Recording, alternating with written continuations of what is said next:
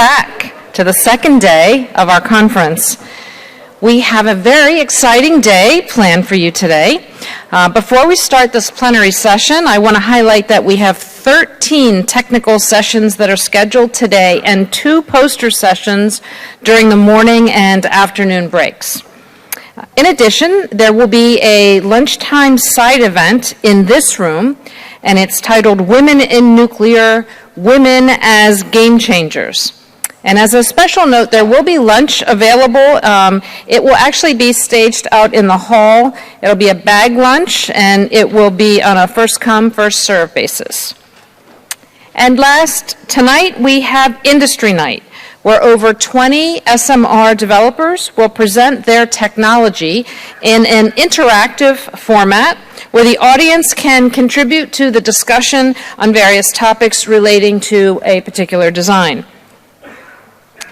Now, moving forward to today's plenary session, it's my pleasure to welcome you to this panel discussion on regulatory preparedness, innovation, and collaboration for the safe and secure deployment of small modular reactors. We are joined this morning by regulators representing both mature and embarking countries in the field of nuclear energy. Our session aims to address several critical objectives. First, we will highlight the efforts made by regulatory bodies to prepare for the deployment of innovative reactor technologies. Second, we will discuss the challenges facing SMR newcomer countries as they adapt and enhance their regulatory capabilities. And third, we will evaluate the role of international collaboration in ensuring the safe and secure deployment of SMRs. And finally, we aim to suggest key recommendations and next steps for fostering international cooperation in preparing for SMR deployment. By working together, we can overcome challenges, leverage innovations, and ensure that SMRs are deployed safely and securely worldwide. Thank you so much for being here, and I look forward to a productive and enlightening session. And I'm now going to turn it over to our moderator, Anna Bradford. She's the Director of the Division of Nuclear Installation Safety at the IAEA, and she will be introducing our panelists. Anna? Thank you, Maria. Thank you very much, Maria, for that welcome.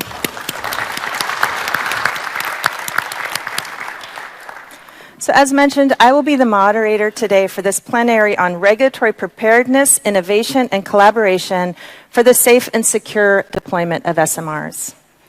Today we will highlight efforts made by regulatory bodies to prepare for the deployment of innovative reactor technologies and to discuss the challenges facing SMR newcomer countries as they adapt and enhance their regulatory capabilities. We will also evaluate the role of international collaboration in ensuring the reliable deployment of SMRs, including IAEA initiatives and activities in this area. The IAEA is supporting its member states in enhancing the regulatory framework to ensure the safe and secure deployment of SMRs. Recently, the agency completed a review of the applicability of the safety standards to evolutionary and innovative reactors such as non-water-cooled reactors and SMRs. The review involved close to 100 safety standards and the support of more than 150 experts from 30 member states. The study concluded that the majority of the safety standards were fully applicable to evolutionary and innovative reactors, while a number of standards were identified as having applicability issues primarily related to non-light water designs and transportable reactors. You can find the results of this review on the IAEA website in Safety Report 123. The agency is also finalizing Phase 1 of NESI, the Nuclear Harmonization and Standardization Initiative, which was established 2 years ago to enable the safe and secure deployment of SMRs. Yesterday, during the NESI plenary, the IAEA presented the work achieved in Phase 1 and the proposals for Phase 2. A very important outcome of the regulatory track of NESI is the multinational pre-licensing joint regulatory review process, which will open for industry requests in 2025. This process provides an opportunity for the industry to receive joint early feedback on a design by multiple regulatory bodies. I also want to highlight the work of the SMR Regulators Forum, which is celebrating its 10th anniversary this year. The forum aims to enhance nuclear safety by identifying common positions on safety issues that may challenge regulatory reviews associated with SMRs and publishing their documents online so that others may benefit from them. On Thursday, the SMR Regulators Forum will hold a side event to celebrate a decade of shaping the future of nuclear safety, and I encourage you to attend this event. So now let me welcome our distinguished panelists. Mr. Petteri Tapana, Director General of the Finnish Radiation and Nuclear Safety Authority, or STUK, in Finland. Mr. Tapana joined STUK in May 1996 and has held various positions during his career, and in August 2013, he was appointed as the Director General. Professor Rex Abrifa, Head of Nuclear Safety at the Nuclear Regulatory Authority of Ghana. Mr. Abrafa was also the Radiation Protection Officer of the Ghana Research Reactor and worked as a research scientist at that research reactor for about 10 years. He was also involved in the conversion of the research reactor from HEU to LEU. Mr. Janchan Kim, Director, Advanced Nuclear Reactor Regulatory Division at the Nuclear Safety and Security Commission of the Republic of Korea. Mr. Kim worked in government agencies related to disaster and safety management for over 15 years, and recently worked on safety standards and safety inspections at the Nuclear Safety and Security Commission. Mr. Marco Brogmans, Vice Chair of the Authority for Nuclear Safety and Radiation of the Netherlands. Mr. Brogmans is also the Vice Chair of NSREG, the advisory group of nuclear safety regulators in the EU to the European Commission. And he is also the NSREG observer in the governing board of the European Industrial Alliance on SMRs. Dr. Carlo Arcea, Director of the Philippine Nuclear Research Institute. Dr. Arcea was the former director of the National Institute of Geological Sciences. He is an accomplished geologist and has led pioneering projects in nuclear medicine, mining, and environmental applications. And finally, Dr. Mirella Gavrelis, Executive Director for Operations at the U.S. Nuclear Regulatory Commission. Dr. Gavrelis has been with the NRC for 20 years, and she has led international activities aimed at strengthening operational experience, emergency preparedness and incident response, and security worldwide. For more detailed biographical data of our distinguished speakers, please refer to the IAEA conference app. Our plenary will start by hearing a brief statement from each of our panelists on their perspectives on regulatory activities related to SMRs, including specific initiatives they have undertaken to prepare for SMR deployment. Then we will have an interactive discussion with our panelists, after which we will open the floor to questions from the room. Let me start with Petteri. Please tell us what STUK is doing to prepare for SMR deployment in Finland. Thank you, Anna, and very good morning also on my behalf. Very pleased to be here with this distinguished panel and great audience. There are 4 efforts that I would like to highlight from Finnish perspective. There should be a slide as well, but it might be on its way. The first one is the actual work that we are conducting on SMRs, and with that preparing ourselves to license and regulate SMRs. Now we have the slide on the screen. I will start from the left-hand side. So as well, as I said, there are preparations ongoing. There's actual work ongoing on SMRs. We just recently started a conceptual review on a novel SMR design, which is meant for district heating of the Finnish cities, maybe in other countries as well. But on that point, you can see the figure on the picture on the left. There's last week a small city called Kerava announced that they are interested, and this city is actually, it's next to the city that I live, so things are getting closer all the time. So that's one practical thing that we are doing. We are also having discussions with the existing licenses that operate our existing reactors. They have plans to build new, either SMRs or large ones. So, and we have discussions with them on 3 or 4 SMR designs and selected safety issues related to them. So discussions with them, vendors, utilities, new end users that want to use SMRs for heat or steam or electricity. and the municipalities, new municipalities that would like to cite them, and the public as well. Then on the second on the left, I think this is one of the major, if not the most significant effort that we are conducting in Finland is the full renewal of our legislation and regulations. And one of the main drivers is to enable new technologies to be licensed, regulated and operated in Finland. And 2 points here, we are working on a streamlined licensing process to license SMRs particularly and new technologies in a more meaningful way compared to the existing licensing process that we have planned and designed for large light water reactors one at a time at one site. And that, of course, as you know, does not work for SMRs. The other point here is to change our regulations requirements more risk-informed, goal-oriented and technology neutral to the extent possible. Then moving to the right, on more international activities, we are collaborating on SMR issues with our fellow regulators. We are participating on this joint early review on Nuvar design as one of the 6 regulators. We are also observing one of the reviews in UK on ONR's GDA process on Rolls-Royce, and now we are thinking of or engaging with the Swedish regulator SSM to intensify our cooperation on requirements and also joint collaborative reviews. Then to the right, we are actively participating in different international cooperation forums, IAEA and SC, IAEA, SMR Regulators Forum, OECD activities, and NSREC vendor activities on SMRs. So that's the overall picture that we have in Finland. No license applications yet on SMRs, but all this, what we do in different tracks, if you will, aims us to be better prepared if the license application will be submitted. Thank you. Great. Thank you, Petteri. I would now like to give the floor to Rex to tell us what NRA is doing to prepare for SMR deployment in Ghana. Thank you.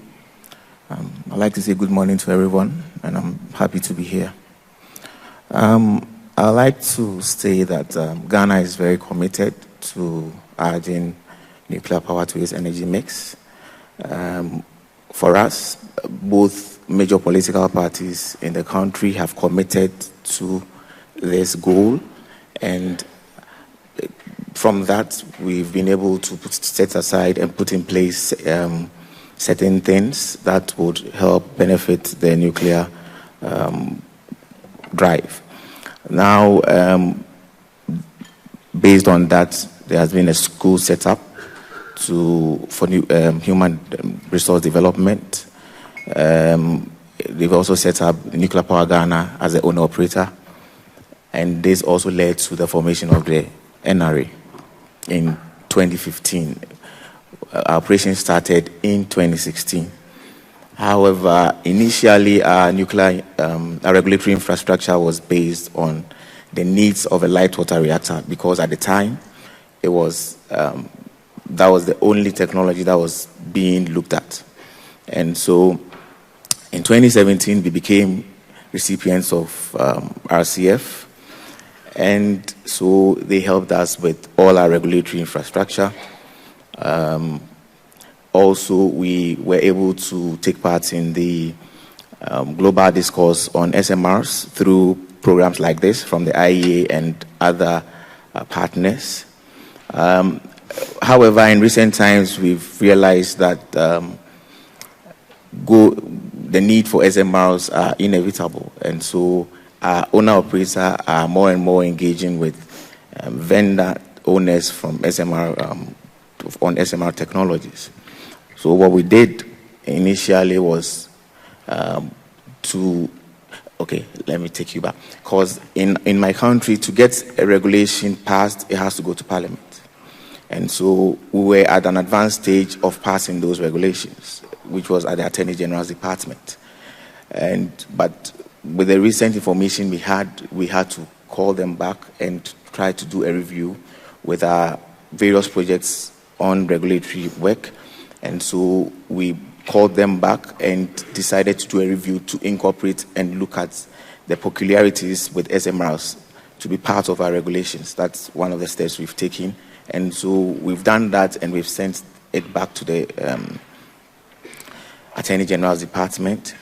We also reach out to our various collaborators to help us in various reviews and assessments, and more so the licensing methodology for SMRs, to make sure that all corners are covered if we intend to go the SMR way. We also looked at our own internal training regime and programs to also look at SMRs, so that our staff will be prepared enough when a submitter of an SMR technology is brought to us. And I know that as we go on, we'll be going more and more into the specifics of some of the things we've done. Thank you. Thank you very much for those remarks. I'd now like to give the floor to Chunjun Kim to tell us about what NSSC is doing to prepare for SMR deployment in the Republic of Korea. Please. Okay, thank you. Good morning. It's an honor to be here with you. Today I prepared 2 slides about readiness for ISMR and experience in Smart 100. In Korea, we are designing our own SMR, so-called ISMR, and the licensee is targeting the year 2026 to apply for SDA, Standard Design Approval, in Korea. In response, NSSC aims to establish a safety regulatory system considering the technology level and design characteristics of ISMR. I would like to focus on 4 key aspects. First, we are continuing to review and upgrade our regulations and guidelines. NSSC announced the regulatory policy direction on SMR in 2023. It consists of general principles, basic directions, and design guidelines. This allowed developers to reduce trial and error in the design process. Also, it served as an opportunity to inform the regulatory perspective to the public. Our current regulation is mainly targeting large nuclear reactors. So, which have different design concepts, we are preparing detailed examination procedures and developing design-specific safety review guidelines. Second, we are conducting pre-licensing review to enhance mutual understanding between developers and regulators. It has been underway since September 2022, when ISMR was in its early design stage. Also, ISMR pre-licensing review consultative group has been formed, including the Regulatory Research Management Agency, technical expert organizations, developers, and experts to promote communication and collaboration. Third, since 2022, NSSC has been conducting an R&D project which aims to improve regulatory system for SDA review and to provide a technical foundation. Also, the Regulatory Research Management Agency for SMRs has been established. Its key missions are operating as a control tower for SMR regulatory research and strengthening the linkage between the regulatory researches and SMR design development research. What I want to highlight is each group, research group, pre-licensing review group, and also NSSC government, has a designated counterpartner on the developer side. So each group works horizontally with the developer side and vertically with the regulator side.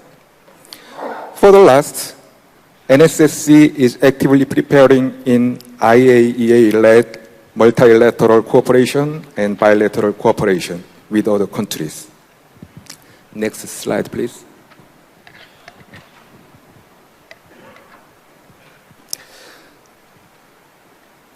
Korea's own SMR named SMART that received the SDA 12 years ago. And in last month, SMART 100, which is upgraded with passive safety system, was approved SDA by the NSSC meeting.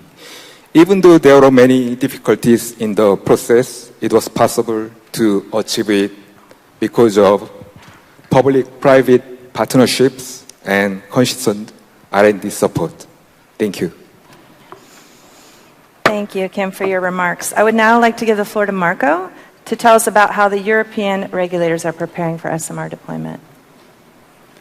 Well, thank you very much, Anna, for the introduction, and thanks for inviting me to this panel of this very important conference. Good morning to you all. I've prepared 3 slides as a brief introduction for my contribution to this panel. The first 2 are on the work in relation to NSREC, the advisory group of nuclear safety regulators in the EU, the advisory group to the European Commission. So this is the first slide, and this is about the results that were reached in the pre-partnership for SMRs in Europe. The pre-partnership for SMRs in Europe was initiated by the European Commission and was a study phase to see what possibilities and impediments there were for the development and deployment for SMRs in Europe. And NSREC was responsible for one of the work streams there on licensing, or better, on pre-licensing. And that work was chaired by Sylvie Cadet-Mercier from ASN, the French regulator, and here you see the main results of that pre-partnership. The main results are in the final report of this work stream, and that was published in July at the NSREC website, so you can find the report there. So very briefly, the 3 main conclusions are that early dialogue with the designers, future licensees, is very important for regulators, that the joint safety pre-assessment by regulators on a mature design is important, and or also the dissemination of that work to other regulators on that specific design that are confronted with that design in their country at a later stage. And finally, it's very important to identify in an early phase the potential blocking points for safety later in the process. So next slide, please. The pre-partnership was followed by an initiative by the European Commission and the industry in Europe in a nuclear alliance on SMRs. So we have a European SMRs nuclear alliance, and the objective of that alliance is to promote the SMRs in Europe. And as regulators, we said, okay, we cannot be a member, we can be a part of that alliance, but we think it's very important to have a strong interaction with the industry in that alliance. So here at the left side, you see the projects that at this stage have been accepted in that industrial alliance to work in that working structure. So that is 9 projects, 9 designs. And that is, so regulators are not part of the industrial alliance, but several European regulators are in engagement on these designs for their countries. And you see on the right side the countries of the regulators that are in different phases of early review or early engagement on these different designs. So that work is done separately by the regulators, sometimes in a joint fashion. The NEWARD joint early review by 6 regulators at this moment is a well-known case. I think that's one of the examples. And now in NSREC we are discussing how to set up a working structure to collect the lessons from these EU regulators on working on these designs, and also to interact as a group of regulators with the technical working groups of this industrial alliance. And of course, these lessons can be shared within NSREG for all the regulators, but also, for instance, with the international community through the IAEA NESI. We are in contact with the agency how to further organize that. So my final slide, please. That is more a perspective that we have also in the Netherlands from working on several initiatives for SMRs. A goal-oriented technology-neutral framework is, of course, preferable. In the Netherlands, we're quite happy that we have a risk-oriented legislative framework, so that makes life easier for new technologies. Regulatory cooperation in joint early pre-assessments is important, especially for the Netherlands, of course, as a relatively small country with a relatively small nuclear sector. We have to rely on the international collaboration to see whether we can leverage the experience from other more experienced regulators. And I've also listed for maybe a start off in the for further discussion a few questions that are I think pertinent. How do we focus as regulators our limited resources and staff in view of all the different initiatives that we're speaking about now? Are we ready to converge as regulators to the to a general yet high EU-wide safety level, and can we really successfully leverage reviews and assessments by other regulators? So that is to start off my contribution. Thank you. Thank you, Marco. Very interesting. Let's now move to Carlo to tell us how the Philippines is getting ready for SMRs. Please. Thank you. Yeah, next slide, please. Small modular reactors are important in the Philippines because we're archipelago. We have islands not connected to the grid that have very expensive and inconstant electricity. The Philippines will go nuclear, the national policy is in place, and an independent regulatory body will soon be established by law. We were the first country in the ASEAN to build a nuclear power plant. It's called the Bataan Nuclear Power Plant. And there is a rehab. It was formerly no, no, no. Now it's go, go, go. Okay? So in collaboration with the Koreans. Now, small is not necessarily beautiful because even small water-moderated reactors will require usual huge concrete containment structures and will need spatial separation populations which are expensive. And this could be a problem if we want to put this kind of SMRs. We need focus on, I think, for example, triso-fueled SMRs that increases the safety because of the protection and the fuel and allows construction within populated areas. The protection around the fuel, not around the plants. This is so important because if we don't have this, the usual safety requirements will impede the development and then the deployment of reactors. Next slide, please. Despite the urgency, there are many people who want to buy SMRs now. There's been very slow development and actual building of SMRs, especially for the first of a kinds, and even slower regulatory catch-up. I say there are too many power points, too few, only 2 power plants. So we need to build, especially 4th generation triso-fueled SMRs, so that they can be assessed and regulated. And I favor the comments from our previous commentators that we need to leverage the international exchange safety, because non-existent plants cannot be regulated. You cannot regulate something that doesn't exist. So you have to build first of a kind, and we need that to really, if we want to nuclear to be available. We need to accelerate the regulatory processes in tandem with SMR development and construction without sacrificing safety. So again, like with the previous speakers, we need to share safety, security, and safeguard lessons so that serial production of SMRs can be realized. The ASEAN region, where the Philippines belongs, is one of the largest populations on Earth and the richest that has no nuclear power. And pretty soon they will be looking forward. So we'll look forward to this collaboration. Thank you very much. Thank you. Thank you very much. If you have any more quotes from Amy Winehouse, let me know and we'll work it into this session. So thank you. We'll now go to Mirella to tell us what the NRC is doing to prepare for SMRs in the United States. So not only am I happy to be here, but I am so delighted to see so many of you here today. I saw the statistics. I couldn't believe it. When I decided to come here, I expected this to be a mid-sized, smallish meeting. It's not, and it is wonderful that it's not a smallish meeting. Next slide, please. So it's interesting what we all chose to focus on this panel.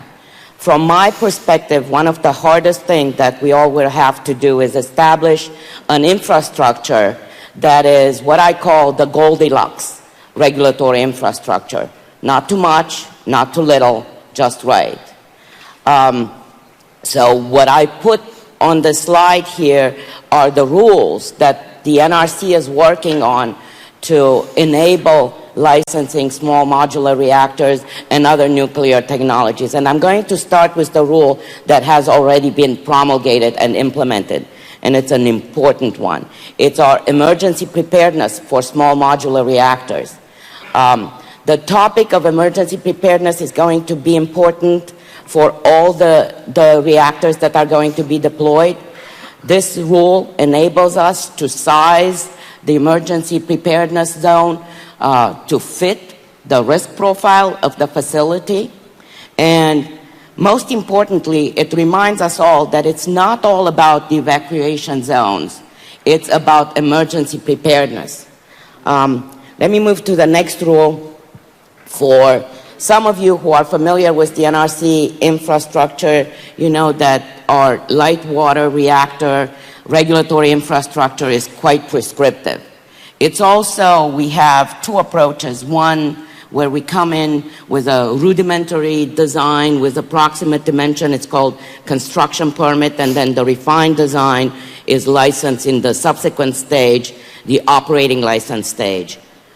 A few years ago, we came up with a combined operating license. You do the construction permit and operating license in one step. Now we're working on a rule that actually leverages the risk profile that's specifically designed for advanced technologies that are going to have good risk information. And by that, I don't mean strictly PRAs. I just mean risk information. Those of you who work in PRA know that there are many other means to evaluate the risk of a facility other than PRA. So the next two rules, one focuses on security, because security for light water reactors is too prescriptive to be useful for small modulars and not very useful for smaller facilities, microreactors and other technologies. Another important area, environmental impact. We spend a lot of effort and resources in evaluating the impact. So the Advanced Nuclear Reactor Generic Environmental Impact Statement is going to be extremely valuable to right-size the efforts in that arena. I talked earlier about the two earlier regulatory frameworks, one construction permit, operating license, and one combined, those two licenses. And we learned lessons from combining the licenses, so we're putting lessons learned into effect. Another thing that we're doing is preparing for the new fuels, and as a first step, you see our rulemaking on increased enrichment for conventional accident-tolerant fuels, and finally, a proposed rule that's about to come out on fusion energy. I just wanted to cover the entire spectrum because it's all exciting. Next slide, please. In talking about international collaboration, I chose to go back in time because I think it's important. While there's a lot of discussion today about licensing, our collaboration started many, many moons ago with programs that focused on technical important resources such as the CSAR program, which takes Melcor and severe accident methodologies and collaborates around the world with the CAMP program, our thermohydraulic codes, radiation protection programs, the RAMP, and the topic of interest to all of you, NISI. And one of the showcases of our current efforts is definitely the trilateral cooperation with our colleagues in Canada and the UK, where we're doing a combined review, and it is fascinating. If you would have asked me a few years ago, how is that going to go, I would have been in that mindset. We all have different risk appetites, and it has so many limitations. But what we're getting to in that cooperation, how we leverage each other's expertise, how we peer review, because in the end, we need to have reasonable assurance of adequate protection as independent regulators, and how we manage to leverage each other's knowledge is working. That's my bottom line. So thank you. I'm looking forward to your questions.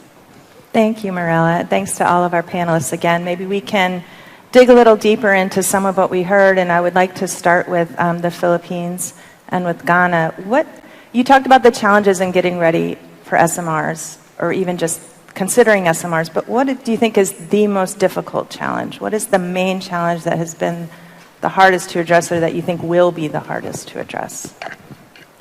Please. The difficulty is that there are no working designs. Okay. People want to buy them off the shelf now. But as I said, how can you regulate something that doesn't exist? So that's why there was efforts, especially in the first of a kind. And I'm biased towards thrice-so-fueled ones. Because if they work, and you can only see if they are built, build them first, then regulate, and then they can be available for sale.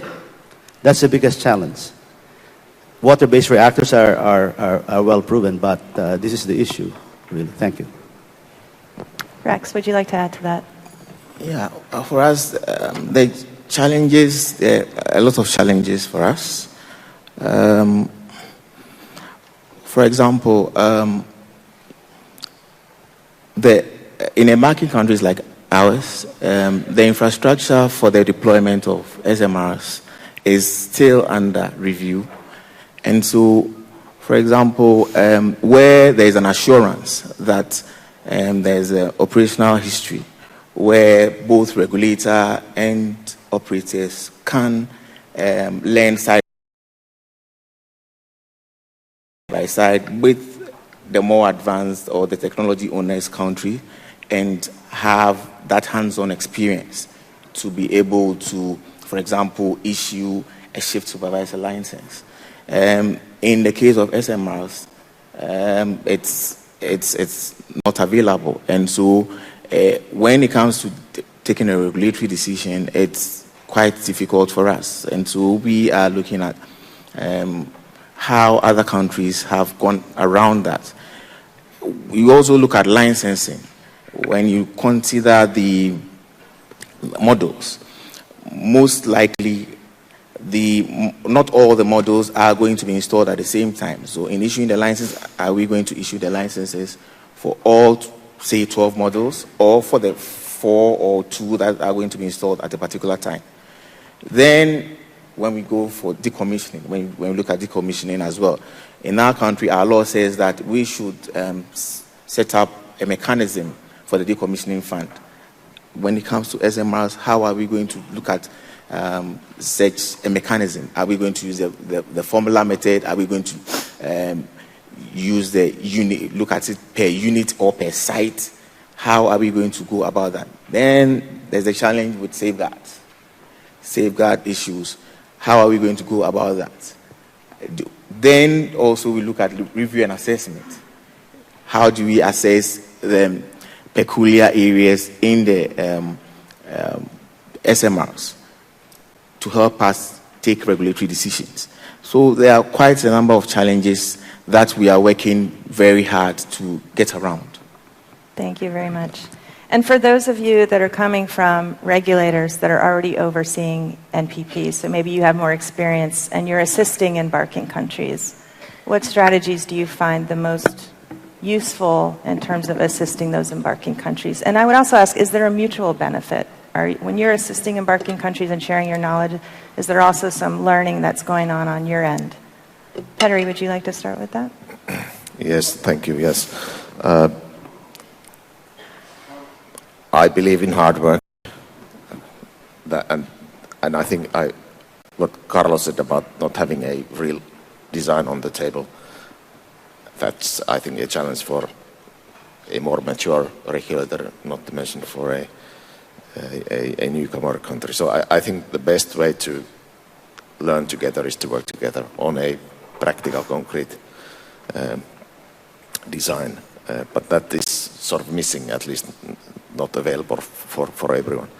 That's one thing. The other thing is, of course, we can share what we are doing in Finland, and we are doing that with some countries. Like last week, we met with our Estonian colleagues. They have plans in Estonia to establish a nuclear energy program, and we are sharing our activities that we are doing with our legislative renewal and our preparedness for building our competence. But there again, working together on a subject base or more holistic way would be the best way to do. So it's challenging without a real concrete case, because I think that would be the best way to work together and share, and in that way it also benefits both parties. Yeah, thank you. Thank you.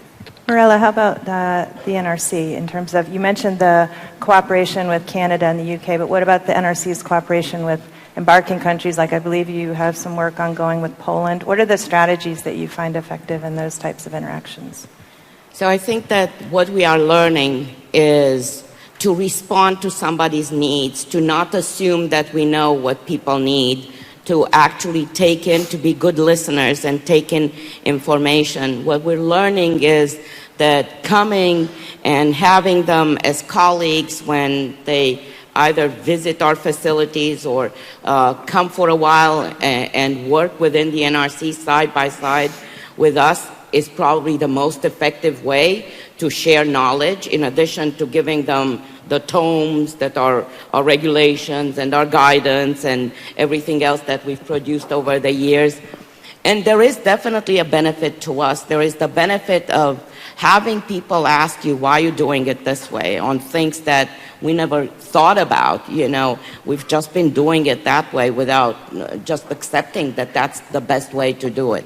So there is definitely a benefit to us to have fresh eyes, fresh minds looking at what we've been done sort of rogue over the years. Very good point. Thank you, Marella. Carlo, did you want to add something to that? Yeah.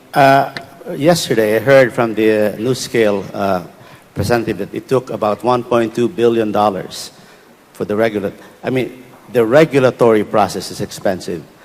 I had an American company, unnamed, who told me that just for a maybe it will cost $500 million. Now that's ridiculous if you're going to make first of a kind. I mean, look at it this way.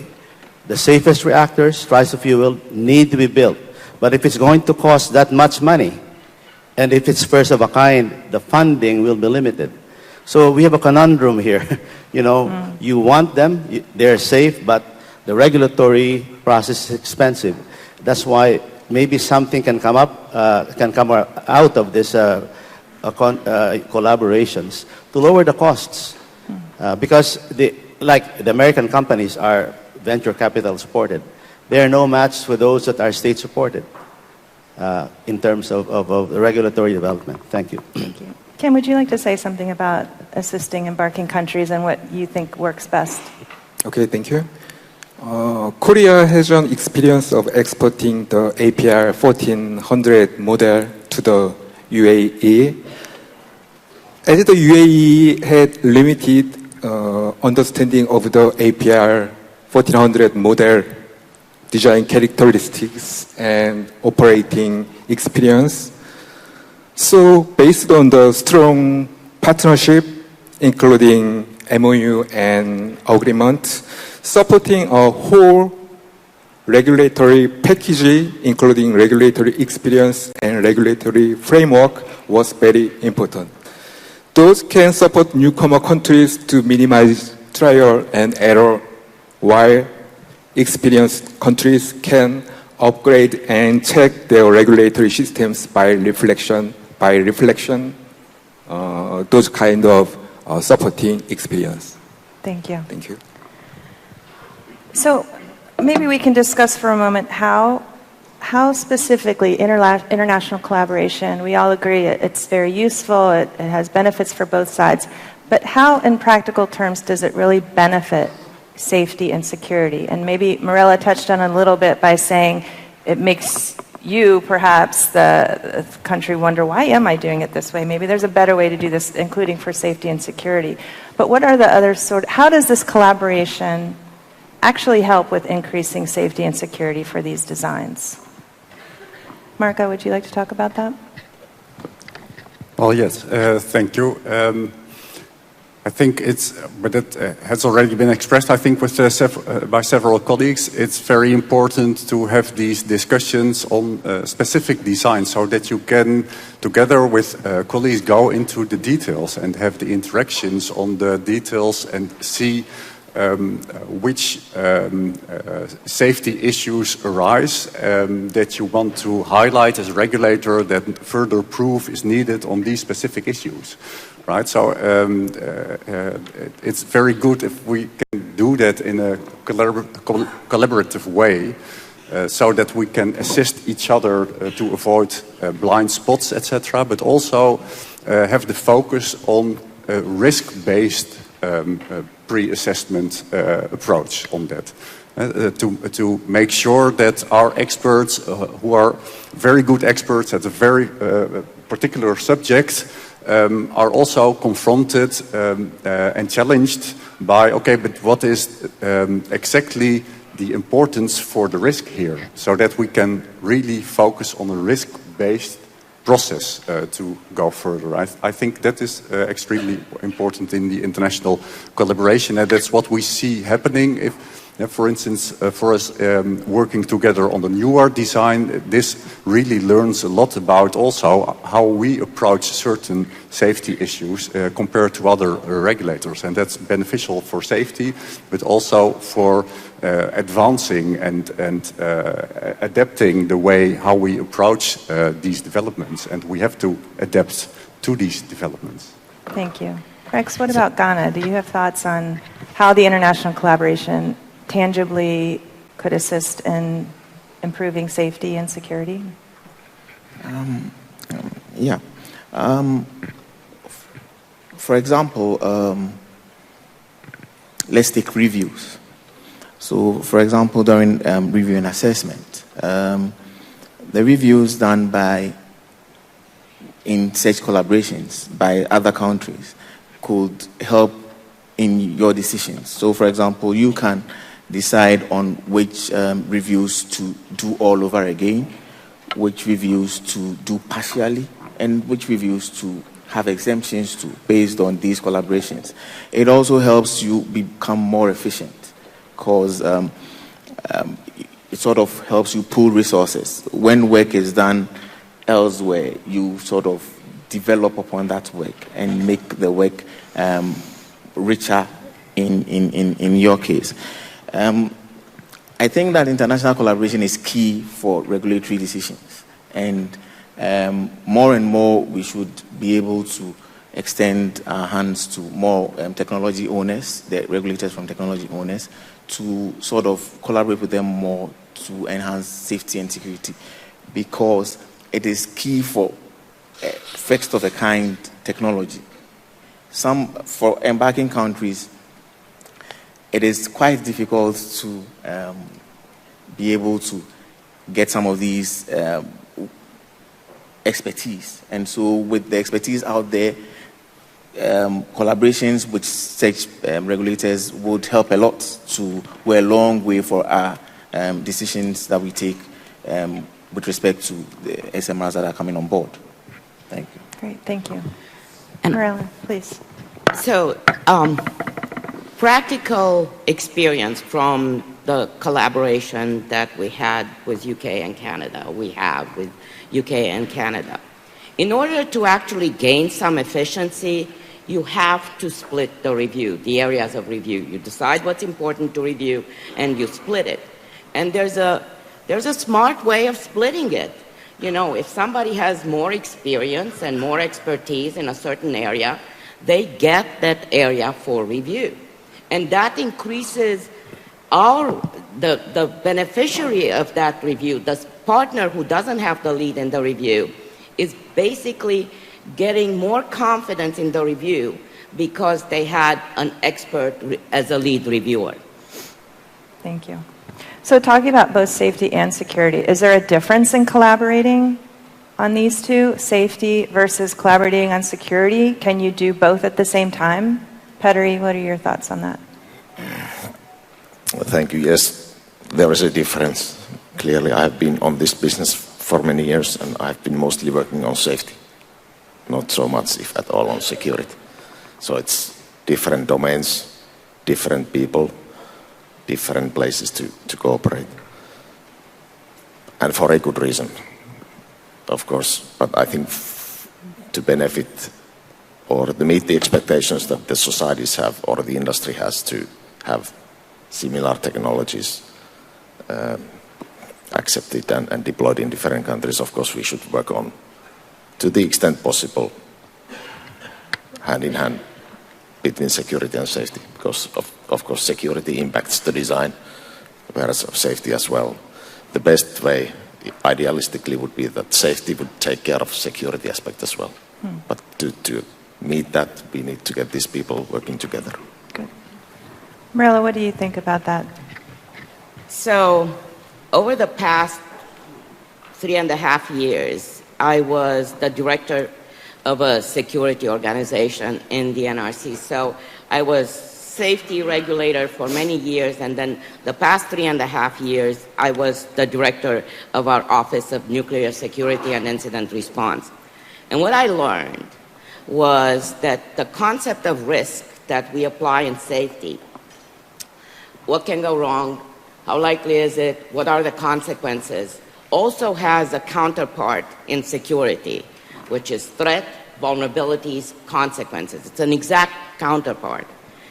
And there's mitigation. There's mitigation that we do in safety. There's protection that we do in security. So there are many parallels between safety and security, but they are indeed different worlds. But they need to merge because there's the world of vulnerabilities, which is always going to be the domain of the safety part of our organization, and there's the world of the protection, which is going to be the domain of the security part of our organization. So the two need to work seamlessly together, as do the designers need to work with the operator of the facility for a seamless handoff between the two. Thank you. Kim, do you have thoughts on this topic? Okay. As mentioned with slides, Korea's policy direction on SMR announced in 2023 also presented guidelines of integrated design between safety, security, and safeguard. With this umbrella, regulators and developers are working on a more detailed design now. Thank you. Thank you. Please, Kyle. Yeah. In the Philippines, we have a nuclear law that's about to be approved. And in it, there's a provision that if a credible country has passed regulations on the technology, it can be adapted. So that actually provides a legal leg for the regulator to act. But then, if it's first of a kind, it must have operated at least 2 years in that country. So maybe there's a legal assist to the regulator's job, because otherwise you have to do everything when a new technology comes in. Yeah. So this is a part of the collaboration, is to make the legal requirements easier. Thank you. Interesting. Thank you. So I think now we will turn to the audience to see if we have questions for our panelists on the topics that we've heard today. Would anybody like to ask a question of the panelists? Yes, please, sir. My name is Cesar Romão. I work for the Brazilian government. I have a question regarding nuclear security. But first I will refer to the Convention on the Physical Protection of Nuclear Material and Nuclear Facilities and its amendment. I'll mention some fundamental principles, the responsibility of state, responsibility during international transport, threat, current evaluation of the threat, and defense in depth. Having said that, I would like to hear from you some considerations on regulatory requirements about the implementation of physical protection systems during transport or facilities, cybersecurity, considering the high digitalization of SMRs, insider threat and trustworthiness of the supply chain. How can the industry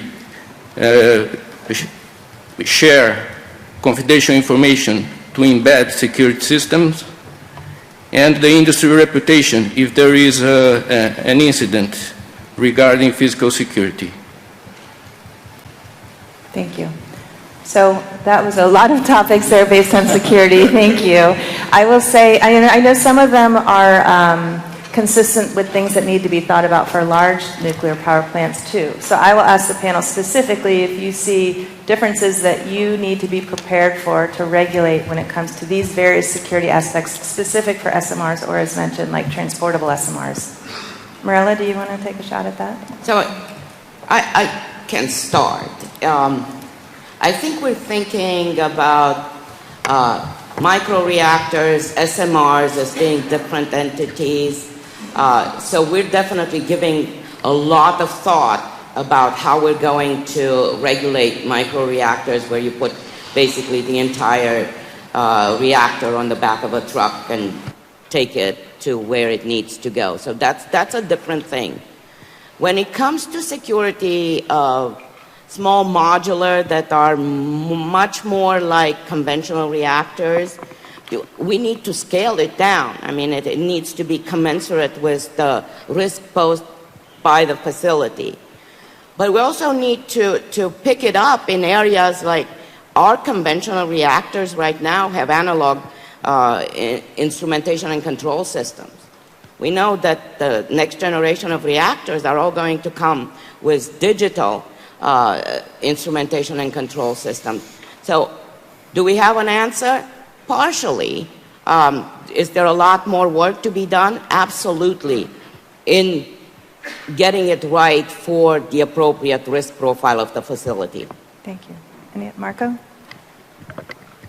Yes, thank you. And to follow Mirella on the important subjects that she raised, I think it's important, especially for startups now dealing with SMR designs. We talk a lot about safety and have the interaction there. But the question, and it's a very good question on security, I would like to take the opportunity here to stress that for security we need to be in contact with the organization that will be the future licensee, right? The operator. And that organization has to be built up. So it's not only about interaction with the vendor, it's also with the future operator.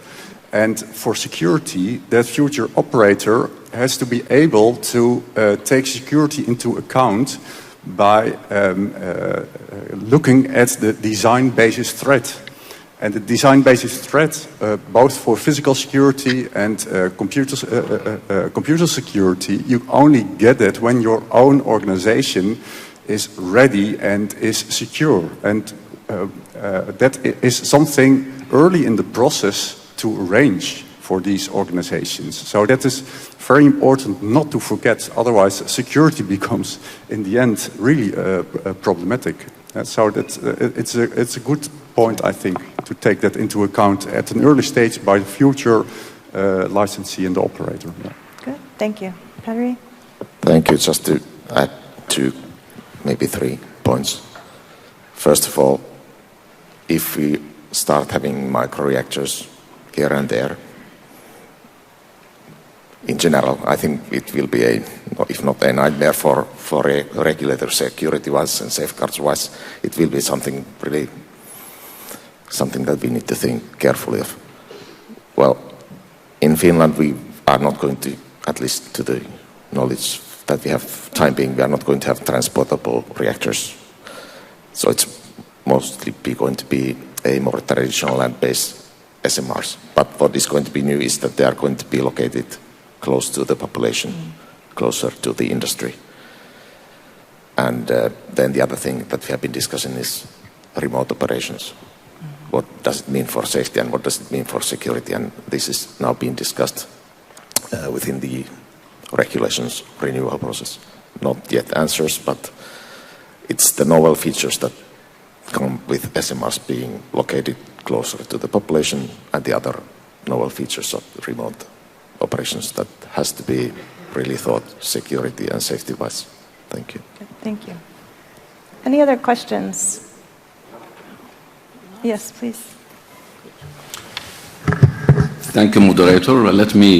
It's Kamal Mara with Morocco. Let me start by thanking the members of the panel for their very good contributions, highlighting all the difficulties or challenges facing the deployment of SMRs in terms of design, regulations, licensing and so on, but also sharing their experience on bilateral, multilateral and regional, international cooperation, which is key for this activity.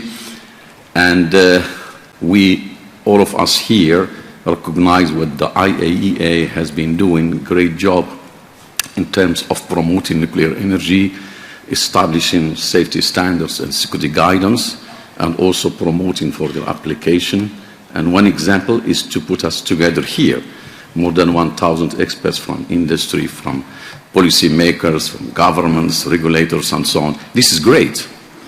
Now, I have a question that really this should be an output or outcome of this conference, concretely to have one of two recommendations from these distinguished panelists, which should be further be done really to speed up this process of deployment of SMRs. And I keep it open, so that's for you not to limit your answer. Thank you. Petteri, do you have thoughts on that? I can start. Two things. First, I think we have to implement the NESI phase 1 results and focus on the joint collaborative reviews and learning from those.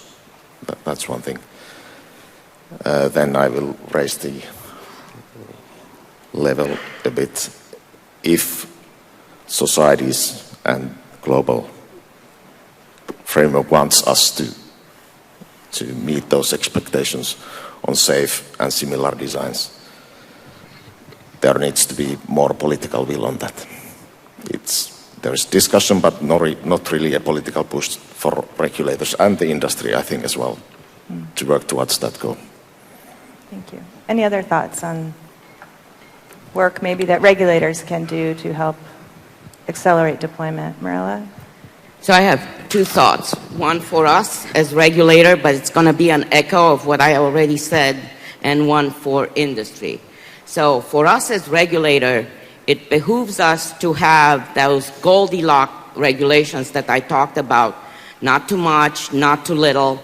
And the words that we all use are risk-informed, performance-based, flexible, yet with sufficient detail so that the designers and the operators know what's expected from them. It's an optimization. You can't be so flexible that people don't know what you're actually requiring of them.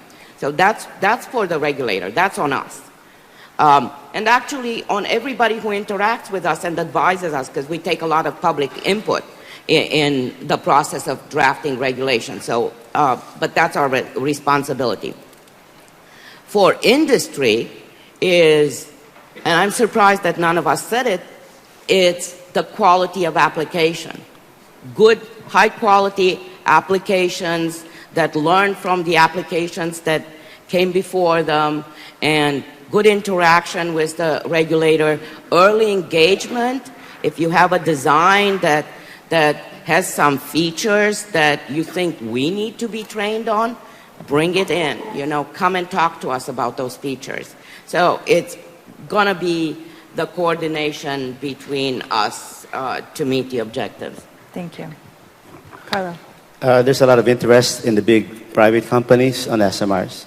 Maybe the IAEA can convince these big moneyed companies to help fund the regulatory and development stage of SMRs. I mean, they're just there to buy, but it can't happen unless the regulations are made.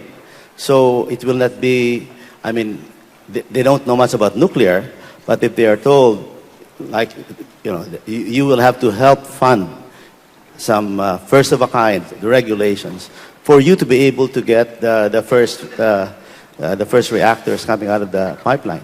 Good, thank you. Rex? I have two things. First of all, I think that pre-engagement is very, very important because it helps us as regulators to be able to prepare for whatever technology is coming on board. And so technology owners, owner-operators should engage early on so that we are able to prepare ourselves adequately to be able to tackle whatever is coming on board. And as one of our colleagues said, vendor owners, technology owners could also engage us and whatever trainings they feel that we should get to enable us facilitate the deployment of SMR technologies. They should not be scared of trying to engage. They should engage us very well so that we are always on top of issues. Or else you would leave us behind and you would ask us to catch up with you. And I don't think that will help in facilitating the deployment of SMRs in embarking countries. Thank you. All right, why don't we take one more question? Sir, here on the end. Yes.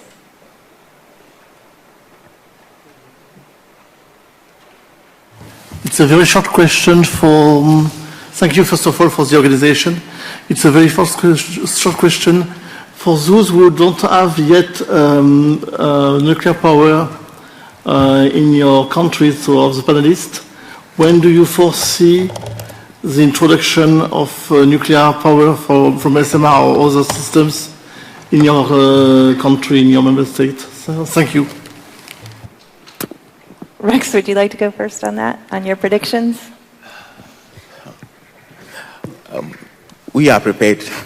We are preparing ourselves. Hopefully, probably by the end of the decade, maybe 2030, 2035, thereabout. But it depends on the owner-operator. But we are doing our part, preparing to be able to access any technology that is brought to us. And I think that we are pre-engaging them so that any step of any new decisions that they take, we also quickly react to those decisions per our regulatory strategies, management systems, regulations and guides to be able to adequately tackle whatever technology that is brought to us. Carlo, what do you think? Once it's available, there will be buyers. The Philippines, the nuclear industry will be handled by the private industry. And right now, they're very, very active. So, but if there's none available in a supermarket, there's none available on the shelf. How can you buy something? So it's incumbent that, because right now I said only 2 power plants. We have to have more ready to be sold. And then once you have it, you will have buyers. Thank you. Okay, thank you. I think in summary, what I have heard from the panelists during their presentations and the discussion and the answers to the questions is that we need to focus on capacity building when it comes to regulation of SMRs. The familiarity with the design and pre-licensing work is helpful. We heard a lot of discussion about needing actual real-life experience to learn from and to do that capacity building. And we also learned about the advantages of international cooperation. So thank you very much to the panelists for that. I'd like to say we will now take a break. We will have a 30-minute break. There's a coffee coffee outside, as well as the posters. Please take the time when you're having your coffee to take a look at the posters as well. At 10:45, when we return, we will split up into the 4 parallel technical sessions, so please take a look at the program to decide which session you would like to go see. And let's please give a round of applause for our panelists. Thank you.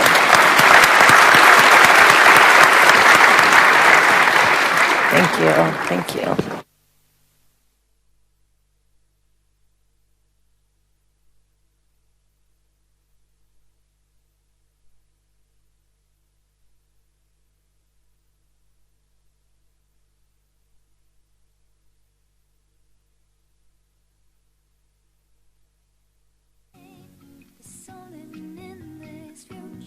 That we have to be told, futures made of virtual insanity.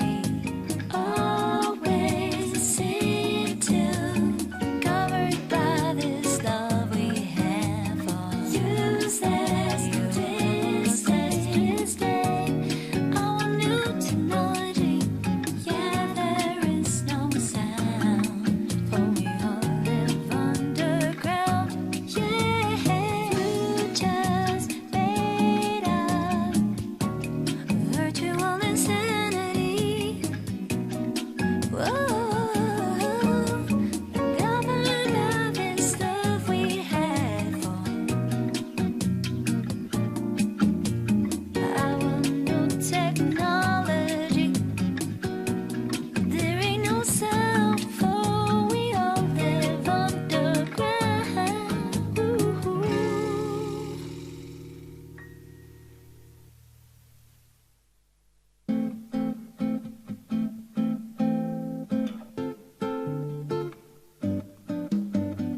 I can believe the things that happened to me.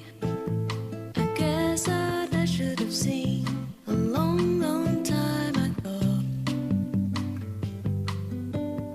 The letters you write don't help me get through the night, so I just turn out the light and sleep here all alone. All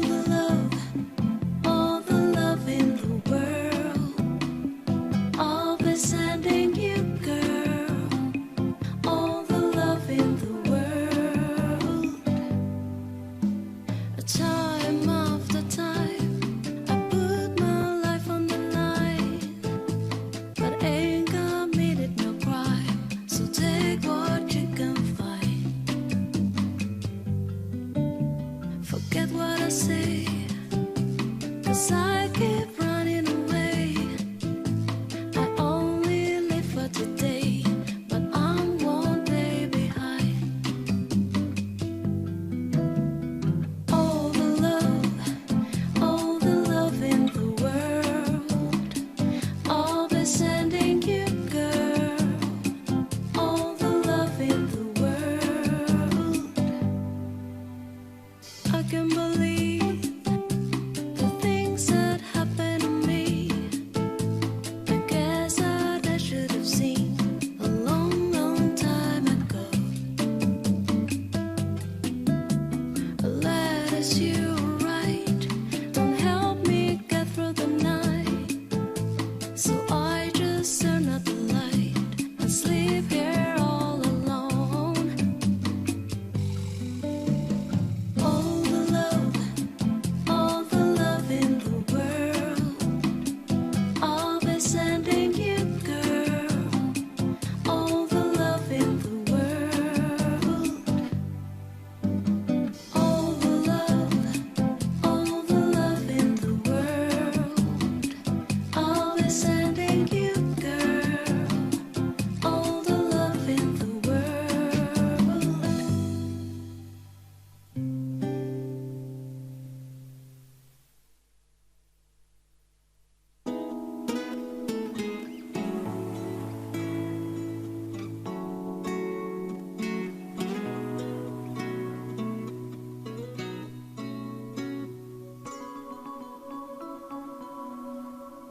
Looking for you, you are looking for me. Always reaching for you, You were too blind to see. Love of my heart, why leave me alone? I'm falling apart, no good on my own. Mon amour broke my heart, and I'm making for you. Mon amour, what's a boy in love supposed to do?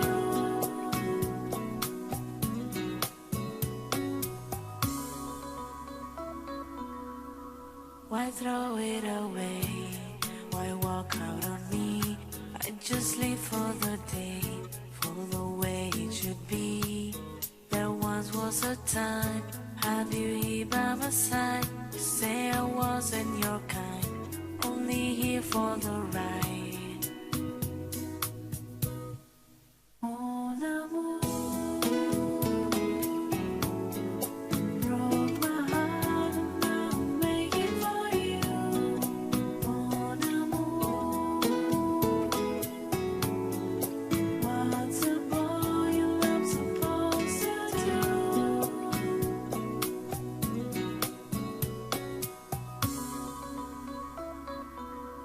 No emotional ties, you don't remember my name. I lay down and die, I'm only to blame. Of love of my heart, it's up to you now. You tore me apart, I hurt inside out. Oh, l'amour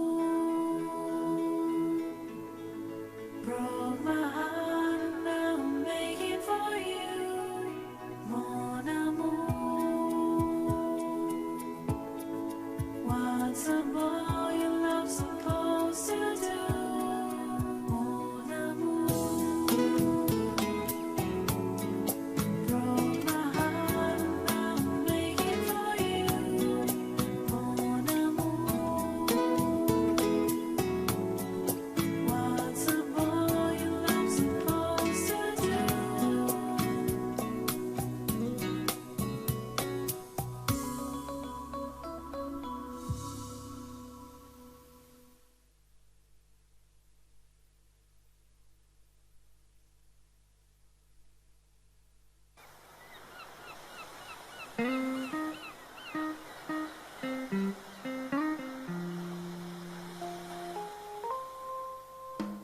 Between the eyes of love, I call your name.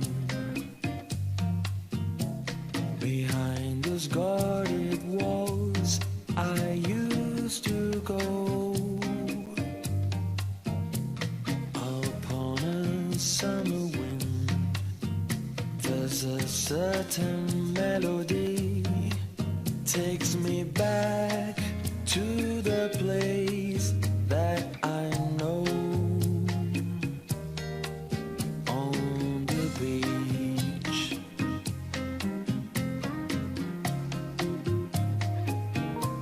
Down on the beach. Down on the beach.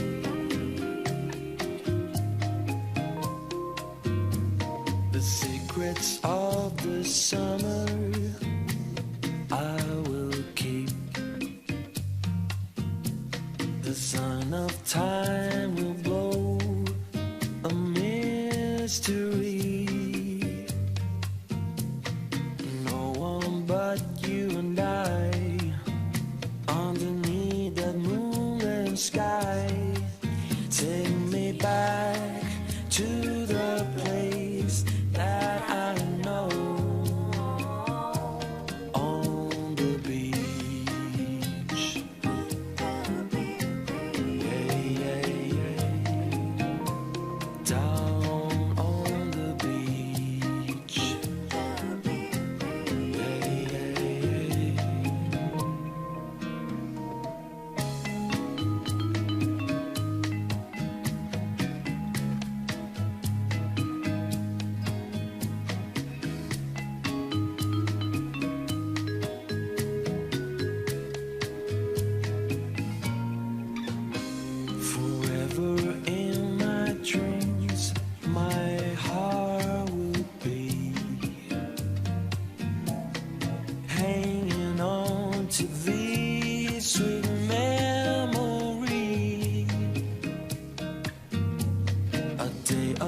strange desire, a night that burned like fire.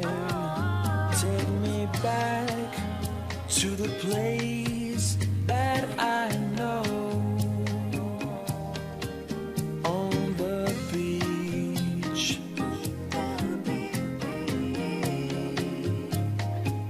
Down on the beach.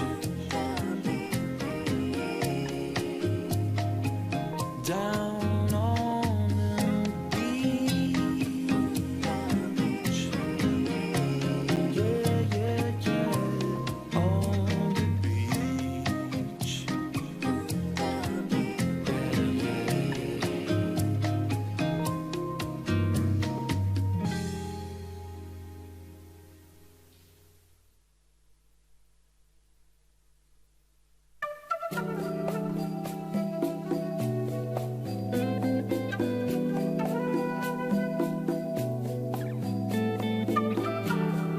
Precious and fragile things need special handling.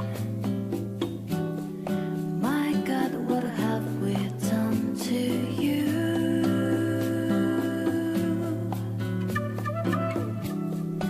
We always try to share the tenderest of care. Now look what we have put you through.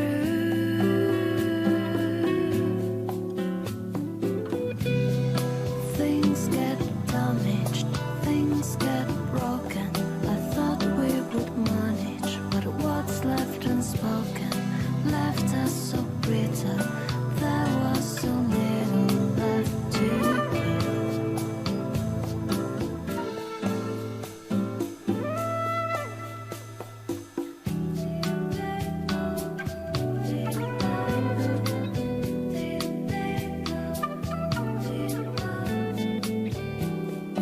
Angels with silver wings shouldn't know suffering. I wish I could take the pain for you.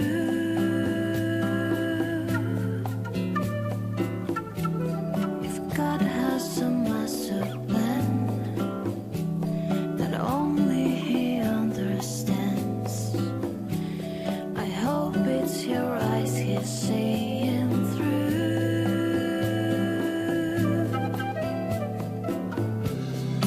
Things get damaged, things get broken.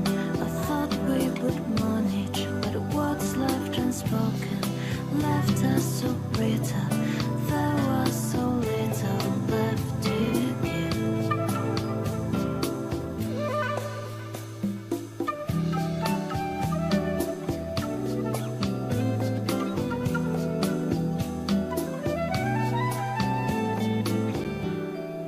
I pray you learn to trust, have faith in both of us, and give room in your heart for two.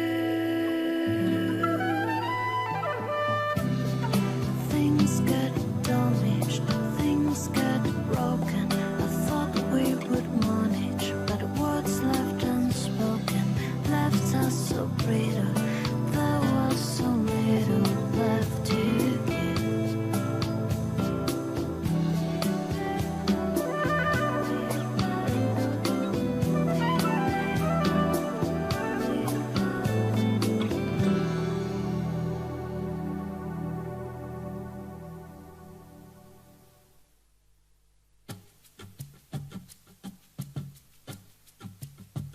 Love hurts, love scars, love wounds, it marks any heart, not tough or strong enough to take a lot of faith, take a lot of faith. Love is like a cloud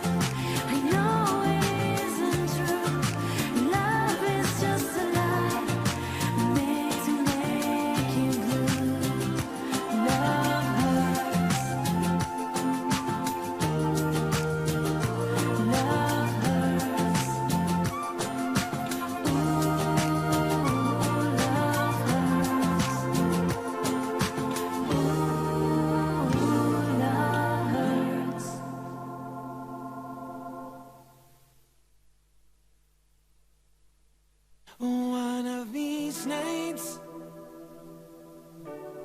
one of these crazy old nights, we're gonna find out, pretty mama, what turns on your lights. The full moon is calling, the fever is high, and the wicked wind whispers and moans. You got your demons, you got your desires, but I got a few of my own. Ooh, someone to be kind to, in between the dark and the light. Oh, you coming right behind you. Swear I'm gonna find you one of these nights. One of these dreams, one of these lost and lonely dreams, we're gonna find one, one that really screams. I've been searching for the daughter of the devil himself. I've been searching for an angel in white. I've been waiting for a woman who's a little of both. I can feel her, but she's nowhere inside. Ooh, loneliness will blind you, in between the wrong and the right. Oh, coming right behind you. Swear I'm gonna find you one of these nights.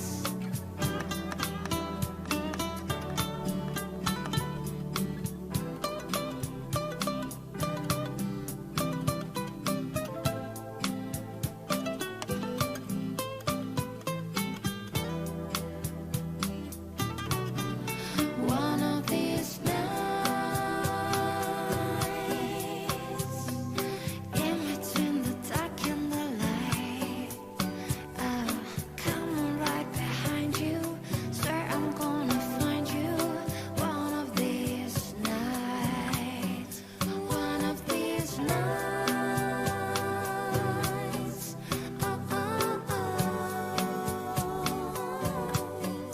One of these nights.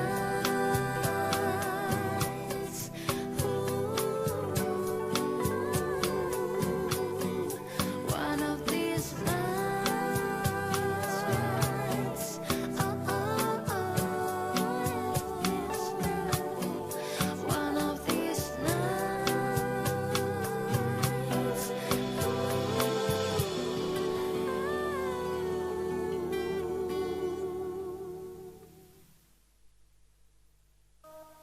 She told me that I'm not enough, and she left me with a broken heart. She fooled me twice and it's all my fault. She cut too deep, now she left me scored. Now there's so many thoughts going through my brain. Now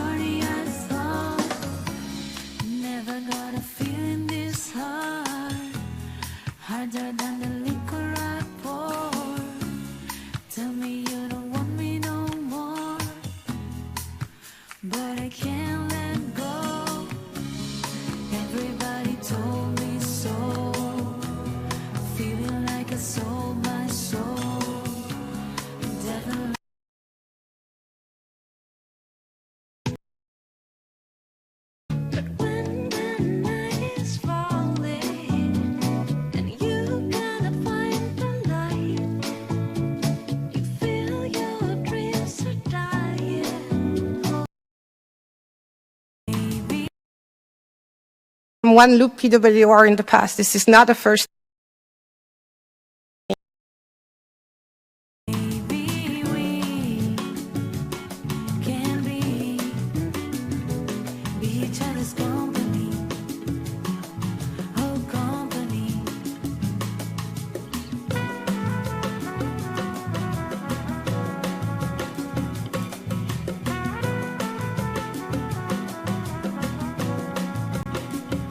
It ain't about the complications, I'm all about the elevation.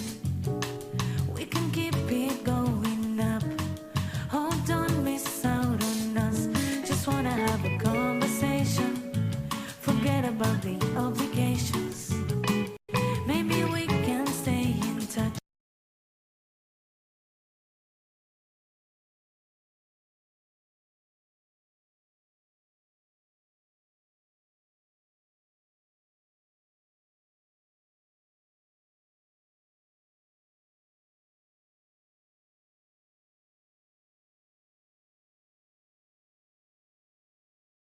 You've got the music in you.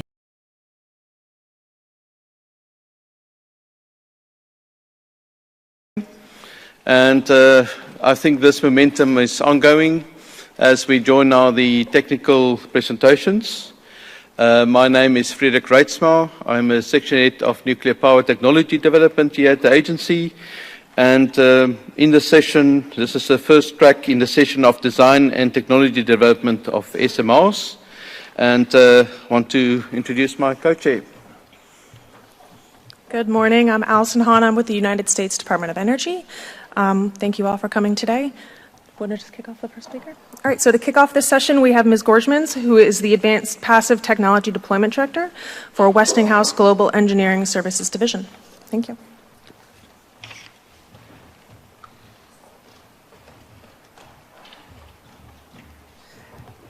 Thank you. So today I will open this session by explaining the philosophy and the strategies we have adopted at Westinghouse to develop a small modular reactor.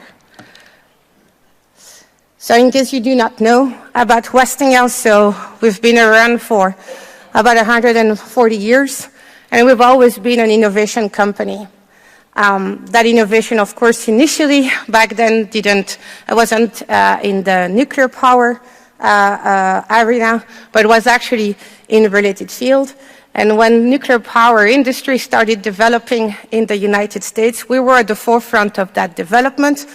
We developed the first commercial pressurized water reactors and then supported the deployment of that technology in many different countries, not just in the United States, including through licensing agreements with other countries. We are about 10,000 employees in the world, located in all continents, with a significant base here in Europe. I myself am based in Belgium. We have about 90 facilities, including some manufacturing capabilities. We manufacture fuel. We manufacture some of the components that go into our nuclear power plants. So we started developing our advanced passive technology in the mid-1980s. And this is important to understand. When we started looking at how can we build nuclear plants differently, how can we build nuclear power plants that are simple, standard, and that are really providing benefits over how we had done the generation 2, that thought process started in the mid-80s.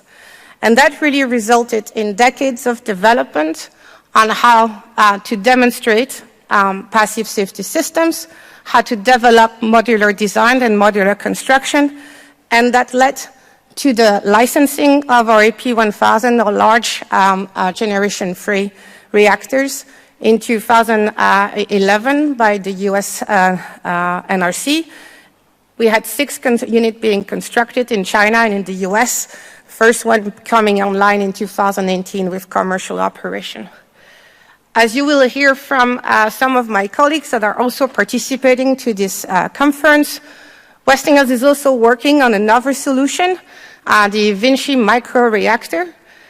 And AP300 really comes from the realization that we have customers who have needs that cannot be fulfilled by those large reactors that we have with AP1000, nor with the microreactor that we have with eVinci. So let's try and design something which is adapted for that smaller size and the AP300. However, we do want to take credit and leverage all the development and the investment we've made through the last decades. So first of all, we want to use the proven technology that we have in the AP1000. Yes, this is a much smaller power output. We are just shy of 1,000 megawatt thermal, but it's still a pressurized water reactor with a loops design. Why? Because it's not those components that drive the cost of your plant in the end. And we will come back on what drives those. We have developed nuclear steam supply system for pressurized water reactors since the 50s. And those have included some one-loop PWR in the past. This is not a first application. We are incorporating the passive safety systems that we had designed for AP1000. Of course, we are optimizing their size for the smaller power output, but we still keep this philosophy that we already had in AP1000, that what we want to do is deliver as simple a plant as possible with as few components as possible, because this is what makes your plant cost affordable. And particularly when you go small, this is even more important because you go against the economies of scales. And we want to leverage everything that we've established with AP1000, including how we have designed it, including all the design tools and the digital environment that we have developed for our AP1000 technology. We want to leverage the licensing methodologies that we had developed during the AP1000 design. We rely on the same major equipment, and particularly if you know AP1000, you most likely have heard about our reactor coolant pumps and the difficulties that it was to get to a good functioning product. Well, now that we have it and it allows us to simplify the design, we certainly want to leverage it again in the AP300. Same thing for the digital INC systems that we've already licensed in multiple countries. Our fuel products that has been proven and that is working well in the AP1000, et cetera, et cetera. Another key aspect of leveraging our AP1000 technology as the basis of our SMR design is that it allows us to already use the feedback we've had from the construction of AP1000, because there are so much similarities in the design. So we have to push the concept a bit further, and so we still need to make some departures from AP1000. Part of those departures is, for example, that in all of our AP technologies, we have a huge tank of water inside containment that we call the in-containment refilling water storage tank. And so that sparked us the idea that we could do an additional location for spent fuel storage inside containment, eliminating a lot of the footprint in the auxiliary building that was dedicated to the spent fuel storage. Why? Because this is what we want to do. We want to reduce footprint. We want to reduce footprints because it reduces quantities. We want to reduce quantities because that's what drives the construction cost. Construction cost is simply a factor of how much stuff do you have in your plant times the cost of a worker at site or in the manufacturer for what comes into module. Talking about module in AP1000, we already have both large module and mechanical module, but in AP300 we're going to go even further, and pretty much everything in the safety-related footprint comes into room-fitted equipment modules that are going to be mechanical, electrical, piping, and instrumentation room. Another big part of the area that we have in the auxiliary building of the AP1000 is actually our control and power locations. And so we're also looking at, we are optimizing that part of the plant. We're doing a distributed power system for emergency power. We do not rely on diesels, but rely on batteries. We do need DC batteries to support the monitoring of the core and some valve actuation. And we're also rethinking a bit how we're going to operate the plant and what the control locations look like in order to minimize the safety-related footprint of the plant. Passive safety, we really keep the same philosophy AP1000 went through many licensing reviews, including post-Fukushima, and that really highlighted the benefits of passive safety systems. They're very robust to catastrophic event that creates a large loss of infrastructure. And in all of our AP technology, we design our passive safety systems to actuate if we lose all power systems at the plant. They're very hazard-proof because they're protected by our containment building, and they provide us with extended grace period. That's one of the characteristics of passive safety systems, of course. Of note is that in all of our AP technologies, and so including in the AP300, we still have active systems that provide the first line of defense. It's not the line of defense that we count on for design basis accident. Very compact footprint. This is just to give you an idea of what an AP300 looks like. The only fully seismic part of the plant is the part in blue. It is very compact, very limited to the containment, and very little supporting structures next to it. On the left of it, what we need to support dry casking of the spent fuel. On the right, the little that we need for emergency INC and power. And so, in summary, our AP300, our philosophy is to provide a design which is anchored in our AP1000 design, which has been operating for, we have about 25 operation years on our cumulated among the units. We have very good operational feedback in terms of plant availability. So we have that technology which is there, which has been licensed, which is ready. That provides us also with a greater licensing certainty. We have started a dialogue with the US NRC. We are hoping to get started soon in the United Kingdom. We've been approved by the Department of Energy Security and Net Zero. Now we need to put the right arrangements in place with the UK regulators. Another thing that I haven't mentioned is that by basing our SMR design on our proven large reactors, it also means that we have an established supply chain. We are not looking at having to develop many new suppliers to support our development.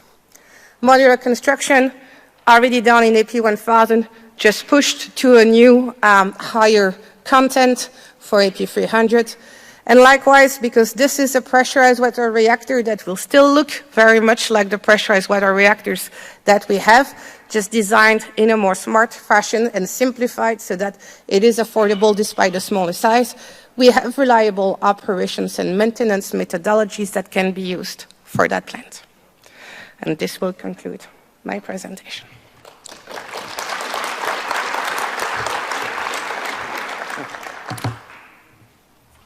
Thank you, Julie. I want to invite our next speaker to please come and to present his presentation. Please come up. Mr. Yeshu will present dynamic analysis of steam dump system for SMRs, and he's from the Nuclear Power Institute of China, subsidiary of CNNC. Over to you. Thank you. Okay. So this is to go forward. Okay. Okay. Hello, everyone. I am Ye Zhu from Nuclear Power Institute of China, and my topic is the dynamic analysis of the SMR steam dump system. And the whole topic can be divided into 5 parts. They are the introduction, the system description, and the simulation mode, and the dynamic analysis, and finally there is a conclusion. So the steam dump system is considered to be the most important system in the nuclear power plant, as it is closely related to nuclear safety. Hainan Changjiang SMRs applied one-through steam generators and integrated reactor vessel. The one-through steam generator secondary side water inventory is relatively small when compared to the traditional NPPs. And the steam pressure is directly affected by the feed water pressure. Thus, the design of the characteristic of SMR steam dump systems differs notably from the traditional nuclear power plant. So the second part is the system description. First is the process system. The steam dump system consists of 4 sets of steam dump pipelines, and each group consists of steam bypass valves with a capacity of about 21.25% of the rated steam flow. And each main steam pipe connects to 2 sets of steam dump pipelines, and the outlet steam from the 4 sets of bypass valves is discharged to the condenser. Then is the instrument and the control system. And the instrument and the control system can be divided into 2 channels and further divided to 4 control modes. In the power difference control channel, it implements the steam dump process according to the power difference between the reactor and the turbine. The node difference between the power, okay, and then it can be further divided into power difference regulation mode and power difference quick open mode. And the second channel is the steam pressure control channel. It implements the dump control based on the derivation between the measurement steam pressure and the set point steam pressure. And as the steam dump process is a joint operation and it's closely coupled with other primary and secondary systems, so the related systems are also described in this chapter. They are the feed water system, the reactor coolant system, and the reactor power and control system, as well as other related systems. Then is the simulation mode description. The full steam bypass valve is built by the control valve component, and the collecting pipe are built by the pipe component. The steam main pipe is built by the horizontal tank component, and all equipment parameters, pipelines, and the load elevations are built according to the relaxed design. The automation components are used to build the steam dump control logic, as shown in these 2 figures. Then is the dynamic analysis. The harshest and the worst condition is the turbine load rejection condition and the full power, which can be further divided into 2 cases: the turbine power reject to plant power load and the turbine trip conditions. In the turbine reject to plant power load conditions, as we can see here in these 3 pictures, the sudden closure of the turbine inlet valves results dramatically decreasing of the steam and feed water flow rate, as well as the dramatically increasing of the steam pressure. All 4 steam bypass valves opens in sequence to provide an artificial node. At about 144 seconds, the turbine inlet valves reopened to a small opening to provide a plant electric load. The peak value of the steam pressure reaches about 4.4 megapascals, but it is still lower than the main steam safety valve opening set point, which is 5.7 and 6.1 megapascal respectively. After about 115 seconds, the whole system reaches a new steady state. And in the turbine trip cases, the process is similar to the turbine reject to plant power load condition.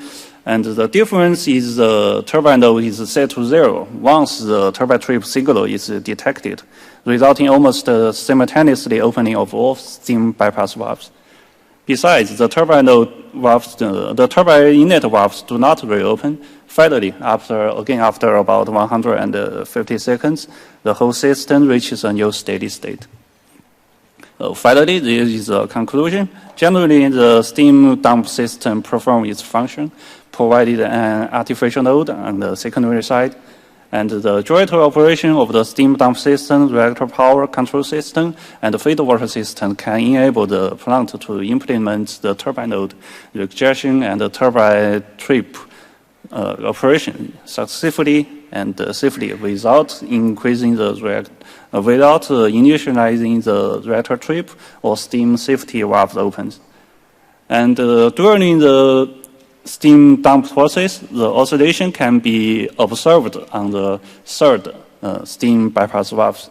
So further analysis and optimization can be done to reduce or avoid the frequent opening or closing of the steam dump valves. That's all. Thanks for your attention.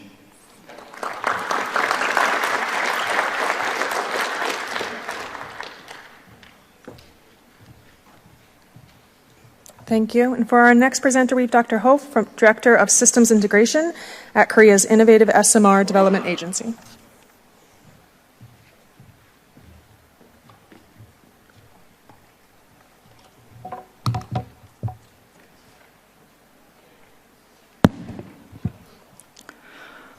Good morning, everyone. My name is Sun Ho, and I'm working for ISMR Developer Agency as a Director of System Integration Division. I am in charge of many main and safety system design, pre-design review, and communication to regulation body. Today, I'll talk about the developed status of innovative SMR and future plan.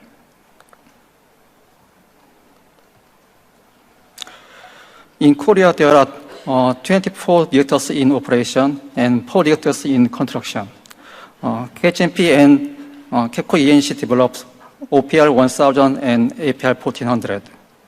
We are continuously constructing a nuclear power plant for more than 30 years in Korea and United Arab Emirates. Based on operation experience and repeated construction of APR 1400, we developed APR Plus and iPower. APR Plus is increased power and passive decay heat removal system. iPower is full passive large PWR. KERI, Korea Atomic Energy Research Institute, had developed a smart reactor. It obtained the standard design approval in 2012 based on active safe system. Recently, the approval was devised with passive design feature. Based on the technologies developed for large PWR and smart, we are developing iPower now.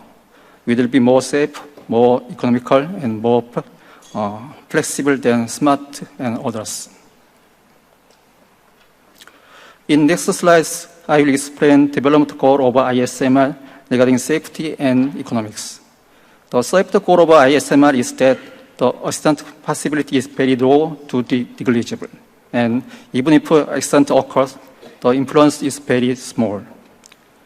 Core damage frequency will be below 1 per 1 billion years. Emergency flying zone is smaller than site boundary, so that people can live without evacuation during accident condition. To achieve this goal, ISMR adopt integrated reactor coolant system, passive safe system, enhanced seismic design, and high pressure steel containment. The integrated reactor coolant system eliminates the possibility of large loss of coolant accident. Passive and simplified safety system can maintain the safe state using natural circulation and fail-safe equipment. Safety class AC nor DC power is not necessary for this function. Due to the small reactor and steel containment vessel, the radioactive release will be very low after accident. In the viewpoint of economics, our goal of construction cost is 3,500 kilowatt per kilowatt, and the goal of levelized cost is $65 per megawatt hour. To achieve this goal, we plan to reduce the construction volume, optimize modulation and factory manufacturing, and reduce the operation load. To reduce construction volume, we laid out multi-reactor and containment vessel in single concrete fracturation building. One main supporting system and equipment, which is not related to safety, as shared among reactors. To reduce the construction period, many subsystems are manufactured in factory and transported to site, and steel plate and concrete structure will be widely used. To reduce the operation cost, 3% operate all reactors in one integrated main control room. automatic or autonomous operation, digital operator supporting system, digital twin, and predictive and preventive maintenance will be widely applied. This table shows the summary of top-tier requirement. The design life is 80 years. The operation action time and SBO coping time is longer than 72 hours. Plant construction period is less than 24 months for first module. The refueling period is more than 24 months.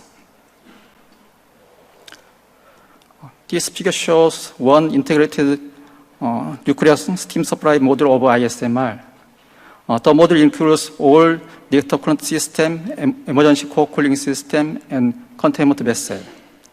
One module can produce 170 megawatts of electricity, and the total capacity of standard plant will be 680 megawatts with 4 reactors. The total capacity is adjustable by changing the number of reactors. The reactor uses normal pitable fuel assembly with short lengths, and the reactivity control is done by control rod and moderator temperature coefficients with boric acid in coolant. The boron-free operation is one of the key characteristics of ISMR.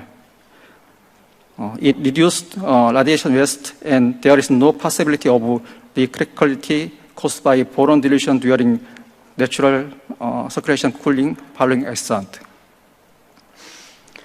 The reactor also uses in-vessel control rod drive mechanism, helical type one-through steam generator, and candid motor RCP. The emergency system for cooling the primary coolant, secondary side, and containments are passive and very simple. There is no tank, no pump for emergency coolant injection, and AC or dish power is not necessary for this system.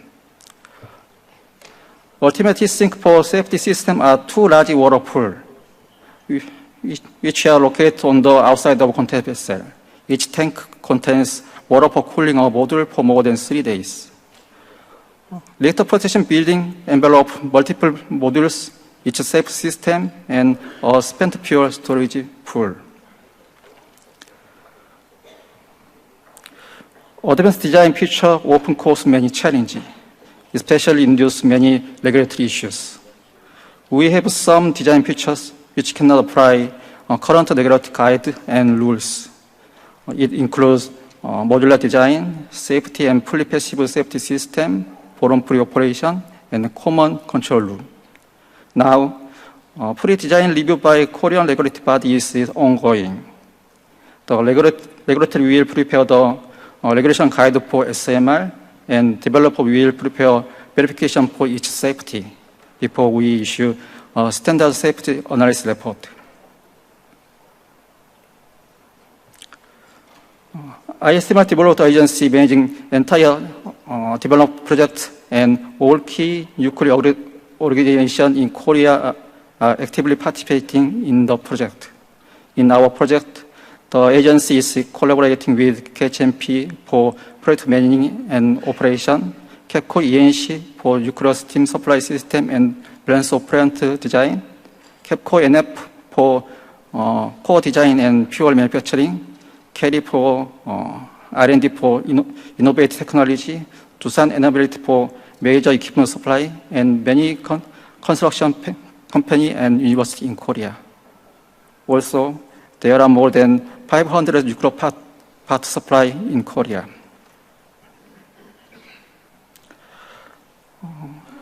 It is last topic, the roadmap for licensing and deployment. The major milestone of this project is to complete the standard design review by 2028. Now we are developing basic design and perform pre-design review. Standard safety analysis report will be issued in early 2026. We expect that the regulatory review will take 2 or 3 years. On the May of this year, Korean government announced a draft version of basic plan for long-term electricity supply and demand. It includes construction plan of 700 megawatts SMR.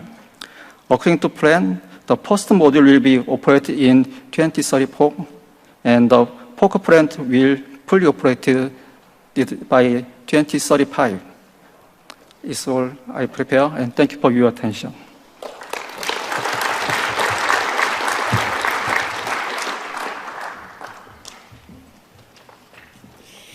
So we invite our next speaker, Mr. Frank Morin, to give us a presentation on interesting a heat system to decarbonize the world.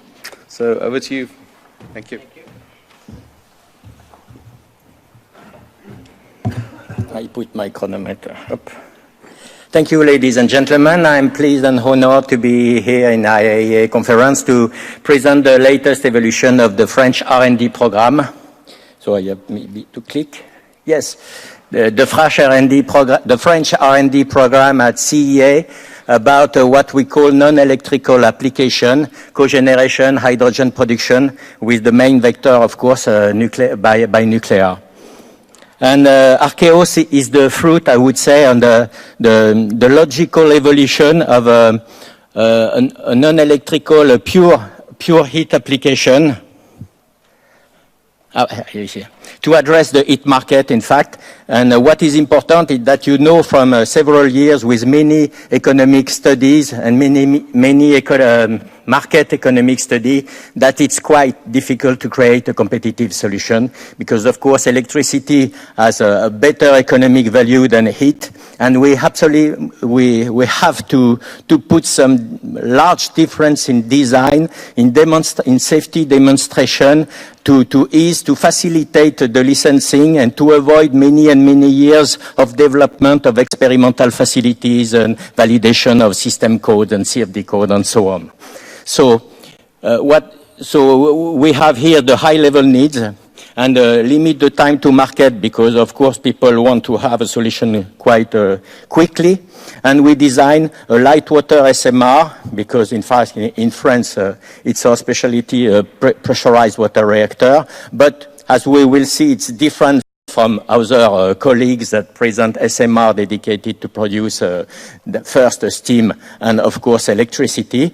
We are in another world of enthalpy, another world of risk, and the other world to demonstrate to ensure the safety of the three main safety functions: cooling the core, containing radioactivity, and reactivity control.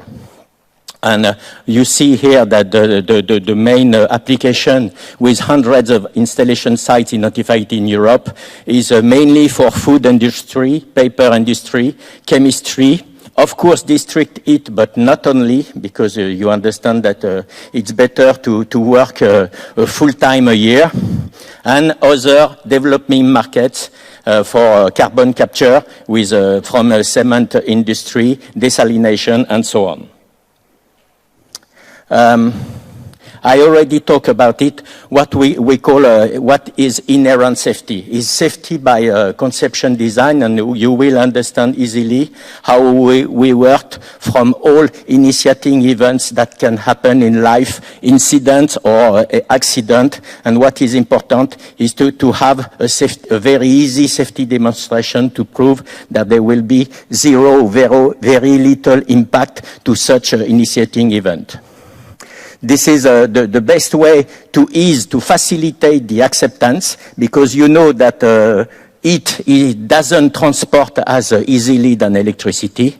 You can transport it maybe at 10, 20, 30, 50 kilometers maximum, but instead of electricity that you can have a national grid with hundreds of kilometers. So it's important the acceptance, the easy acceptance of installing nuclear installation close to a classic industrial site that have no idea about what is a nuclear installation.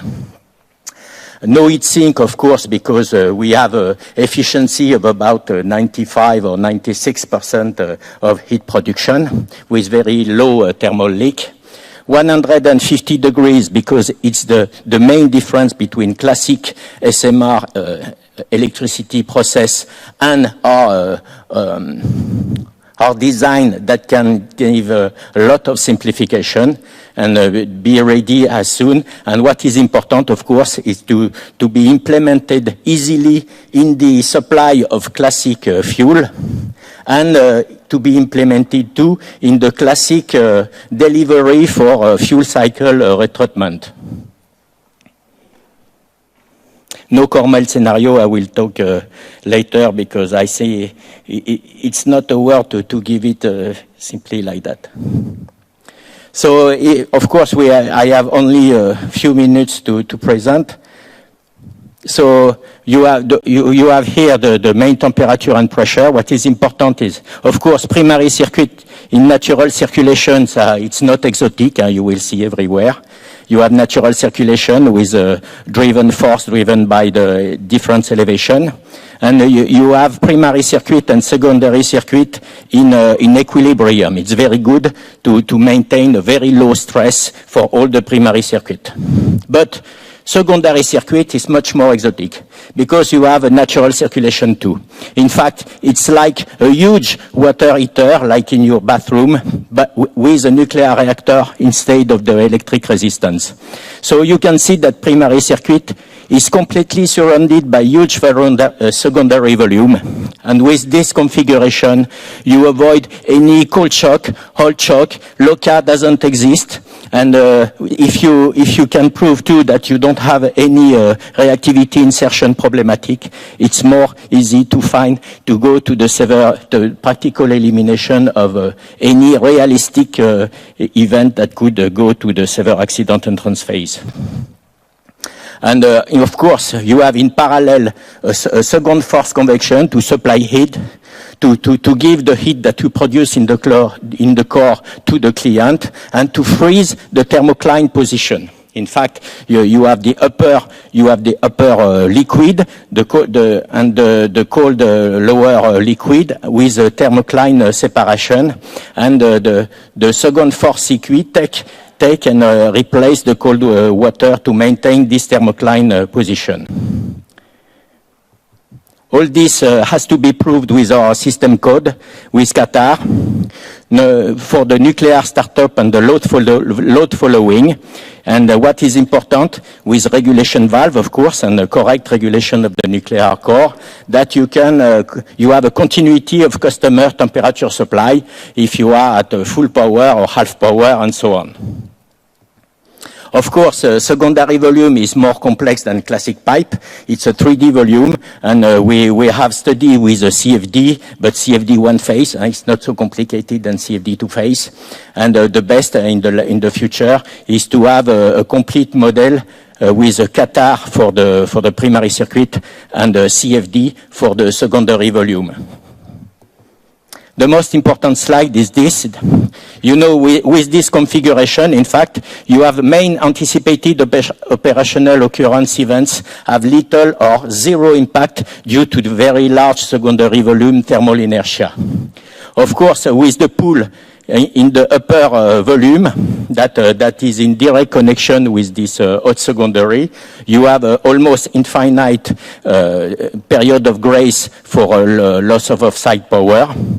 You have no risk of uncovering the core in any situation. You see that there's no LOCA impact. And the fact you have much longer time to decide when you stop, if you go to the cold state or if you can go back to the full power mode. You have maybe 6, 8, 10 hours to wait because you have a reserve of thermal inertia with the thermocline descending mode in shutdown state, of course. And even you have extended margins of time for unprotected transient, maybe several minutes instead of a classic 10 or 20 seconds. And for the footprint, in fact, we work too for the security problematics, external ingress, aggression or people ingress. And you see you have a classic nuclear building in red with a shell, the transfer SAS and a lighter building for fuel handling and general intervention. And in the right side, of course, you have the building for the supply client station and the building for chemistry and control feed station. So I suppose it's enough for me. Yes. Thank you.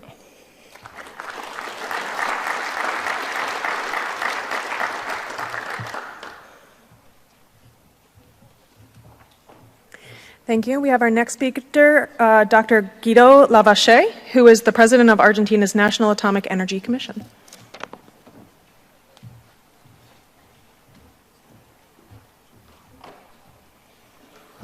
Thank you, Chairperson, and good morning, everybody, colleagues. So, most of you know about our current reactor project that we've been developing since the late 80s, as happens with, as was mentioned earlier by the distinguished colleague from Westinghouse.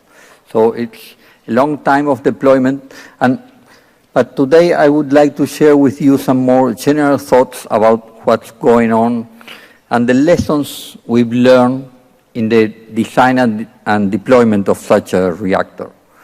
I will go perhaps a few words that the current reactor project has not been stopped. We've reached an important milestone. These days we've concluded the civil construction, and so there were a lot of dismissals of people concerning workers involved in the civil construction phase. So, but we have, well, some more than 500 people working on the project and going to the next phase. So that's the end of the story. So I will go further on that, but I would like, as I've said, to share some more general thoughts. So, first of all, and as we are talking about newcomers in these meetings, there's a first thing concerning governance. In Argentina, we have 3 distinct organizations, and we are proud of that. The Atomic Energy Commission, which I preside over, we are devoted to research development, particularly small modular reactors, the regulatory body, and the company operating the power plants. So we are happy with our legal framework. There are also some associated companies involving all the aspects of nuclear power production, the mining of uranium, the conversion of it. So these are some of the companies involved in our nuclear sector. The fuel fabrication, the heavy water production, there are some of the companies in our system. And we have a lot of experience concerning reactors, both power reactors and research reactors. Since the 50s that we installed our first research reactor, there are some of you may know some of them, some experimental reactors and the 3 nuclear power plants that we are running today. So, but now the question is the new role of nuclear energy and if SMRs are the answer to that. It's important to hear in this session that some companies deploying large reactors such as EDF or Westinghouse are also thinking that there's a possibility for SMRs. So, as reported by NEA, well, there's a big new market for this, for nuclear and particularly for SMR. So I'm not innovated on that. But what we are now being required, particularly by the companies, the technological companies, has posed a new era. So we are asked to do that faster. We were developing reactors for some years now, but we were not in a hurry. We were doing at our own pace. But now the market is asking us, okay, we want the reactors, but we want them now. And the 5 years that we are mentioning, in some cases we've heard that today, okay, that perhaps is not what they want, what the market wants. The second thing is, and the main thing of this is cost. If SMR cost will be competitive. And I would like to share our thoughts on that. So because this is a kind of paradox. We are asked to be innovative, and innovation requires time. We are asked to be innovative in how to build reactors, to build them safer. But this innovation, again, takes time in the interaction with the licensing authorities, takes time in order to upgrade the technological readiness level of each of the system and component that we are deploying. So the accelerated deployment that we are asked, there are two channels here, two possibilities: to use ready and proven technologies or to be more innovative. A lot has been said and will be discussed in these days about fast licensing. And again, a concept that we haven't had that concept before of modularity. So at that time, some 30 or 40 years ago, we discussed modularization before the first of a kind or after that. But at that time, we didn't have 3D technology as we have. So I think the answer now is more clear. You have to involve modularity into your design. So other issues involving with this accelerated deployment that we are asked for, of course, funding. We have a long history of having not enough funding to conclude our projects in Argentina, so that's one thing that I am battling with each day. Another topic, important topic in this issue is long lead items, LLIs. Concerning LLIs, there are some major components that you have to take care of. But you have also to take into account the innovative system and components. They also take a long time because you have to test them and you have to go through a licensing process with these new systems and components. Of course, the legal aspects, we haven't had any problems concerning legal aspects or the legal framework, but again, all of us are putting this position to move ahead faster. So, and with this faster, we have to fight against the economy of scale.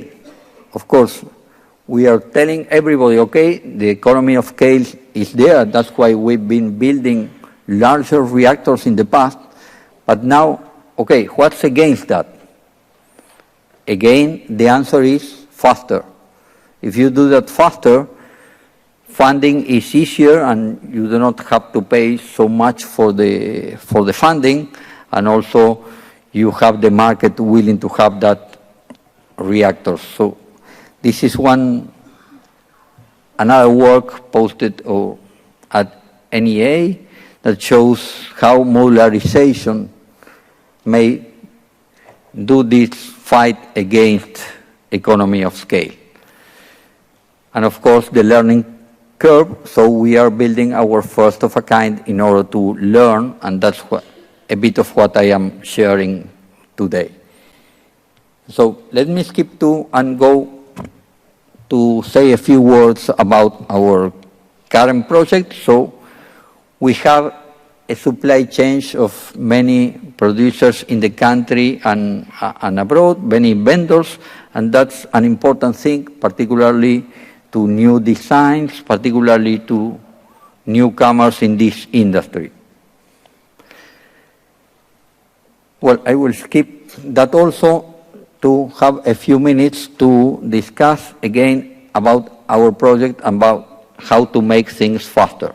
So we have had funding problems in the past because we are relying on national budget, and national budget goes up and down. That's a different thing from what we've been hearing these days here. Banking funding, other kind of funding, stable funding to your projects, that's critical for a project that will take 5+ years. And so this is the current status of our project. As I've said, the physical advance, the reactor building, all the civil works are completed. There's an image of the reactor pressure vessel, who is also completed, of the steam generators, and the fuel assemblies that we are already fabricating them. So, as a conclusion, our idea is that we are dealing with a paradox here. The paradox is that if you are very innovative in order to enhance your timing, that's a delay, because innovative things have to undergo the licensing process and we've heard a lot about licensing, but again, the people at the regulatory bodies don't like much innovation, or they want stable things. So this is kind of a change of criterion that we like and that we need. In order to solve this paradox, we need things faster, but we don't like you to innovate. So I think we have to break that paradox, and the breaking of that paradox is what we've heard today about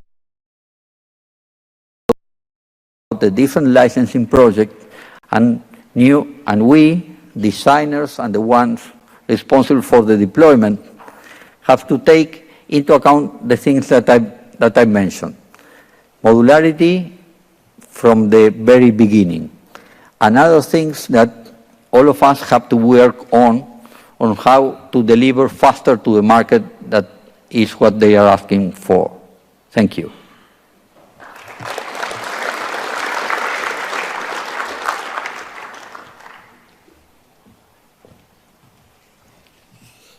Thank you for that insights from the Argentinian program. So our last presentation, but not least, is given by Sander de Groot. So that's my Afrikaans pronunciation. Good. So, he's the co-founder and technical lead at Horizon. And so we'll learn more about the cartridge molten salt reactor. Thank you.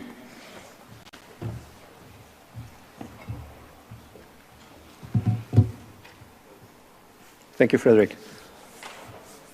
I've submitted a paper to the conference, and it's a pretty big paper with a lot on the fuel cycle ambitions that we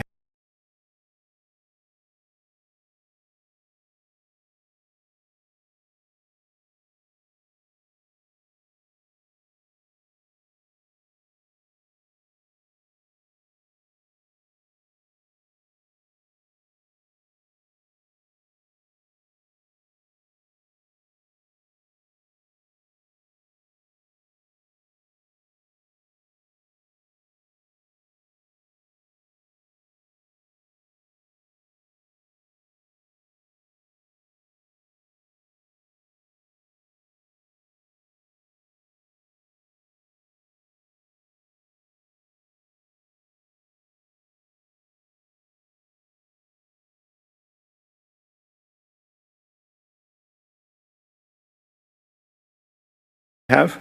And I decided in this short time frame to focus on explain our concept. So if you want to know more about the fuel cycle we aim for, I would refer to the paper we submitted.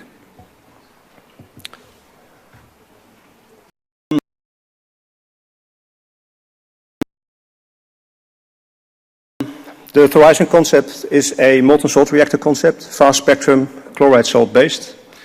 And we basically have looked at molten salt reactors in general, and we have identified a number of issues that we try to solve in our concept from a fundamental design basis. So the key problem with molten salt reactors is basically not the fuel, but it's the materials that contain the fuel. And that has been the main challenge for molten salt reactors for decades. We try to solve this by not having a large core consisting of a vessel, but a core that consists of individual modules, which we call cartridges, in which the salt is contained, which are replaceable. And that replaceability is our key solution to solving material issues. A second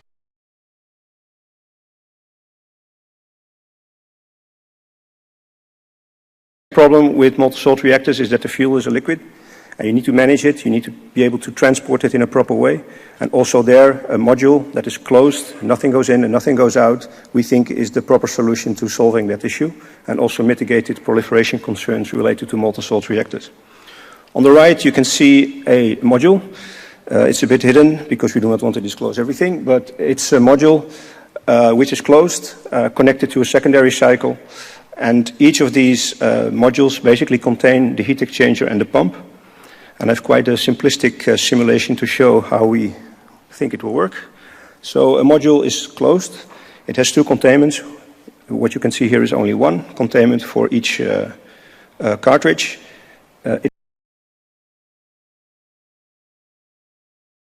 is closed, it's subcritical, and because it has one containment where nothing goes in and nothing goes out, the heat exchanger and the pump are integrated within the containment of that cartridge. The top part is filled with gas, the bottom part is the salt, and this is a subcritical configuration, so nothing happens. And when we start pumping, we basically displace the gas volume from the top to subcore. Still, it is not a critical system. We need multiple of those modules placed together to form a critical core in the top of these cartridges. And as said, the gas volume is below core. The top parts are completely filled with salt, and this creates a critical configuration. So in the top parts of these modules, we have a critical core. In the top part, heat is generated by fission, and that is transported, circulated by the pump to a heat exchanger in the lower part of the core, which is a non-critical part. And there we exchange the heat to a secondary system that connects to each of these cartridges. A cartridge is closed, one containment, and releasable from the secondary system without losing containment of the primary salt. When we stop pumping, the gas goes up, the salt goes down, and the system is subcritical. And the heat is basically can be transported through the walls of the cartridges because we have enough coolant surface by this compartmentation of the salt. And this is basically also for a station blackout scenario adequate to remove the decay heat from the system without overheating within the cartridges. This idea was developed. The first ideas were developed at NRG, the Nuclear Research Institute and Medical Isotope Supply Organization in the Netherlands. And it was separated off into a company called Thorizon in 2018.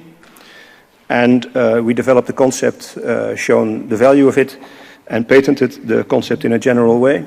And this led to a financing round in the August of 22, where we were able to collect financing.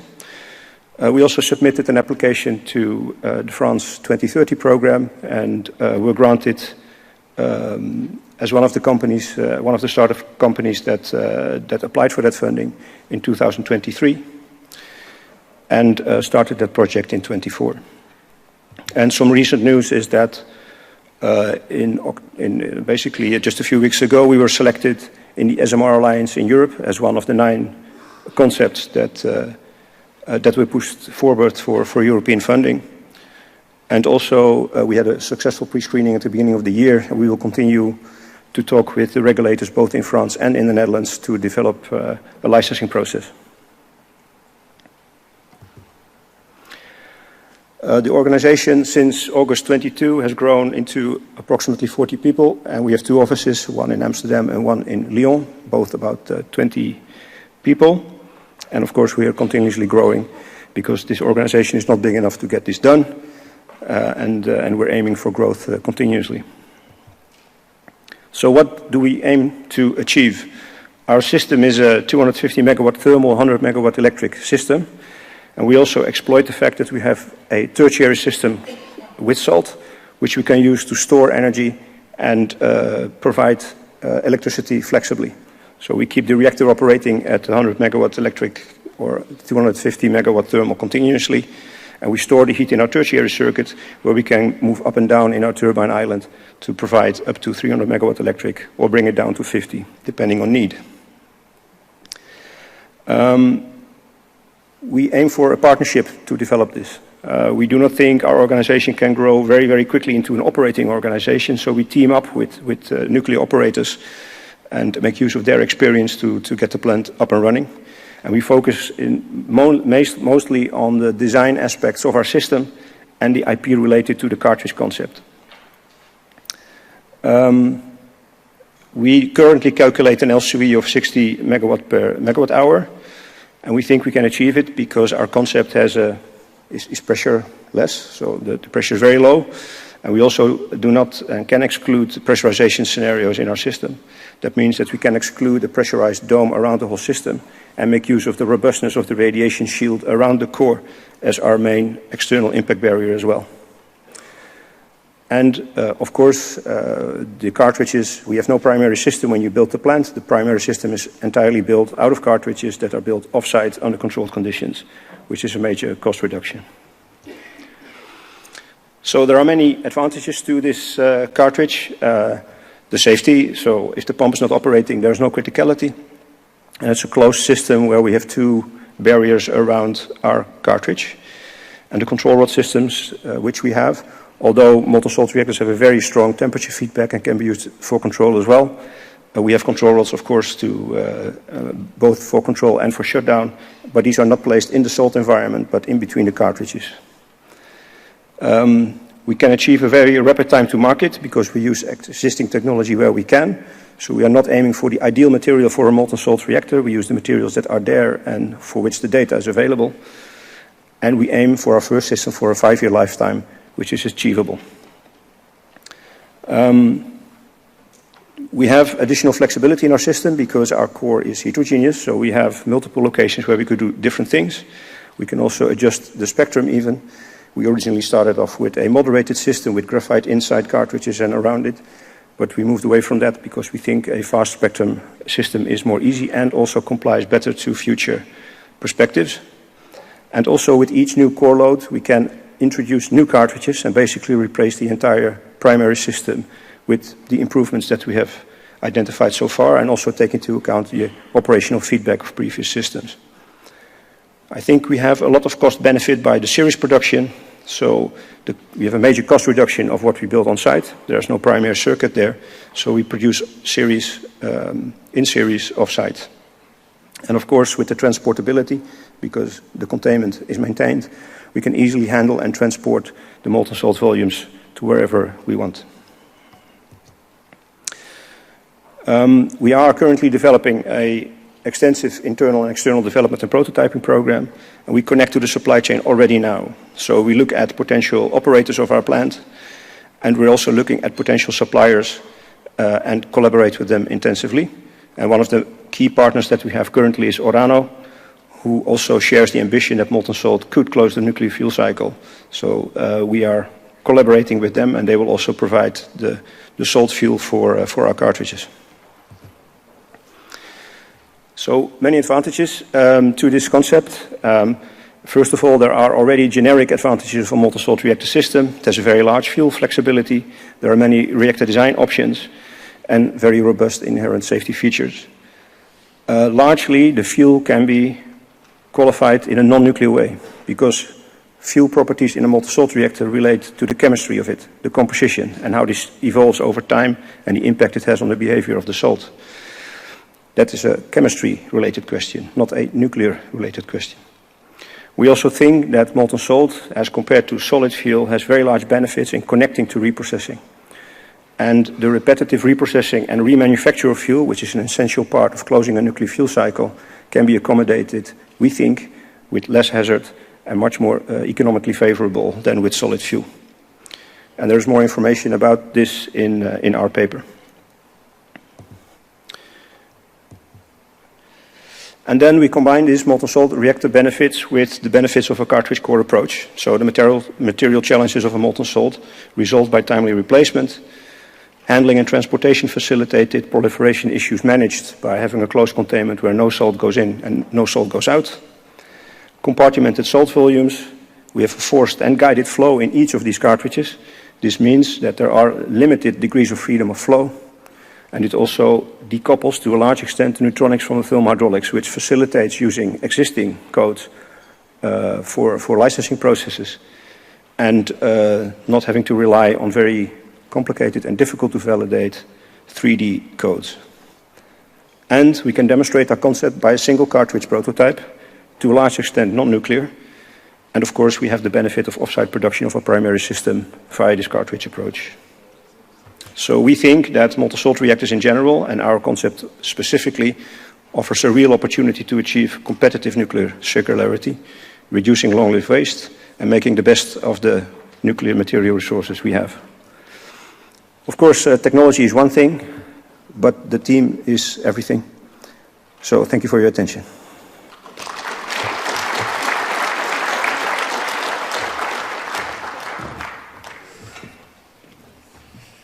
Thank you. Our speakers was in good time, so we have ample opportunity for questions and answers. So we ask our all the speakers to come and join us at, in front.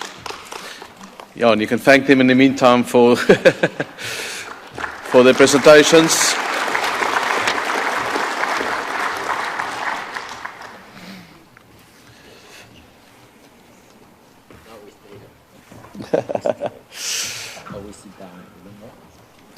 So yes, so Alison will point out the first person to ask a question, but please find a microphone and introduce yourself. And also, if you have a specific question to one of the presenters, or if it's in general, please indicate that. So over to you for questions. Thank you. Thank you. Do we have any questions in the audience? Alison, I have one. Go ahead, Ash. Thank you, Alison, and thank you all for the presentation. My name is Hash Hashemian from AMS in the United States. Questions for the Westinghouse. So I'm glad to see you doing the Westinghouse 300, and congratulations on all the successes with the AP1000. I hear you have 40 of them in negotiation around the world, which is great. Now, is there any customer at this time for your 300? So we are currently in the competition in the United Kingdom for Great British Nuclear. Actually, that's where some of my colleagues are at the moment. And we've also have another UK-based project with Community Nuclear Power, where we are currently looking at potentially developing SMRs for the northeast of England. Thank you. I saw another question. Go ahead, right there. Thank you for the presentations. My name is Nikolaus Müllner from Institute of Safety and Risk Research, BOKU University, Vienna. My question is also to Westinghouse. I remember the AP600, which was upscaled because of economic reasons. My question is, so now you are downscaling. Is there, so do you think that, will this be more expensive than the AP600, and do you think there is a market for this scaled down version of the AP1000? So obviously, if we didn't believe there was a market, we wouldn't lose time designing it. As the previous person had indicated in his questions, we certainly do have work on our AP1000 projects as well. Now, going back to the economies of scale, clearly by going down, you are becoming less efficient, okay? And this, I like that slide that the gentleman from Argentina showed with saying modularization, learning from experience, standardization.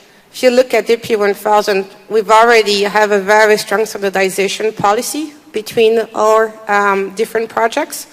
We already have a modularization approach, and we are certainly learning from experience after the Wave 1 deployment that we've had in China and the United States.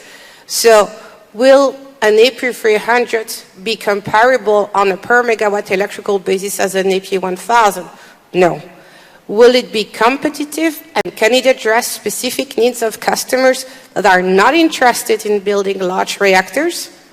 Also, we do like to build our reactors by more than one, because there are cost efficiencies in construction when you build more than one.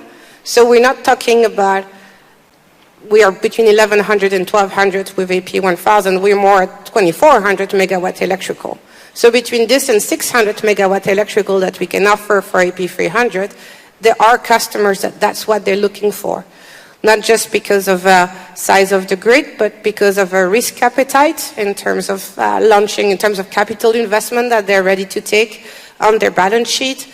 Because for many different, we also have a much smaller emergency planning zone, so that may be citing reasons that pushes customer towards that product. But there is definitely customers looking at that range of power level. And that was a range we were not addressing previously. Thank you.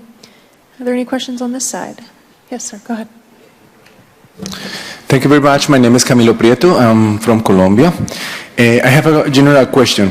Definitely, amazing technological skill is the possibility to close the nuclear fuel cycle, right?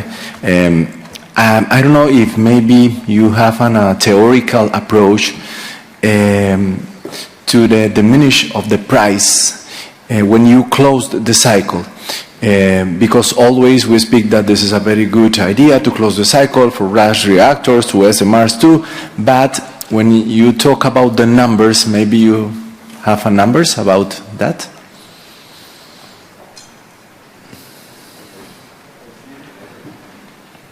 I can have a go at it, maybe. So closing nuclear fuel cycles based on solid fuel is complex. And specifically, maybe one round of recycling is okay. So you recycle the UO2, you create MOX, and you reintroduce it into the core. But already that is a major step. If you want to close the nuclear fuel cycle, you need to do that repetitively. So with a fast spectrum system, you basically keep your isotope factor good, so the fuel that comes out of that reactor can be recycled. But still, there's a lot of variation that you need to accommodate, and this is quite complex to do with solid fuel. You need to requalify for each composition, each isotopic composition that you need. And we think that is an obstacle to closing nuclear fuel cycles.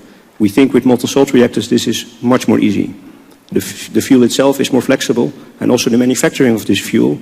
Basically, you avoid a powder step in your processing, and that creates a lot of more flexibility and also, I think, economic viability of this process. And this is also why we selected molten salt as the system for closing the nuclear fuel cycle. So I have no numbers for you, but this is why we aim for this route. Thank you. There's a question in the back. Why don't you go next? Hello, my name is Mario Müller. I'm from Austria, from Emerald Horizon. I have a question to Sander from Horizon. Molten salt reactor means you have a big emphasis on the salt itself. Are you developing the FLINAC, maybe if you're using it on yourself, or do you have already industrial supply for the salt, and how do you treat the products created throughout the operation, especially the tritium, which is created in the molten salt? To start with your first question, we are collaborating with Orano, who has the ambition to connect molten salt to their reprocessing facilities. They aim for chloride salt, so we are also aiming for chloride salt. Okay. Of course, within a chloride salt, a part of it fissions, so you create a mixture of different types of fission products that are circulated in your salt. And part of it will not be in solution anymore, like the gas will come out. But as you can see in our concept, we have a very large gas plenum, so this pressure increase in our cartridge is limited. And some of the fission products will plate out in the heat exchanger, the coldest side of the system. And in this way, we keep the fission products in check. And we also have some things I will not disclose, but on making sure that the corrosivity of the salt maintains acceptable for the 5-year lifetime we aim to achieve with our cartridges in first instance. I think I answered everything in that case. Thank you. Go ahead. The tritium, sorry, yes. The tritium is important. We have a double containment in our cartridges, and we sweep in between these cartridges with gas. So tritium diffuses through walls, and it will also diffuse through our primary wall if it is generated. And we basically take it via this gas sweeping system, which we also use to monitor the integrity of our primary cartridge containment, and we collect it and localize it, and oxidize it basically to turn it into tritiated water, which can be localized quite well and will not diffuse any further. So in this way, we avoid the dispersion of tritium in our plant. Thank you. Go ahead. Yeah, hello, thanks for your presentations. I'm Guang Hu from Technical University Eindhoven, the Netherlands. So I also have one general questions. So with the background of climate change or mitigation goal or measures, I think from your previous presentations, we can get a common opinion that small modular reactor will play a vital role in future. But at the same time, the public also quite prefer the sustainable energy system in future. So I think maybe in the coming decades, both nuclear energy, especially small modular reactor, and sustainable energy system play an important role. So do you have any considerations or thoughts regarding the combination or interaction between small modular reactor and other sustainable energy systems? Thanks.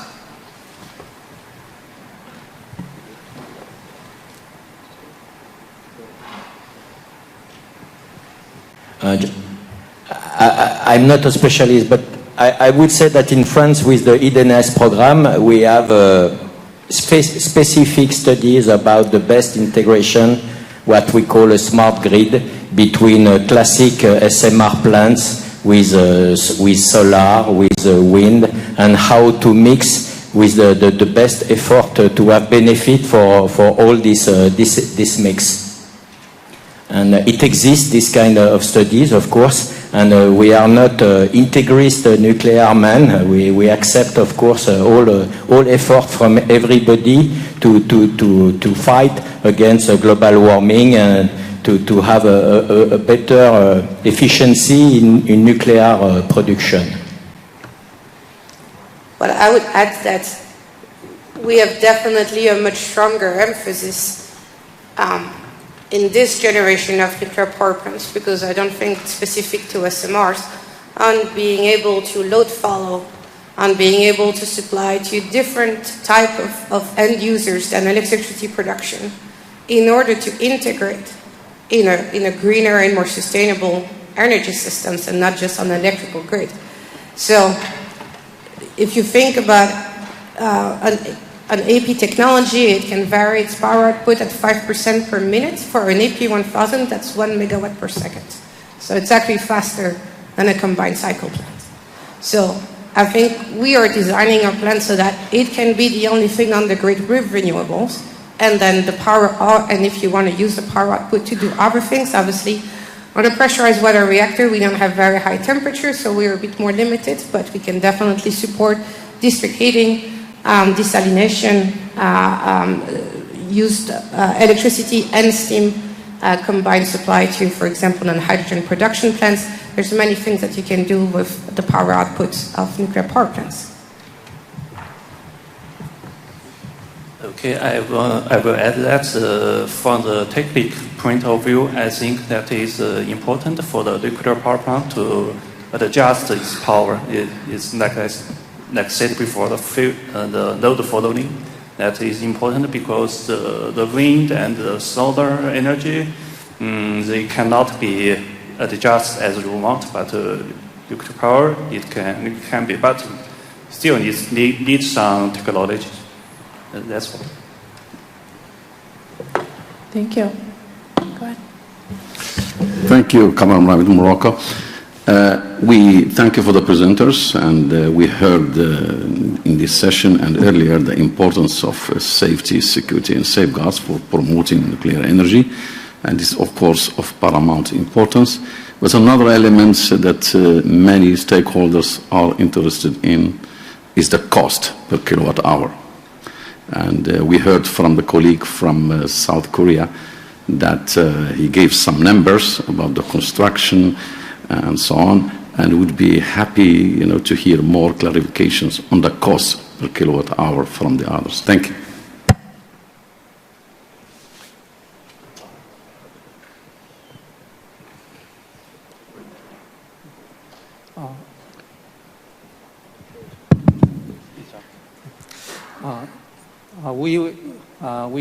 We performed the preliminary analysis on the cost of construction and electricity, and we has a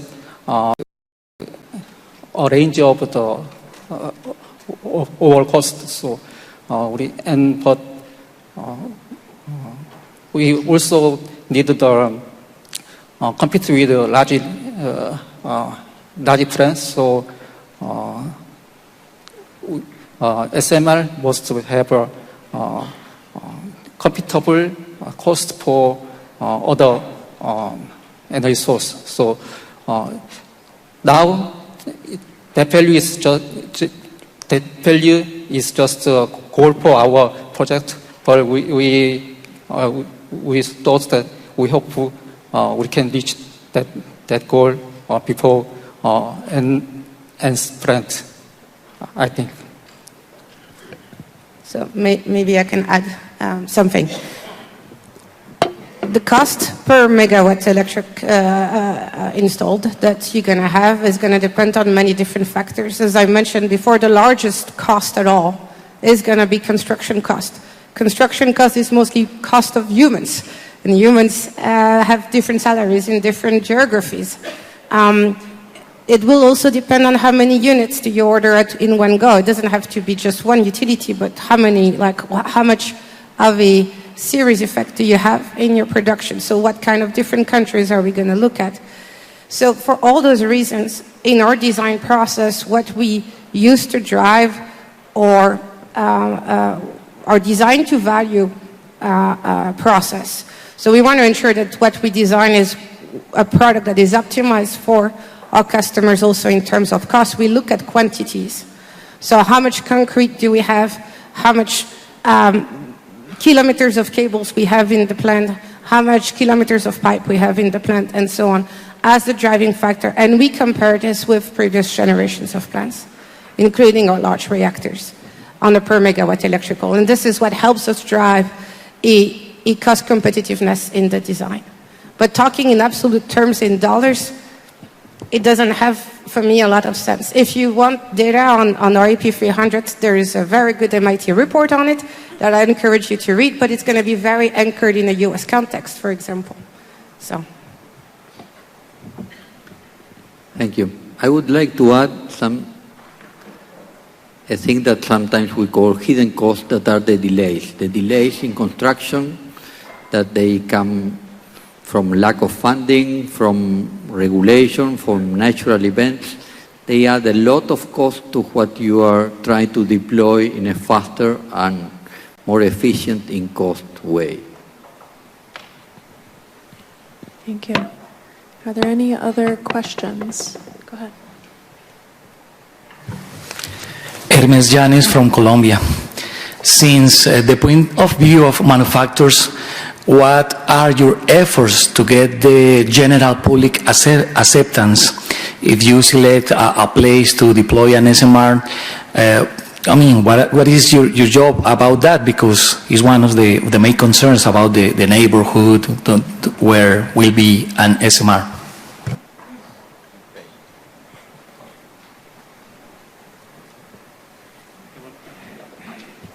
Perhaps me? No. I would like to add that there's an important initiative from the IAEA concerning local communities that have a nuclear installation, nuclear facility, nuclear power plant, and it's very interesting the work that they are doing. One of the measures in Argentina, particularly the one that where Atucha power plant is, so they are interchanging experiences in how to improve public acceptance.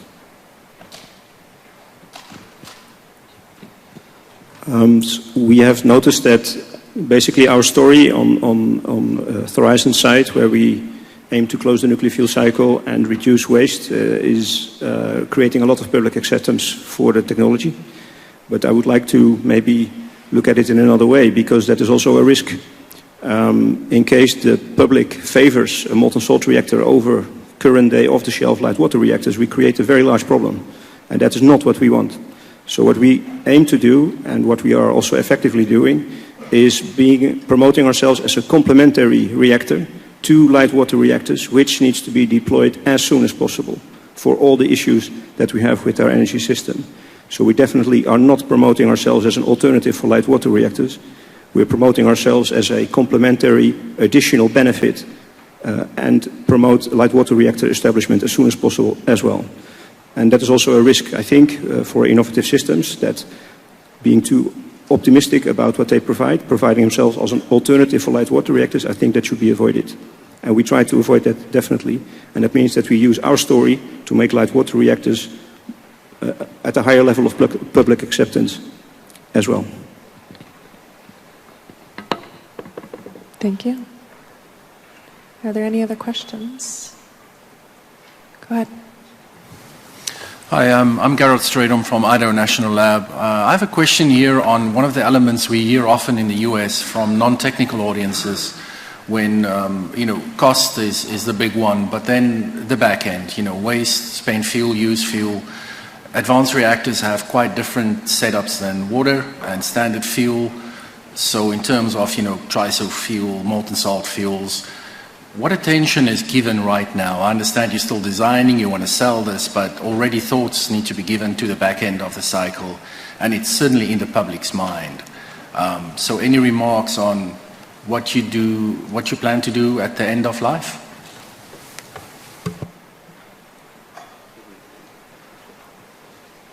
Sander, I think it's probably for you because you have the different fuel form. Yes, so basically we try to solve the back end of light water reactor fuel. And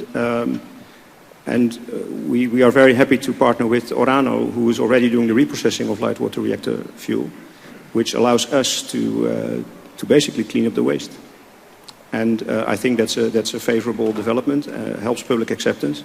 And we basically tried to make the back end acceptable. Okay, I think we have 2 minutes left, so let's close the questions here. Before we close, I just want to remind people that the poster session on this topic on design and technology development of SMR is happening right now, today. So please go and support the posters. Then also this afternoon, after lunch break, the second track, 1.2, design and technology development, will also take place in this room. And then just to remind everyone of the side event, also in this room over lunchtime, Women in Nuclear, Women as Game Changers. So please support these activities as well. Then with that, I want to thank all our speakers, presenters today, and also my co-chair, Alison. Thank you very much. And hope you keep on supporting the technical sessions, and thank you for your attendance. Thank you very much.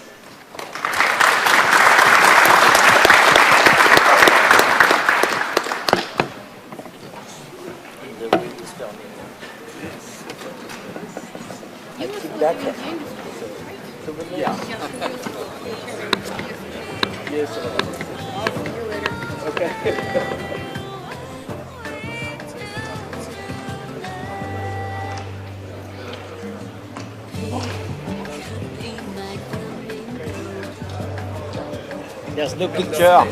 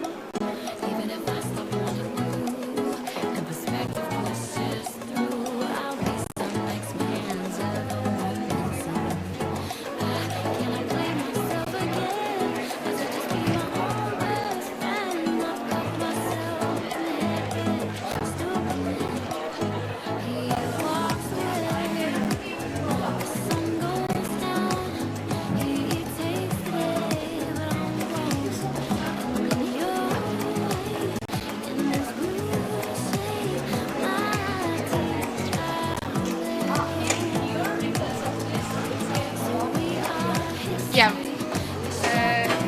minutes to go.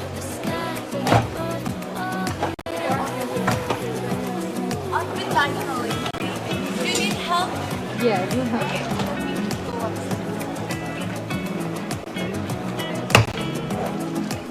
Because you didn't put on this here for standing. It doesn't stand on its own, right? So what? So Yes.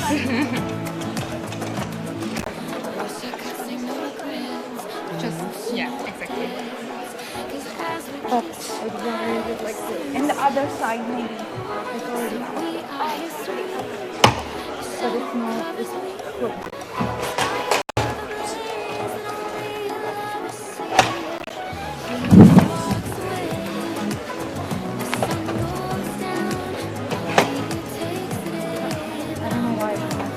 It's standing now. It's standing? No. That's right. It'd be like this, right? Mm-hmm. Isn't there anyone else? Because we need 3 rollers to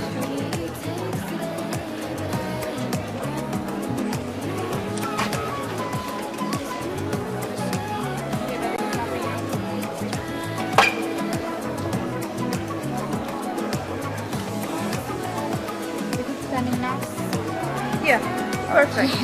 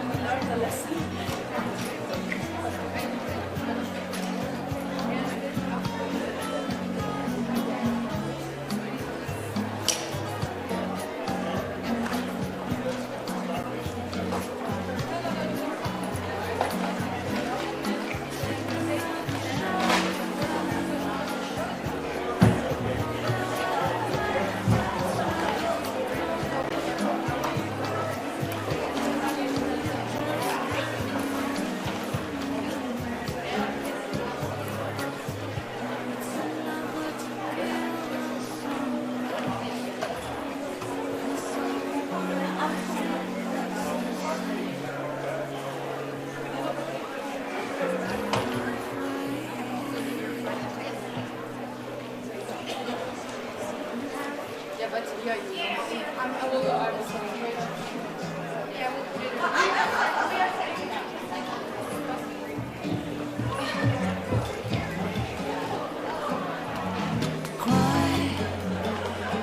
to me and cry.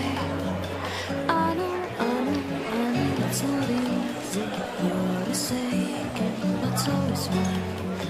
So is mine. How can I tell you why? For so long, I was thinking. Now I know I can live a lie. Can live a lie. They say true love lasts forever. If we want it, then we'll be waiting a second chance, baby. But now we need time to understand. We were wrong, soft is so strong.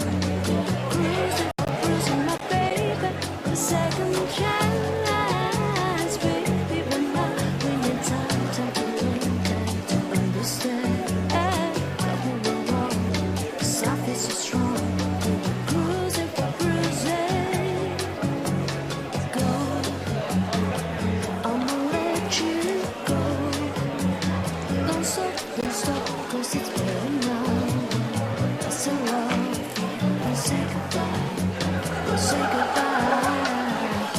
They say true love lasts forever.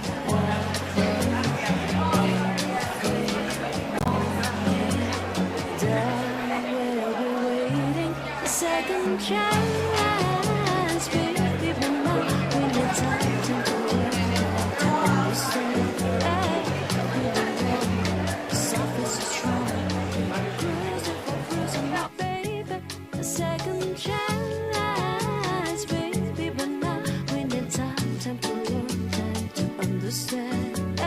'Cause we were wrong. Soft is so strong. We were cruising.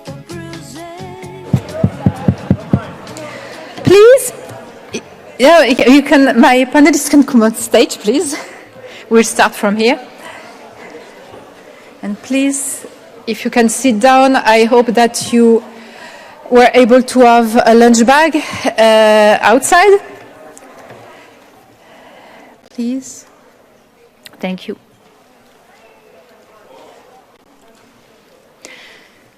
So, dear participants, dear colleagues, it's my pleasure to moderate this panel today, organized by Women in Nuclear IAEA chapter, one of the chapters of Women in Nuclear Global Association, present in more than 145 countries. And as I said, we have lunch bags sponsored by US DOE today. So, Women in Nuclear IAEA supports DG GROSI and IAEA actions on gender equality, including, among others, attracting and retaining young women in nuclear careers through the Marie Sodowska Fellowship Program and Lise Meitner Program. So, it's clear from the statistics of the SMR conference that we have, in the statistic, 25% of women participants, but it's not what we can call a gender balance. And it reflects the reality of nuclear sector, and it's even more obvious when we look at executive levels. However, things are moving, certainly too slowly, and the idea of today's panel is to discuss if the arrival on energy market of small modular reactors could flip the table and women act as game changer for SMRs. SMRs are gaining significant interest due to their potential advantage in terms of cost, scalability, and adaptability. They can serve regions with smaller grids. They provide access to clean electricity to more households in the world, especially in developing countries. At the same time, the increasing number of SMR startups or projects provides professional opportunities with significant responsibility in innovative environments, faster than in the traditional nuclear industry. And I guess that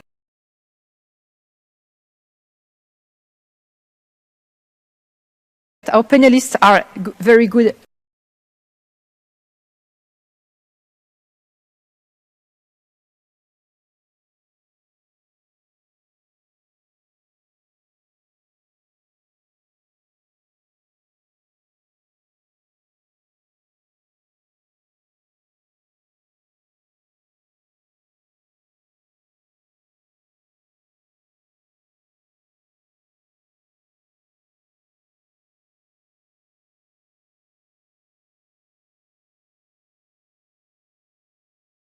Examples of this. So how does nuclear innovation impact lives of women around the world, including their perception and support of nuclear energy? How do these opportunities contribute to closing the gender gap in the nuclear field, which is quite significant in some countries? These are the questions that we would like to address today with our invitees.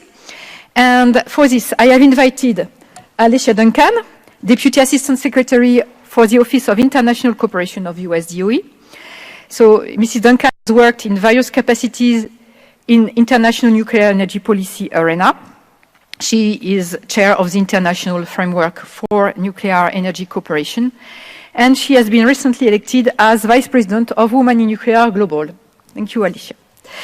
I also have the pleasure to introduce Ms. Rilika Runel, Head of Radiation and Nuclear Energy Unit in the Estonian Ministry of Climate and coordinator of the Estonian Nuclear Energy Working Group. So she started, Mrs. Runel, her career as a radiation protection officer in Tallinn, Estonia. She worked as a counselor in the Climate and Radiation Department of Estonian Ministry of Environment. She also worked a few years in Vienna as attaché for nuclear affairs. And since April 2021, Rilika has been serving as a coordinator of the Estonian Nuclear Energy Working Group established by the Estonian government. And she is also the president of the newly created Win Estonia chapter. On her left, I have the pleasure to introduce Diana Musyoka, who is implementing several programs at NUPEA Kenya, and particularly leads environmental assessment for the nuclear power program in Kenya. And she's playing a pivotal role in guiding the country's nuclear energy ambition, including advocating for the inclusion of nuclear energy in Kenya's national climate strategies. And she's one of the lucky women who has joined one of the IAEA Lise Meitner program cohort, and she will speak about it also. On her left, Laure Claquin. She is Chief of Operations and Director for France of Horizon. It's a startup developing SMRs. She joined nuclear industry to help this decarbonized industry in difficult times a few decades ago. And she was Director for Strategy of the Chemistry and Enrichment Business Unit, and also Site Director of Dismantling Activities in Orano. Then she moved to Netherlands and became Chief Financial Officer of ETC, a joint venture between Urenco and Orano. And she is also a member of Women in Nuclear France. And last but not least, I have still two panelists. Richard Ollington. Richard has worked as a strategy consultant for clients worldwide in the industrial and energy sectors. He is a partner of Radiant Energy Group and serves as a lead report writer on the nuclear energy and heads of Public Attitudes Toward Clean Energy initiative, which is the world's largest publicly released international study on what people think about nuclear and other clean energy sources. And Nina Kivi Luoma, who could not be with us, but she's a research program.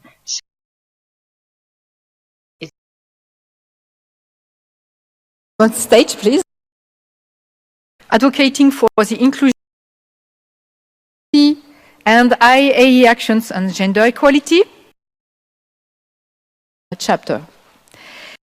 Radiant Energy Group,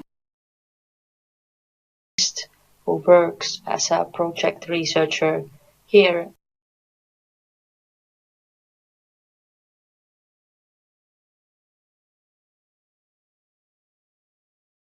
chapter. On our left, I have the pleasure to introduce Diana Musyoka, who is implementing several programs at NUPEA Kenya, and particularly leads environmental assessment for the nuclear power program in Kenya. And she's playing a pivotal role in guiding the country's nuclear energy ambition, including advocating for the inclusion of nuclear energy in Kenya's national climate strategies. And she's one of the lucky women who has joined one of the IAEA Lise Meitner program cohort, and she will speak about it also. On her left, Laure Claquin. She is Chief of Operations and Director for France of Horizon. It's a startup developing SMRs.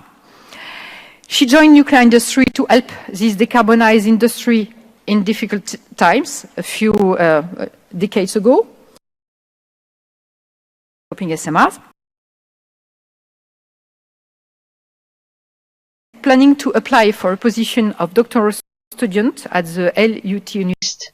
Who works as a project researcher here in the LUT University, which locates in the Lappeenranta, Finland.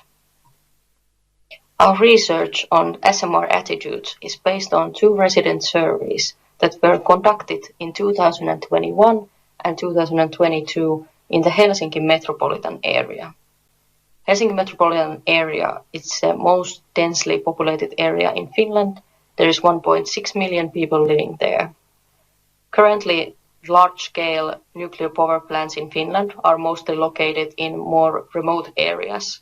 But nowadays, there have been some recent discussions that SMRs might be entering to the residential areas of Helsinki metropolitan area. So we wanted to survey the locals from Helsinki, Espoo and Vantaa. Our survey had a data collection that matched the socio-demographic quotas of the target population. And this survey was conducted in collaboration with the University of Jyväskylä and LUT University. In total, we gathered approximately 3,200 responses. Our surveys were conducted in a time when the Finnish people had their most support towards nuclear energy. There was also some indication that views on SMRs were relatively positive among the general population. So we wanted to also ask from the residents of Helsinki metropolitan area what is their stance on SMRs if one would be located on their own residential area. The general opinion was relatively positive. However, when you look this acceptance through the socio-demographic background factors, you can see that the situation is more complex and nuanced.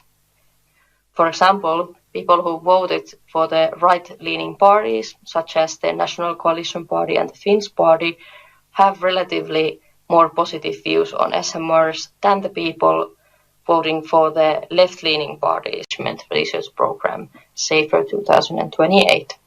We have recently submitted an article manuscript for evaluation, which results I will be discussing further here. Our results show that gender is indeed the most significant indicator on the SMR acceptability and the perceived safety of SMRs. This was tested through ordinary least square regression modeling, which showed that the other prominent socio-demographic background factors, such as the household income, the level of education, the field of education, nor the perceived knowledge on SMRs had that much impact on these attitudes. There was also some indications that the right-wing political affiliation and the trust on safety authorities had some impact on these attitudes. Our results concluded that these social implications should not be overlooked in SMR decision-making in the future. Many previous theoretical models have concluded that gender gap is nuanced and complex phenomenon. It is prominent to the nuclear energy attitudes.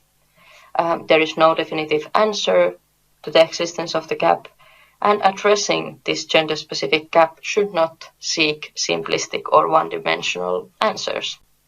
There is so much to learn from the gender-specific gap, and perspectives that take socio-political origins into account and promote intersectional approaches are relevant addition to the discussions. There are some indications that different groups of genders wish to participate and engage on nuclear energy projects differently. So accessible and multiple different ways to engage are important in the future. Thank you so much for your time and hope you have interesting conversations over there. Bye. Oh, this is, I think, a very good introduction, yes, to the case study. Because, yes, it's not so obvious, this gender gap in the public acceptance. And Richard is working on a report on public acceptance, and you have surveyed more than 20 countries. And we asked you to look at what could explain the gender gap in the public acceptance on nuclear power. And yes, can you please share your first findings? I think you have a presentation. You want to stay here or to you?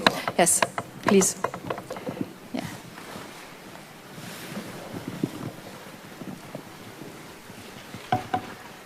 Yeah, so here we go. We've worked on this report with the IAEA, and following on from one data-driven report, we've got another. So this report builds off international data that we've gathered, and then from that data, we've taken this approach on just looking at the gender gap in nuclear support.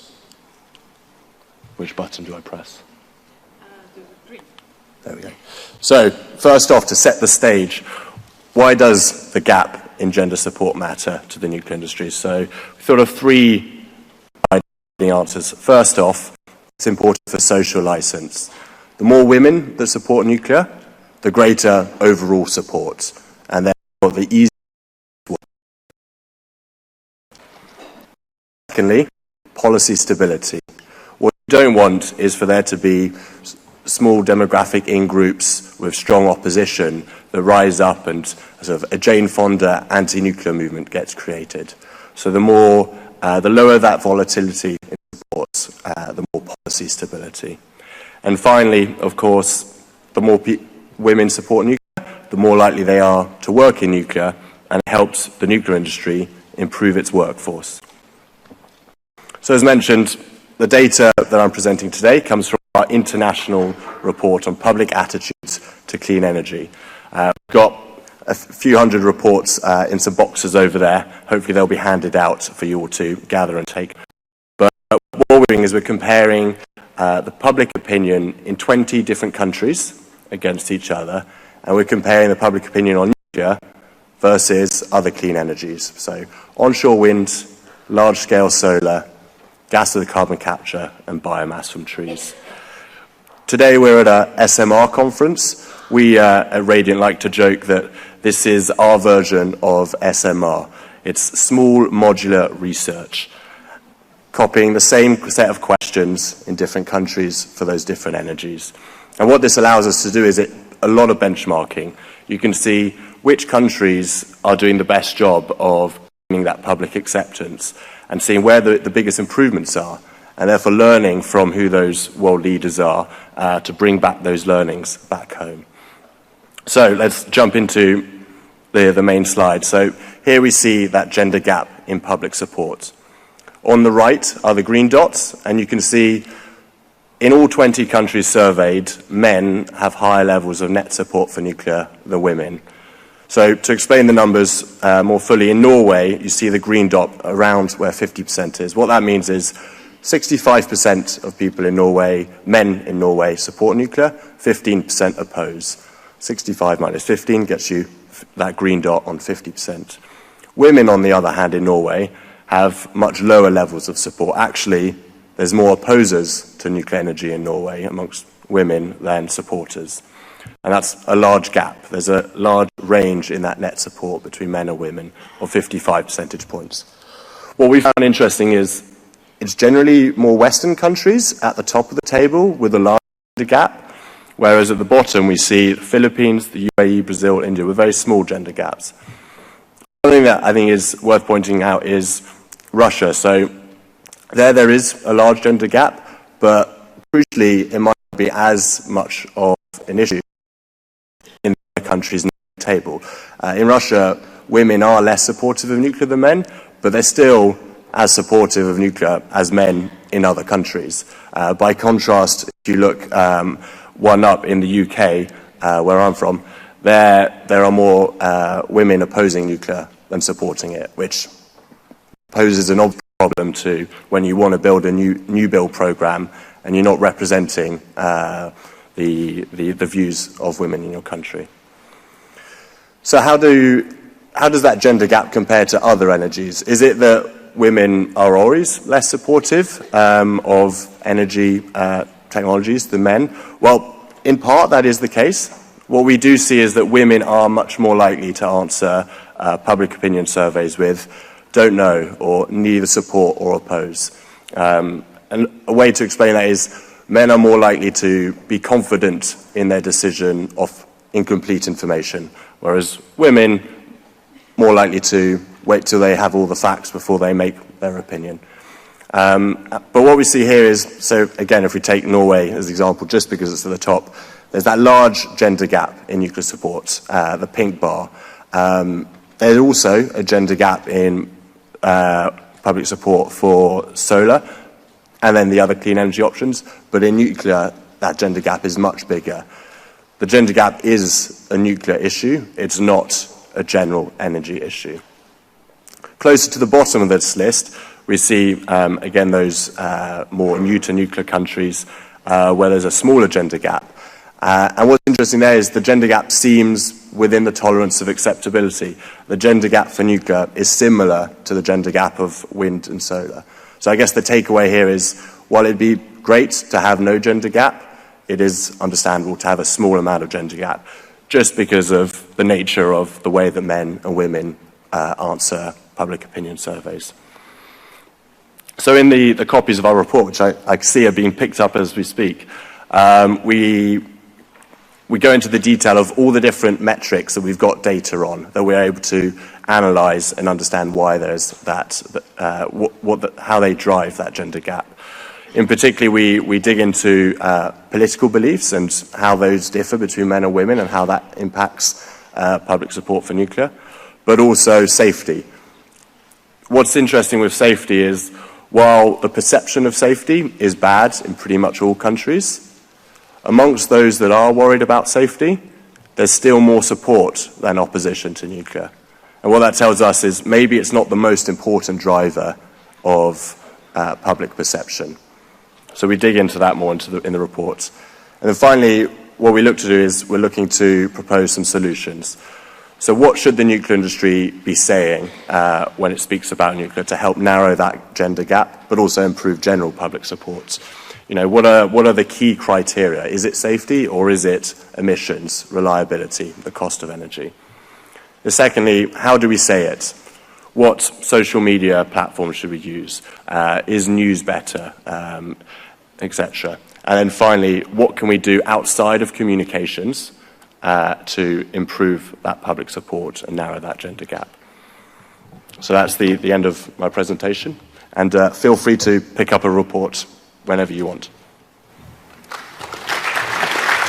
Thank you.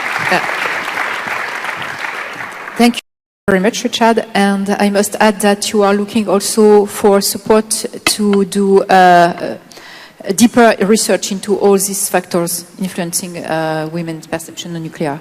Yeah, so you'll see on the front cover of the report, it says preliminary report in big. We are keen to do a much more in-depth report next year in 2025, and are looking to work with others in developing that report. So you know who to reach if you are interested.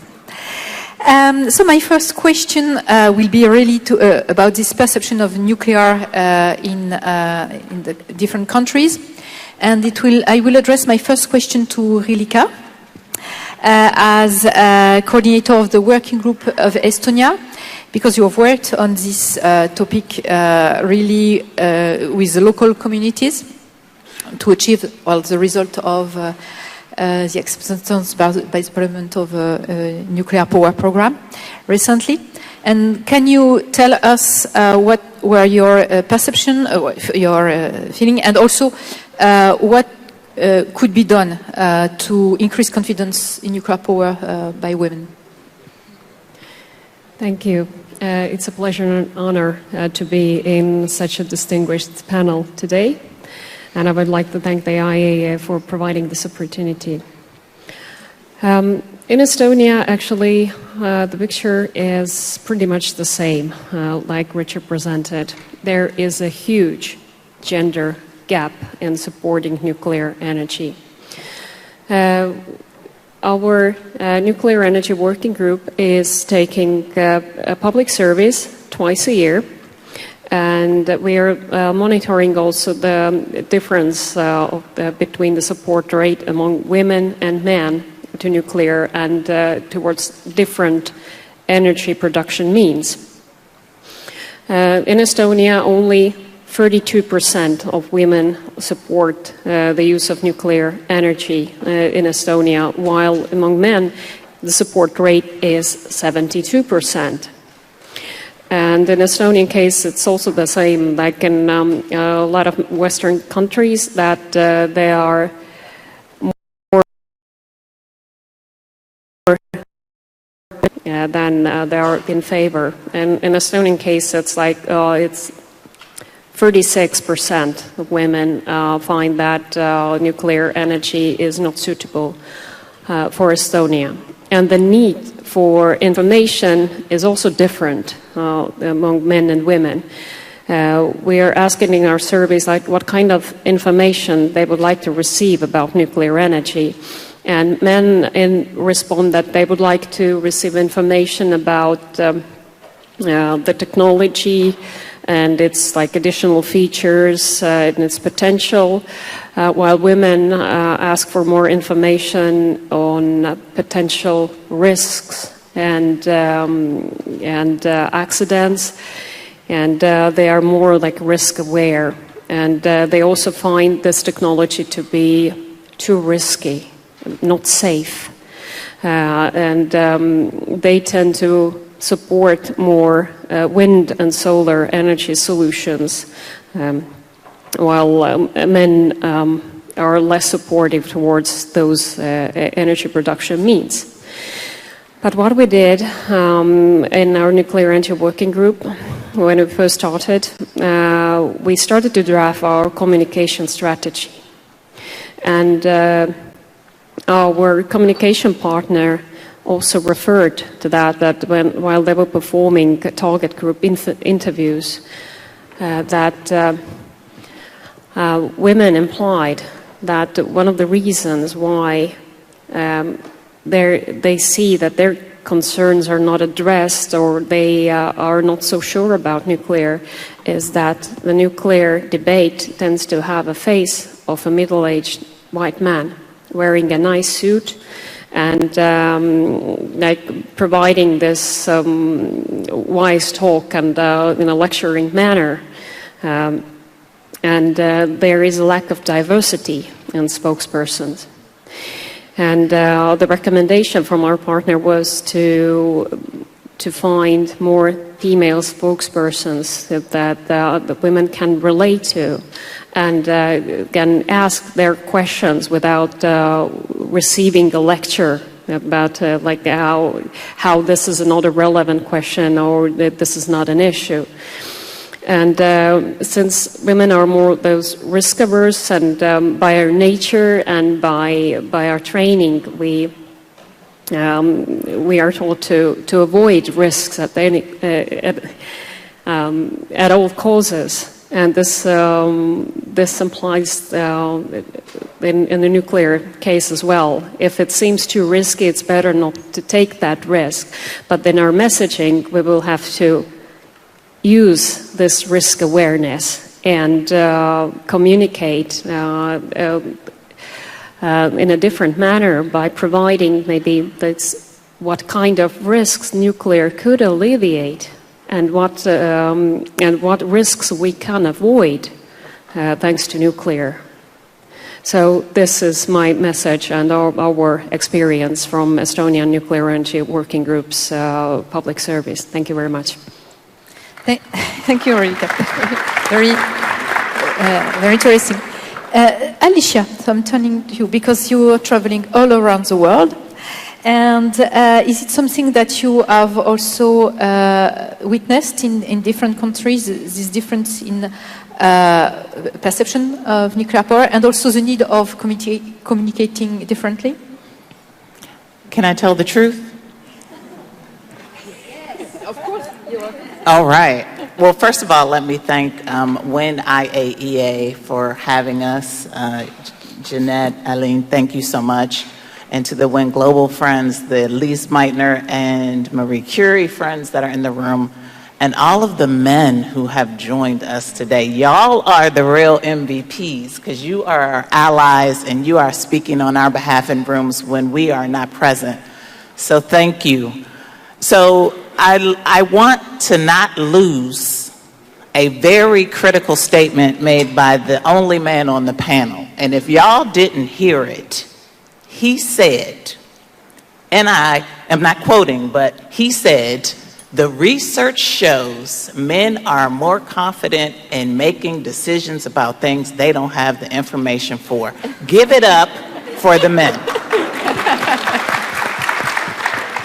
Oh, y'all were weak with that applause. But my point to that is often women second guess themselves when it comes to doing anything. And I believe that considering to go into the nuclear sector is one of those things. We've second guessed ourselves because if we read a job description and we get down to the fourth paragraph, third line, in that sentence we don't know if we qualify for that little sentence, when in fact we are truly qualified for the whole page, whereas a man will definitely just apply and say, I'm able to do it. And so I want to say that in that respect, I think I see that universally around the globe, that women are missing out on opportunities to be in the nuclear sector because they're second guessing themselves.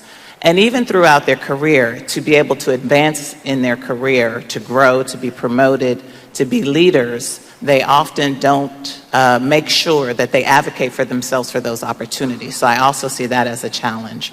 And you most eloquently said something about the vision of people in nuclear being old.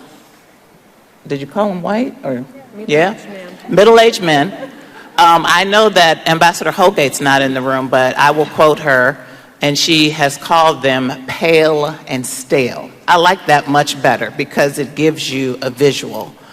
And the face of nuclear needs to be so much more, and I think the urgency that we have to really grow a workforce capacity means that we need all hands on deck. We definitely need the brains of women because women are the most resilient creatures to ever walk the face of this earth. We know how to walk, chew gum, get the meal cooked, bring home the paycheck, put the kids to bed, put the guys suit and tie out tomorrow, and go be in the boardroom all in one fell swoop. And I think that it's critically important that we recognize the value that women bring to solution sets and solving issues and challenges. So I think that we continue to see this global issue, but I definitely think the urgency of us working on a workforce really provides a unique opportunity for women to play a part. Thank you very much, Alicia. and coming to this topic on workforce, I would like to ask a question now to Laure. How SMRs can change really the career opportunities for women? And asking you a question, Laure, you recently joined SMR startup.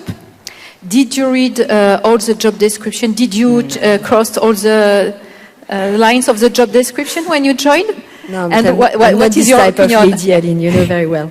And what is your opinion about I have a lot to say. And first, I just want to comment what Alicia said because I was looking at the audience, and in fact, if you look at the audience, you cannot see it, but we can see you.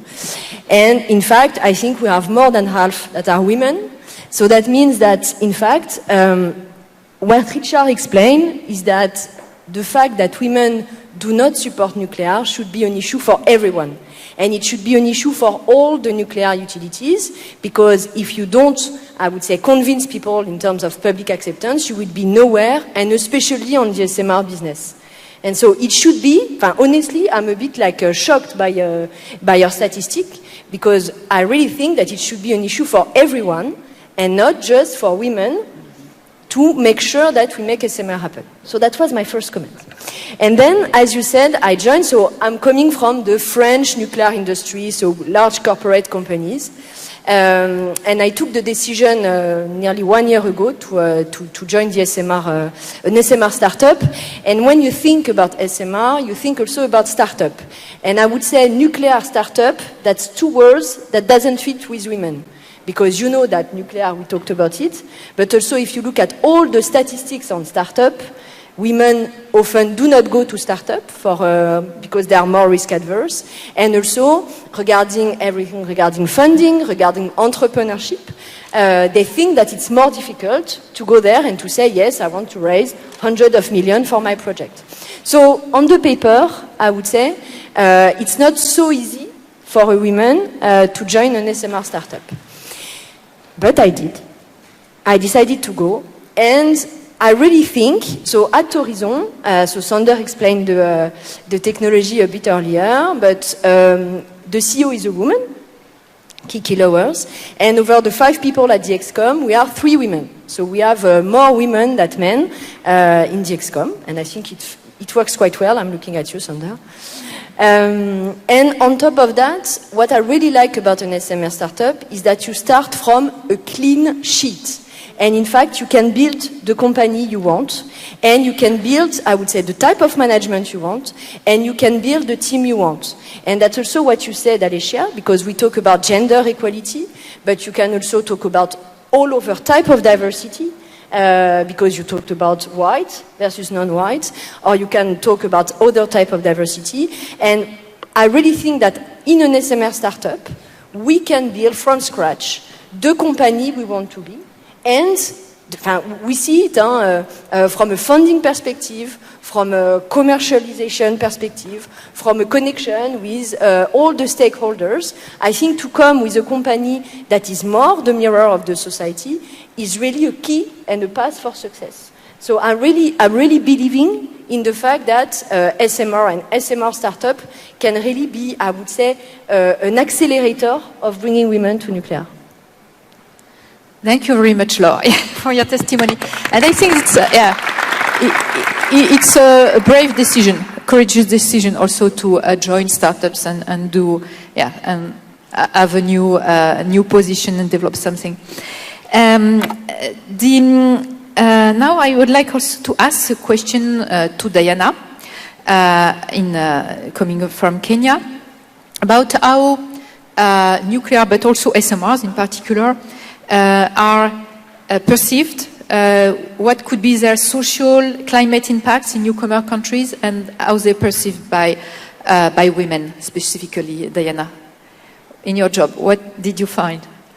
Thank you so much, Aline. And I also want to say I'm grateful to IAEA for inviting me to speak here.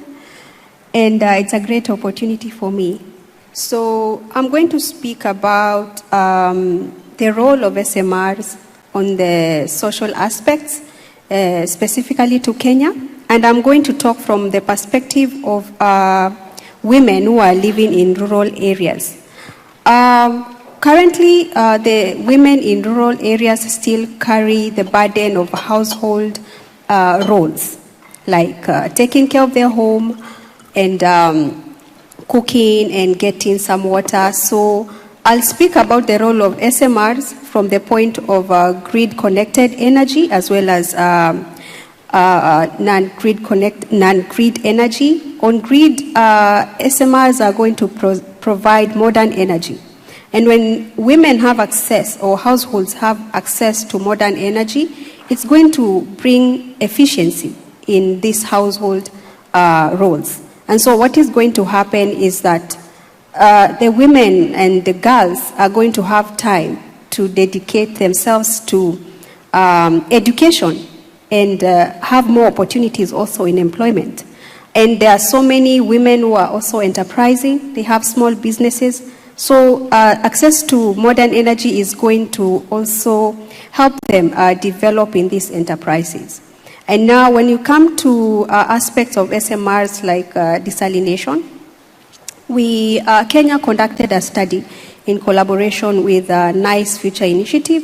And in this study, the study was looking at opportunities that are there for application of nuclear technology, specifically SMRs. And the study area was the coastal region. That is where we have the Indian Ocean. And it showed that there's potential to actually meet the need of providing water that is useful from the sea. And so this still comes back to relieving the stress on the women. So that's a great role that SMRs will play in Kenya. Thank you. Thank you very much. Yes. And yeah, this is so Richard, just to come back to what you said, maybe different communication media to be used, maybe different messages from what our panelists have said before. Does it give you a good idea, new ideas? Yeah, so too, again, digging into the data, which is what I love to do, what we see is women self-report to get more of their information about nuclear from social media than men, but also more of their information about nuclear from friends and family than men. And I think the way that could influence the way you do your communication campaign, I think there's a great example in what's been done in the US with Constellation. They've got a social media campaign, which straight off ticks that sort of that side. But part of it is focusing on speaking about nuclear at the dinner table, having friends and family share their thoughts and open that honest conversation. And I think that's one really good way of reducing the gender gap. And I think we've all got to be realistic. You know, we don't have an infinite budget for this. It's about doing the best we can with what small budget we have. And I think sometimes social media can be incredibly effective. You get the right posts and you can reach millions of people with a video that hardly cost anything to make. So I think that perspective is needed. Too often I hear the view, men support nuclear because there's more men going into STEM subjects and we just need more women to go into STEM subjects. You know, that is true, but there's no way that you're going to have all women go into STEM subjects. You've got to have a way of convincing those that aren't in STEM subjects to be supportive of nuclear. That way, you know, you can improve public support for men and women and help narrow that gender gap. Thank you, Richard. So to come back to what can we do in the room to improve gender equality and the different roles. Should it come from governmental policies? Should it come from networks like Women in Nuclear? Should it come from international organizations like IAEA? And so I would like to ask you this question in general, but maybe because you are part of US DOE and Rilika, you are also part of the government, maybe ask you the question of how governmental policies can help gender equality. Alicia, please. So thank you. Well, one of the things I think has to happen is that as a government, it must be decided that this is a priority. And oftentimes, gender is not seen, gender parity, gender balance is not seen as a priority. And in fact, there are sometimes laws that prohibit in a way because it's seen as discrimination against men. That's not a discussion I want to have today, but I think that there is an opportunity for us to be very intentional about bringing women in, keeping women in, and promoting them. The UAE has done an excellent job in doing this, and at every turn, they've been intentional. And I think that intention from the government means we have to have the policies that support women in the workplace, as well as for those reasons that we name and as it relates to family, et cetera, that men have those same protections too, because men and women share in these duties. And of course, in a functioning home, we need men to be able to stay home sometimes with a child or a parent, elderly parent, et cetera. So I think those protections are very important. I think one thing that's critical is that there must be accountability in the management. I won't say the word leadership because there aren't a lot of leaders in the world, and that's just a fact. But there are people who are in charge of the personnel aspect of an enterprise, and those people need to be held accountable. They need to be held accountable, and it needs to be in their performance plan as to how many women they interview, how many they hire, how many they train, how many they promote, how many they send on trips like this to speak. And we need to make sure that when we host events, as the IAEA has done so well at doing, that our panels show the diversity that we say that we want to have. I was just somewhere in the past 2 weeks where I look on the stage and they're all men, and in a room of mostly men, and they had the nerve to have a question about gender diversity, and the men are speaking to it, and it got reported back to me because I wasn't in the room at the time. But people notice these things because representation really matters. So many women need to be able to see someone when they're struggling to be able to get in, stay in, and ascend in a field. They need to see someone that looks like them. And that's not only by gender, that's by ethnicity, etc. And so I think it's just critically important that we put those policies in place that hold the managers accountable, and that we understand the fact that you can promote a scientist, but that will never make them a leader. And they need that training so that they understand the breadth of their responsibilities. Thank you, Alicia. Rilika, you want to say some words about Estonian policy in general?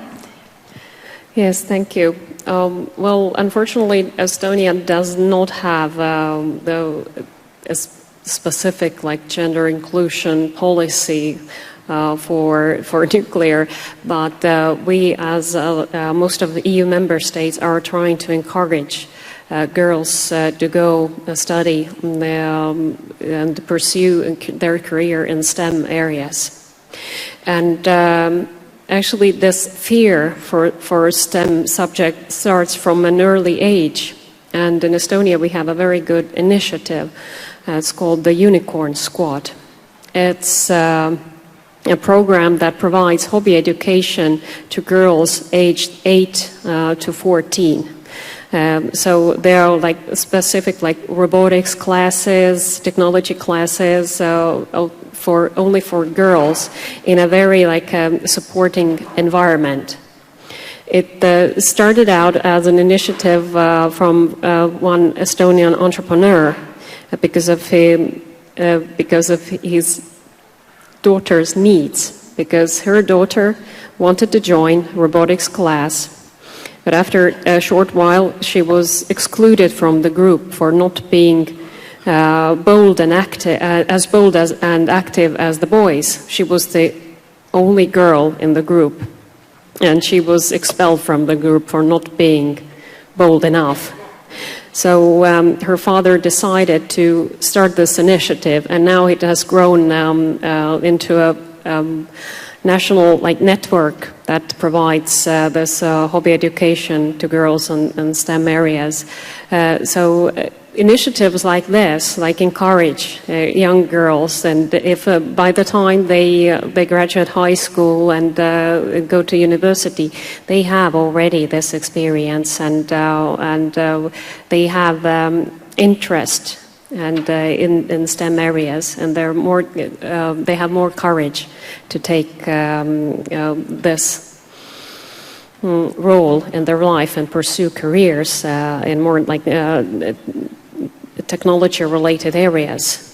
So the governments can support these kind of programs for girls and encourage this more inclusive working environment. And this supporting working environment is really, really crucial.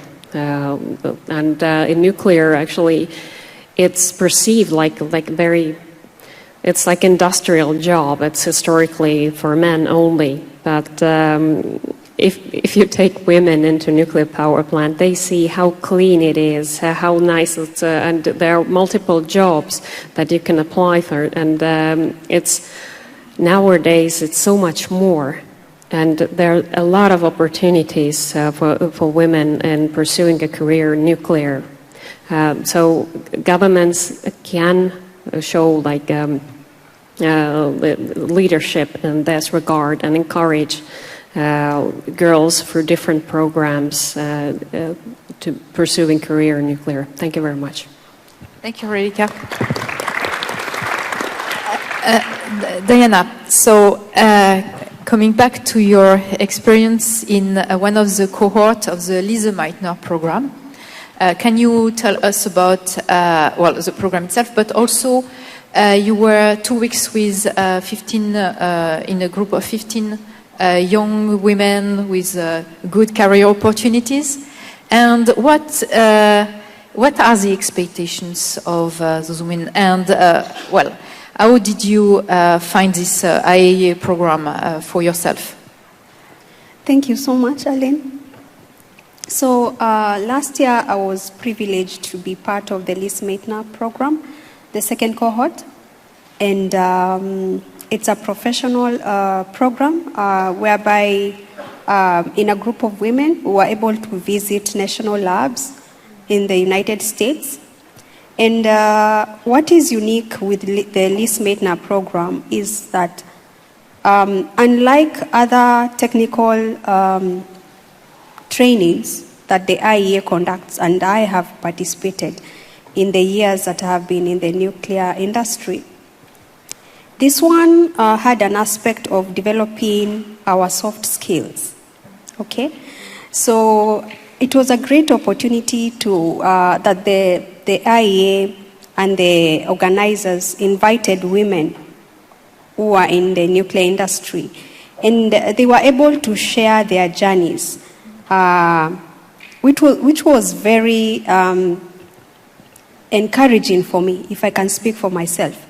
Because I could say I was at the peak of my career, and my mind may not have been so open on what I can do, what I can be, but by just meeting these women and like Alicia and others that I can see here also, I was able to know that I don't have to stick my mind in just one direction in terms of my career development.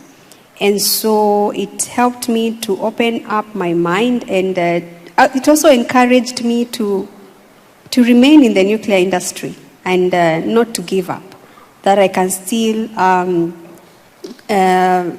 invoke my innovation and my leadership skills in the nuclear industry. So that's what was unique in this program by the IAEA. Thank you. Thank you, Dana. Okay, so I note that you've gained from one summit to the other summit now, yes?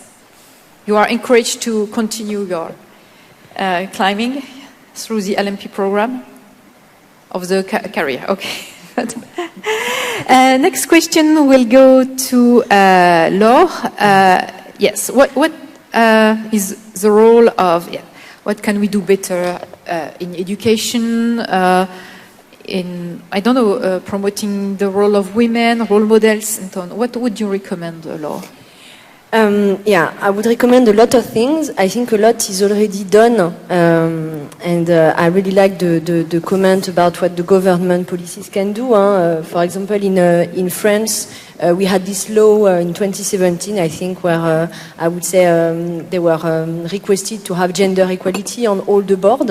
And I remember for me that was quite, I would say, an opportunity, because at that time I was at Areva, they were looking for women for board, and so I was put very young in boards, and you understand that in fact it's not so impressive, and usually you say things that are as clever as anyone in the room. And that helps, I would say, exactly as you said, like picturing yourself as, in fact, I can do it. And more and more, so I'm turning 40 next year. I've been through all those years where you are, I would say, climbing up in your career, and at the same time, you have your kids. I have 2 sons. And I think now I'm turning on the fact that I understand that I need to start also to bring this to all the young generation. And I understand how powerful it can be to communicate about what could be the career path, about what was your fears, your difficulties, and to tell all of those ladies that in fact it's possible. And I still hear things that completely destroy me sometimes. Like I met a project manager a few months ago, and she told me, "But Laure, I've been told that you cannot have a family and a career at the same time." And I was, "Come on, lady, we are in 2024. Ooh, we are still at this level." So definitely, I would say, Women in Nuclear program, all the program of mentorship, communication. I really like what you mentioned in Estonia about also bringing science to girls in schools, because I think you need all of that to make sure that that things are changing, and we definitely things to change. Thank you very much, Laure. So we didn't really speak about the role of networks. Maybe Alicia, some quick word about the importance of being a part of a network. Certainly. Maybe. So and you identify as young however you do it. I'm 56. I think young has passed me by, but however you do it, young is who you are. But I think for young people and all people who might not put themselves out there as much as they should, the network is extremely, extremely, extremely, extremely important. You really need to be able to send a text, pick up the phone, send an email, make a call when you need that support. And I think that there are many opportunities through When Global Young Generation, the various national chapters, and even making sure that you have a strong network with our male allies. I can't stress enough how important men are to the conversation about women in the nuclear sector. Again, they've been in rooms where we haven't been present, and they've advocated for us, which really got us to the point with their support that we've been able to in 2024. It wasn't too long ago where a woman could even have a checking account or buy a house on her own in the United States. And so I really believe that we cannot underestimate the power of having the male ally. I also know that their interest in the support of women, given that they have daughters, wives, sisters, nieces, etc., that they truly, truly believe in this and the value that women add to the equation. So the network that we all bring in a sector globally that is extremely small and tight, and you'll see these people again and again in various positions, it's just a critical piece of it. And that network, believe it or not, will pay dividends throughout your life. And I think that having such a network also allows us to create other opportunities for other people coming into the sector, because though we might not have a need to hire, do an intern, whatever, we can pick up the phone and call somebody. And we can make sure that if we know a dynamic person, that we get them on a panel and we get them opportunities. And that we understand our own personal responsibility to play a role in furthering this, because there is something that each of us can do and making sure there's an opportunity available for someone else. So I encourage you not only to grow your network, but to leverage it for the benefit of others, so that we can continue to try to integrate more women into the sector. Thank you, Alicia. And moving forward, because I would like to take some questions from the floor, but before that, we have a stakeholder engagement conference in June next year. And I hope that many of you could be part of this.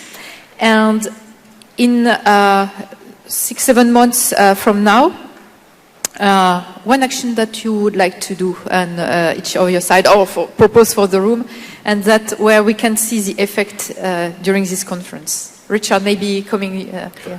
I'd love to do a much more detailed report and fully understand what are those drivers of that gender gap in every country and what are the solutions that we can implement to fix it. Laure, I would like to continue, because it's a continuation, but overrule the cliché of this pale and stale male in nuclear, and that in fact nuclear can be diverse. For me, I will continue to prop women and young ladies who are under me, to encourage them to take leadership roles so that they can discover their potential. Thank you. And I think this is an action that you want us to take in the room, yes? Yes, I would encourage each one of us. I'm sure we all have that young lady who is, or young woman who is under you, and she may not be so courageous to put herself out there to take up some roles. You just have to push them so that now they can grow their wings and fly. Yeah, I can see the multiplying factor if we do all that when we return from the SMR conference. Relika? Yes, thank you. I will continue from here. And actually, yes, regarding pushing women, actually you need also those strong role models that girls can look and think that, wow, I want to be her someday. So it's important to find those role models, and if you're implementing the communication strategy to more showcase those strong female leaders in nuclear sector, because this is what encourages girls, that if they share their stories, then they think, wow, she's like me. I'm also in this point in my life, and that's where she continued, and that's how she built her career. So I would encourage to showcase more strong female leaders in nuclear sector. Thank you. Leading up to your stakeholder conference, I would like to see a communication tool that shows all of the diverse professions that feed into nuclear, because you don't just have to be a nuclear engineer. You could be an organizational psychologist. You could be an HR person. You could be in food science. You could be in any part of this and be a part of nuclear. Sure, yes. So we have 10 minutes for question and answers. So who is brave enough? Oh, thank you. So you just have to click on your microphone and ask a question, please. Thank you. I know how to use the microphone. So I'm Benjamin from France. I am a worker by Framatome, and I am also a unionist. I do participate to the same debate in the wind power industry, for example. And the choice of STEM or not STEM is made really earlier for women than for men. That's a fact. And even in an industrialized country, we lost learning by our own experience in schools. And then how to bring back this experience in school to get back the interest, of course, of women and of our children to the science. Thank you. So I support the Nuclear Energy Agency's mentoring workshop, and that starts at the high school levels. I think that's critically important. I know in Texas they start science on Saturdays for 6-year-olds, and so they start very early. I think also American Nuclear Society has an amazing online program called Navigating Nuclear that is available for free, again, for free for school students. So I think that that is a great introduction into nuclear. And so I think that making more opportunities available for online learning globally, as well as making sure that we get out there into these nuclear streets and get into these schools to go see these kids, to encourage them, to show them what representation looks like, and to explain to them all of the diverse career fields that are available to them in nuclear is a good opportunity. Finally, I think we need to make sure that we message to parents that everybody doesn't need to be a doctor or lawyer. No offense to either of you, but there are plenty of amazing professions that are well respected. Welders, in fact, are making $50K for 2 weeks of work in Ghana. I know because I go there and the ministers told me that's what they're paying. I'd like to go be a welder right now because I'm not getting paid that much by the U.S. government. So I think there's a real opportunity to stress to our young people that the career opportunities abound. Someone wants to say something? To add? I will answer also on my side. That's also an initiative we do at Women in Nuclear, and especially in France. We go to school, and usually you go to engineering schools or to, I would say, at the end of the high school. But more and more, and that's also something we discussed with Women in Nuclear France, we go also at a younger age.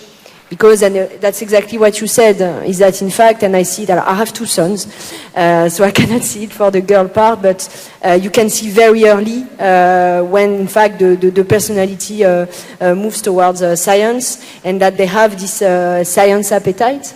So definitely that's also something we do at Women in Nuclear, and also I'm pushing that for all the large corporate companies that have I would say the type of means. I would say a startup, it's difficult for us to be able to contribute to that, but we try to do by any mean, but also that all the large corporate nuclear companies take their share also on promoting nuclear and science towards school and school pupils, yes. Thank you. Another question from the room, maybe? Yes, please. Yes, can you give your name? Yeah, hi, this is Romy Welschen. I work for the Dutch regulator. I have a question because often when I discuss the topic with colleagues, especially male colleagues, you know, the eyes start rolling and they're like, oh, there we go again, the diversity topic. And there's also a lack of interest. So I'm just very curious, Richard, what made you choose this topic? Are you interested in what women think? I like nuclear, and I want more nuclear. And to have more nuclear, everyone needs to be supportive. And, you know, there's gaps in gender, but also across age and other demographics. But gender is sort of a key one that's across every country. And therefore it stood out as being a really important topic. So what I suggest to when speaking to your colleagues is, you know, bring it back to what they care about. Do they want nuclear? Yes, hopefully. And therefore, do they support higher levels of support for nuclear? In which case, they've got to be supportive of more women being interested in nuclear.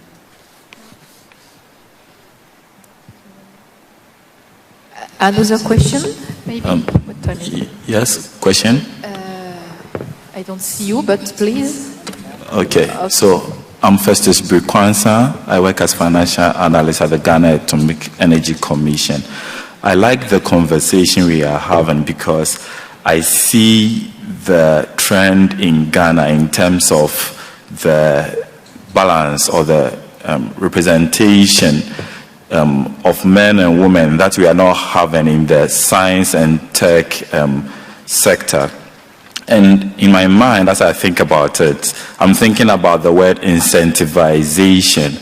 I want to pick your thoughts on what structures we can put in place at national level, at policy planning level, in terms of incentivizing the process of encouraging women to get involved in science and technology from a bottom-up approach, perspective.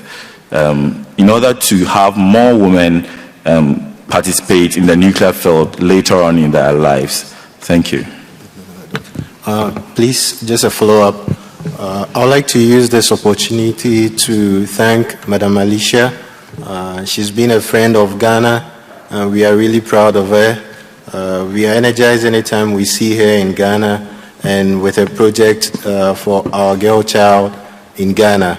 I have particularly followed her program with the high schoolers in Ghana, and I can say I'm proud of it.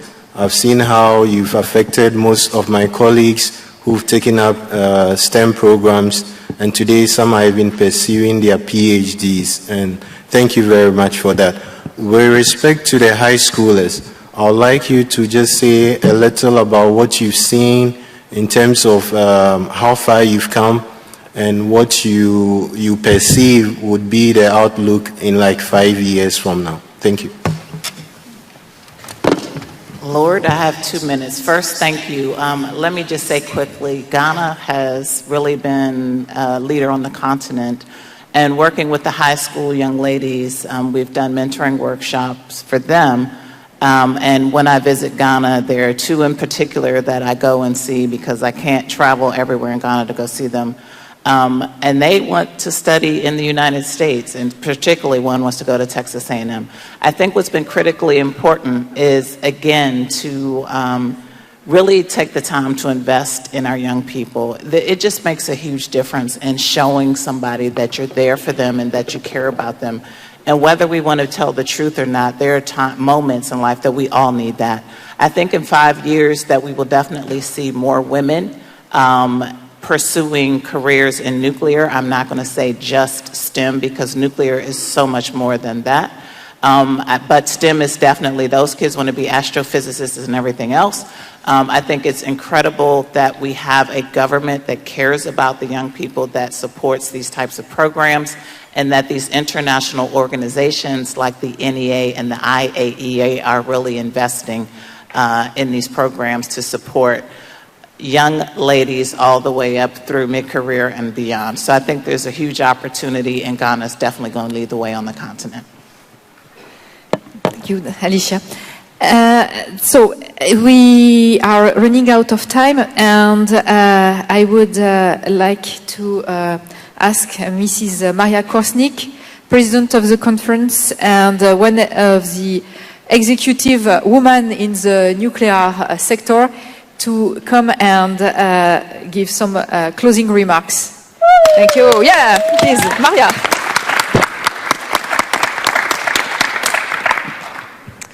Well, thank you very much, and a special thank you to the panelists for their enlightening conversation about a really very incredibly important topic. For me, it really reaffirmed the truth that starting from the earliest days of nuclear science, women have played a very critical role in advancing our industry. There would be no such thing as nuclear energy if Marie Curie hadn't figured out how to measure radioactivity. And there will be no such thing as a small modular reactor without input and insights from women. You simply can't achieve the transformation for our entire industry if you don't involve women who comprise half of the world's talent. Thanks to the Nuclear Energy Agency's pioneering gender balance report, we now have foundational data about our field's global gender gap. For example, we've learned that women comprise less than a quarter of the nuclear workforce in NEA member countries. The IAEA is making strides to address the underrepresentation of women with programs like the Marie Sklodowska, probably didn't say that right, Curie Fellowship Program and the Lise Meitner Program. And in the United States, we've identified some of our own gaps. We know, for instance, that the U.S. nuclear industry has not retained women at the same levels that we're hiring them, which raises important questions like, why have so many women who left the workforce during the COVID-19 pandemic not returned? And going forward, can our industry retain women at the same levels that we're hiring? And that's why this conversation today is so important. Because since women think less favorably on nuclear, what better way for us to create ambassadors than to hire them into our industry? And as Alicia mentioned earlier, our American Nuclear Society Navigating Nuclear program is something that we have that's trying to educate kindergarten through 12th grade on things for nuclear, to spark that initial curiosity, if you will, at a very young age. I do feel the need to stick up for the pale and stale a bit because we do need to recognize that they too are a part of our industry and in fact have helped us get where we are today. So maybe we should reframe that to say it's about working together, men and women, that we will be successful. Looking forward, NEI is building out strategies to help close the gender gap, and 3 strategies in particular have shown real promise: mentorship, leadership, and partnership. Let me briefly go through these. Our first priority is retaining the women already working in nuclear, and the key strategy to meeting that goal is mentorship. Research has shown that 90% of employees with professional mentors are happy in their jobs, but many executives only mentor employees who are the same gender as they are. So to make sure everyone has success to the benefits of mentorship, the U.S. nuclear industry supports mentoring initiatives focused on women.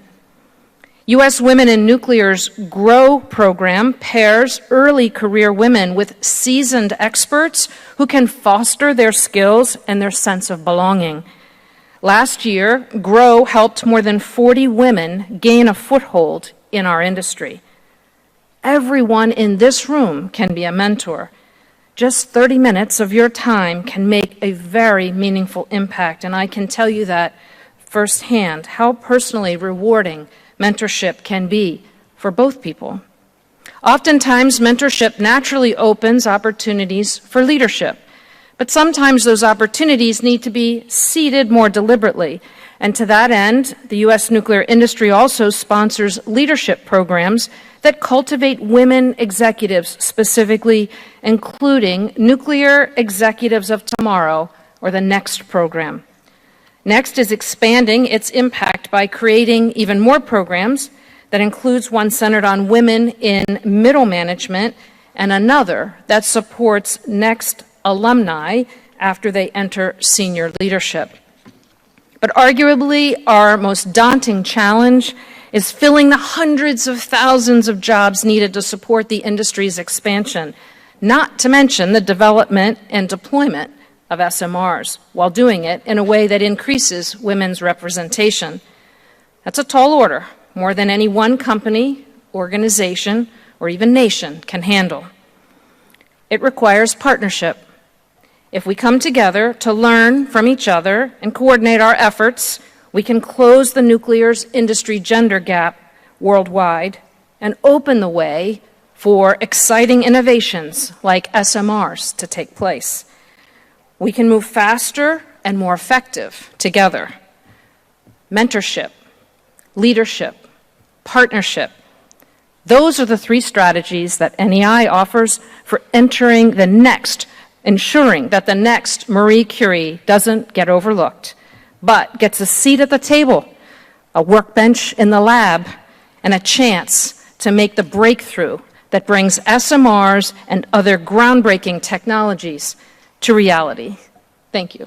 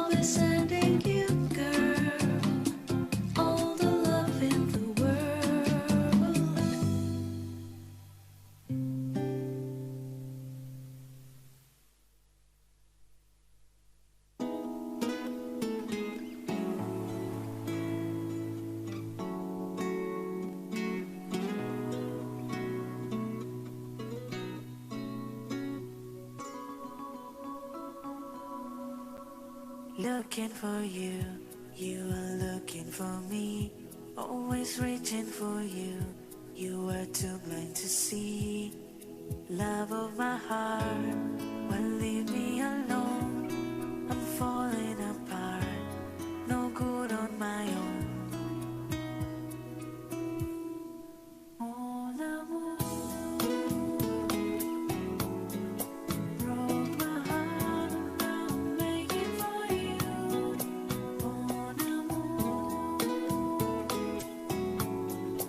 what's a boy in love supposed to do?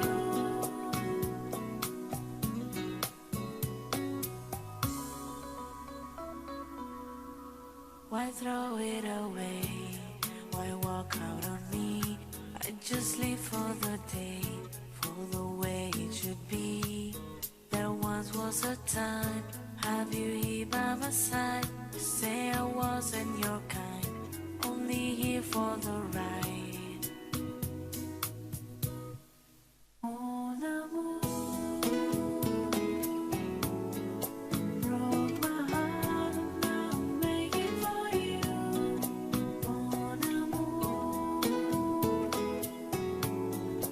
what's a boy in love supposed to do?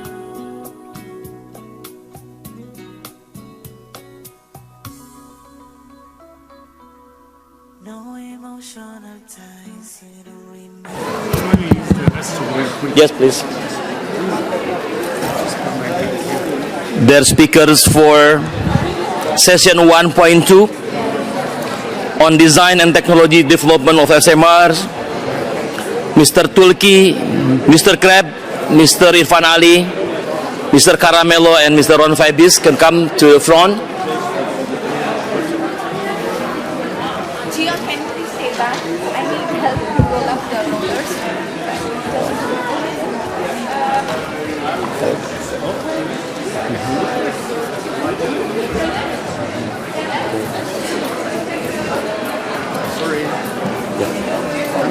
Pile, please, over here, the receptionist, yes. Okay, thanks.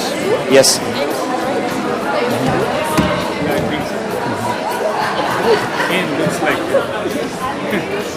Mr. Caramello?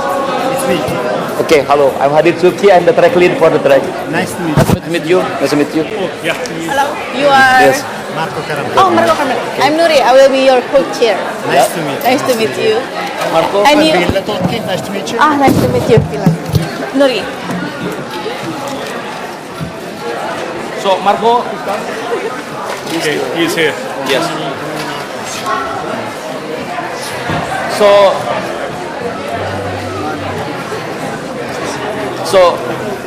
I will repeat the information. So here's the setup.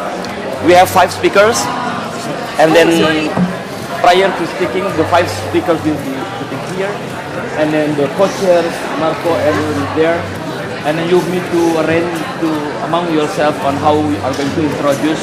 Maybe invite, maybe you are introduce the first 2 speakers when asking invited 2 speakers come up front, and then the rest remaining 2 speakers by you, and then so only the speaker will be here in the podium. So the speaker will come up front there only for the question and answer.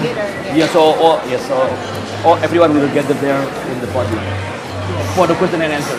So for the question and answer.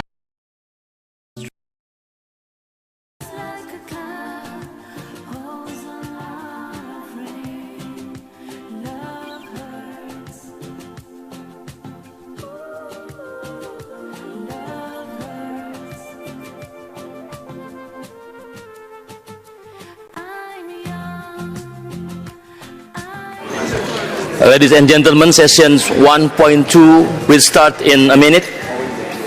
Please take your seat.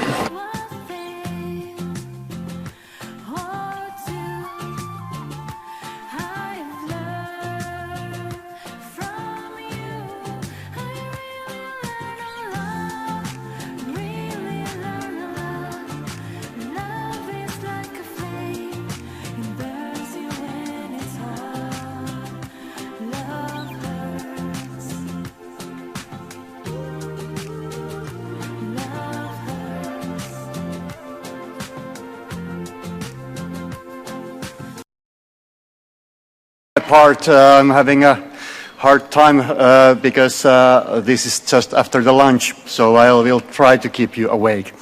Okay, so the aim of this presentation is to present a couple of the now available open datasets that describe novel SMR designs.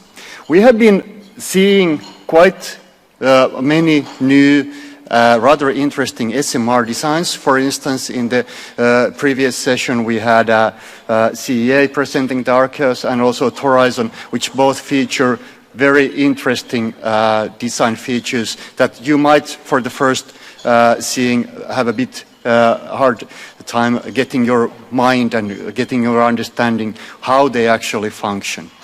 So in order to enable understanding of some novel features of SMR designs, there have been a couple of these kind of open datasets being produced in different projects that would enable people to familiarize themselves and to learn and to poke about these kind of novel SMR safety functions. This presentation will be presenting two open datasets describing light water SMRs, ESMR as well as LDR light. We will first go to the ESMR, which is a dataset that was created in Euratom-funded ELSMOR project towards European licensing of small modular reactor to demonstrate the safety philosophy of reactor similar to PBR type SMR. This whole design was a big joint effort by various parties, including our co-chair, Professor Ricotti, and others, also from different European organizations, based on public information on the French-developed SMR design at the time, so a couple of years back, and also based on engineering judgment. And this dataset is now published under Creative Commons non-commercial license. You will get the link there. So basically what we are dealing here is kind of like a schematic idea of integral pressurized water reactor with natural circulation cooled by this and then within metallic containment that's inside the pool. So this dataset provides all the information needed to model this kind of reactor. So there is kind of, you can see also schematically, there's a core, riser, and then the pressurizer, and then you will have several steam generators involved, as well as one safety steam generator that goes to the condenser that's linked to the outside pool. So basically, and then the steam generators, normal compact steam generators are then providing heat in normal situation to the secondary outlet. So this kind of design is being shown or described by this data set, and this can be several different models have been produced, part of the ELSMOR work, and can be produced further on to investigate various design basis accidents.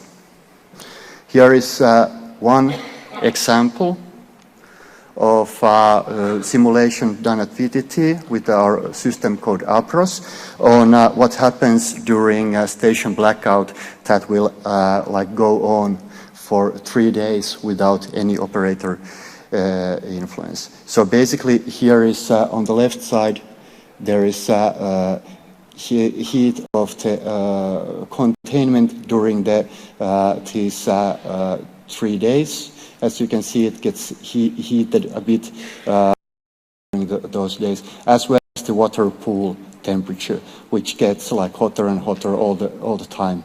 But anyway, this is kind of just to show that with this kind of model, we can investigate the immersed pool safety function. will basically automatically or without operator influence then like cool down the reactor for extended period of time required for the SMRs. So and going towards LDR Lite, so basically it's a public version of low temperature district heating reactor, and this public version is intended for academic research. LDR50 is a district heating reactor, a bit similar in purpose as the Archeos reactor described earlier, but it's originally designed at VTT, but nowadays it's being commercialized by Steady Energy. There are some innovative passive safety system designs and approaches that are enabled by its low operating temperature. The benchmark specifications are online and have been presented in various conferences also. The idea for the LDR is that you're having still a low temperature naturally cooled core, and with the heat exchangers providing heat to the district heating network, and then you have next to the downcomer you have partially filled secondary containment core, and then outside of that pool. So basically this kind of partially filled containment actually acts as a passively activated heat transfer system that activates if we lose the initial heat sink from the heat exchangers. So, and this is this is also basically described in this another document. And these have been used to, for instance, in this benchmark, different benchmark by several different institutions, for instance, in Dutch Energy. So there are basically in the set of benchmark exercises from steady state to station blackout, and then for coupling the reactor core to the thermohydraulics rod drop simulation, which was presented at the latest FUSOR meeting. So basically here you can basically see how rod drop first reduces the power, but thanks to the feedback effects, the reducing of the temperature then raises the power bit until it fluctuates to a new steady state. So this is can be also used to test the multiphysics capabilities of the reactor simulation benchmark, reactor simulation codes. One of the challenging parts here is the fact that this reactor operates under 10 bar pressure and at 150 degrees C, so it's a low temperature, low pressure. How do these codes actually function? There is still open question. So basically, these two data sets are currently being used in new European R&D projects. ESMR has been used in EU-funded Tandem project to investigate the capability of SMRs to be inserted into power system that is being dominated by renewables. And the LDR Lite is going to be used in ECSMR and SANE projects that have just started to investigate the different features of putting heating in the district heating system. So the different kind of safety analysis. And this is kind of like having access to these kind of like open data sets enables people to initially, of course, familiarize themselves with these new novel safety features, as well as to understand and provide feedback. What is kind of like not very well understood? What is kind of like, what are the open questions? Experience shows that doing this kind of like open data set is rather labor intensive, but it also provides access and better understanding towards these features. And for instance, in these public research projects, it's very important to have some sort of reference case studies. And of course, at least our experience is that we are getting quite a lot of important and good feedback from the different participants. So I would also encourage all the SMR vendors to also provide some basic benchmark models so that their own solutions could be looked at by various different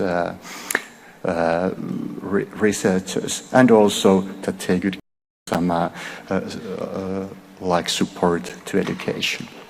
However, this requires work, and as most of these designs are in early phase, they might change, even drastically. And this is case in point. This ESMR was made based on French design and French development at the time, and now last summer we heard that the NUARD is going to take a rather strong or large redesign to more conventional features. So part of this work has been, of course, something that remains an academic exercise. Well, as the French say, c'est la vie, this happens. But we will still will be able to continue working on these designs for various R&D purposes. Thank you.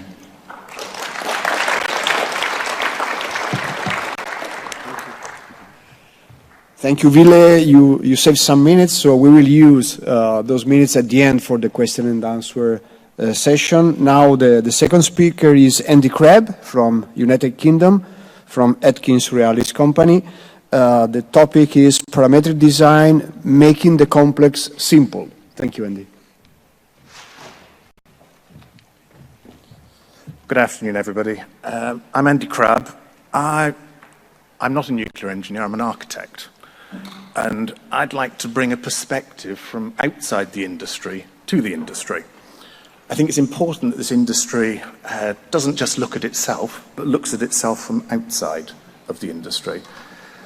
We're at a point in the nuclear sector where there are great opportunities, and it's important that we look at this from all perspectives. I'm an architect. I head up architecture for Atkins Realis and I head up energy for Atkins Realis in the building sector, but I also head up Rolls-Royce SMR, vision and architecture. So my knowledge base is purely in the small modular reactor sector. But what I've tried to do, and what we've tried to do from Atkins Realis, is bring the experience from other sectors, not the nuclear sector, or not just the nuclear sector. We have a very strong nuclear sector within Atkins Realis, but to bring other sectors into this equation. As an architect, I'm very used to understanding that the business is complicated and building a nuclear power station is not simple. There's absolutely no doubt it's an immensely complex three-dimensional puzzle. So what I'll look at here is some of the ways that as architects we look at how we can work with an immensely complex three-dimensional puzzle. Yeah, I will.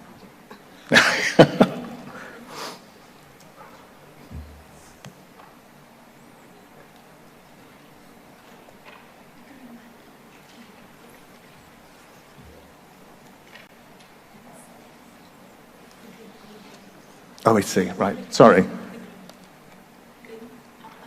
Okay. Right. Apologies. Just to put that in perspective, we use a thing called parametric design.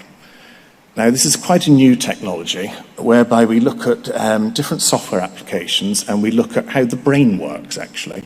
The brain's quite a complex element, and what it does is it works out what the problem is at a global scale, and then it looks at it in minute detail. It then balances the detail with the global scale. Now, that's the balancing trick that architects play when they're designing your house. They need to know what sort of wallpaper you want on the wall and what sort of handles they are, but it has to be in the context volumetrically of how the thing holds together. So this is a complex set of thoughts. Now, in a nuclear power station, it's hundreds and thousands of times more complex. And with UK SMR, for example, there's 1,000 people working on the project at the moment, designing away.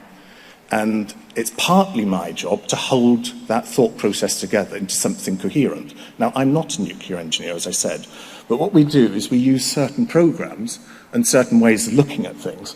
And parametrics is one of the tools that we use to help us. We use this in virtual reality, we use this on the computer, we use it in CAD systems, and it's tied into the three-dimensional design packages that we use. And what I'll do is I'll show you how we apply this sort of thinking to the very modularity of how an SMR can be put together. I'll first of all show it from an architectural standpoint, and then I'll show how we've leaned in more into the functionality of the modular reactor itself. So, you're probably aware of the Rolls-Royce SMR. A few years ago, part of the remit was to actually start putting together a modular reactor. Now, the complexity with that is when you're at the start of a program, you don't know what it is. So how can you design something you don't know what it is? So what we did is we put together a design that purposefully allowed flexibility in timescales. So with the Rolls-Royce modular reactor, we designed a shell roof that goes over the top of it that can accommodate the functionality of anything that happens underneath. So through parametric design, we can manipulate that roof as many times as we want to so that the architecture and functionality below is the point that makes the architecture. So the architecture is secondary to the functional reality below it. But as the function changes through the years of design, we can flex the parametric design above in real time with an awful lot of ingredients fed into those programs we were talking about. Now, we've done that for the berm that sits around it. That's the earthworks, which is the excavation from the construction site.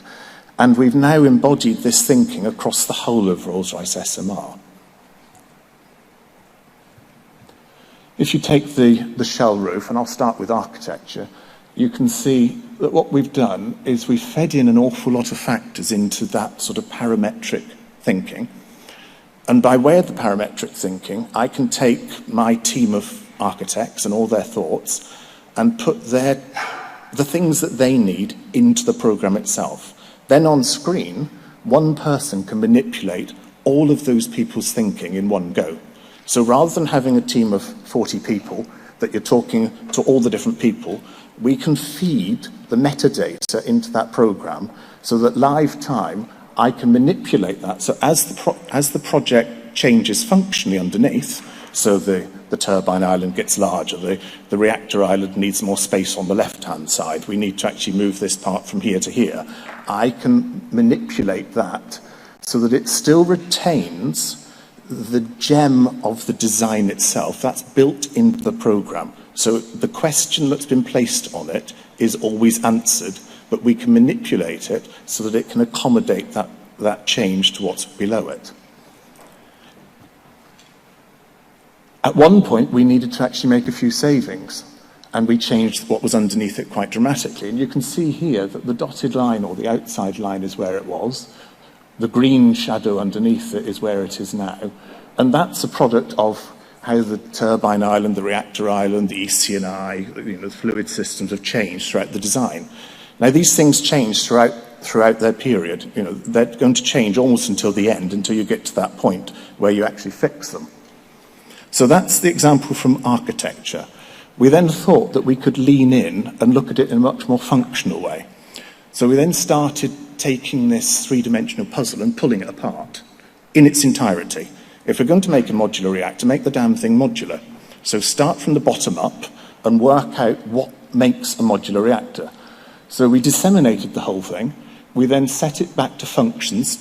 And as I said, there's a team of almost 1,000 people working on all these functions. I mean, I can't take credit for all of what's inside this. In fact, I don't understand quite a lot of what's inside it. But I don't need to. I need to bring it together into one thing. So we then analysed that, and I went back, or my team went back to the engineers and the nuclear engineers and the ECNI engineers and the fluid engineers. And what we did is we asked them to put together metadata that we could then feed into our programs. So every single one of those modular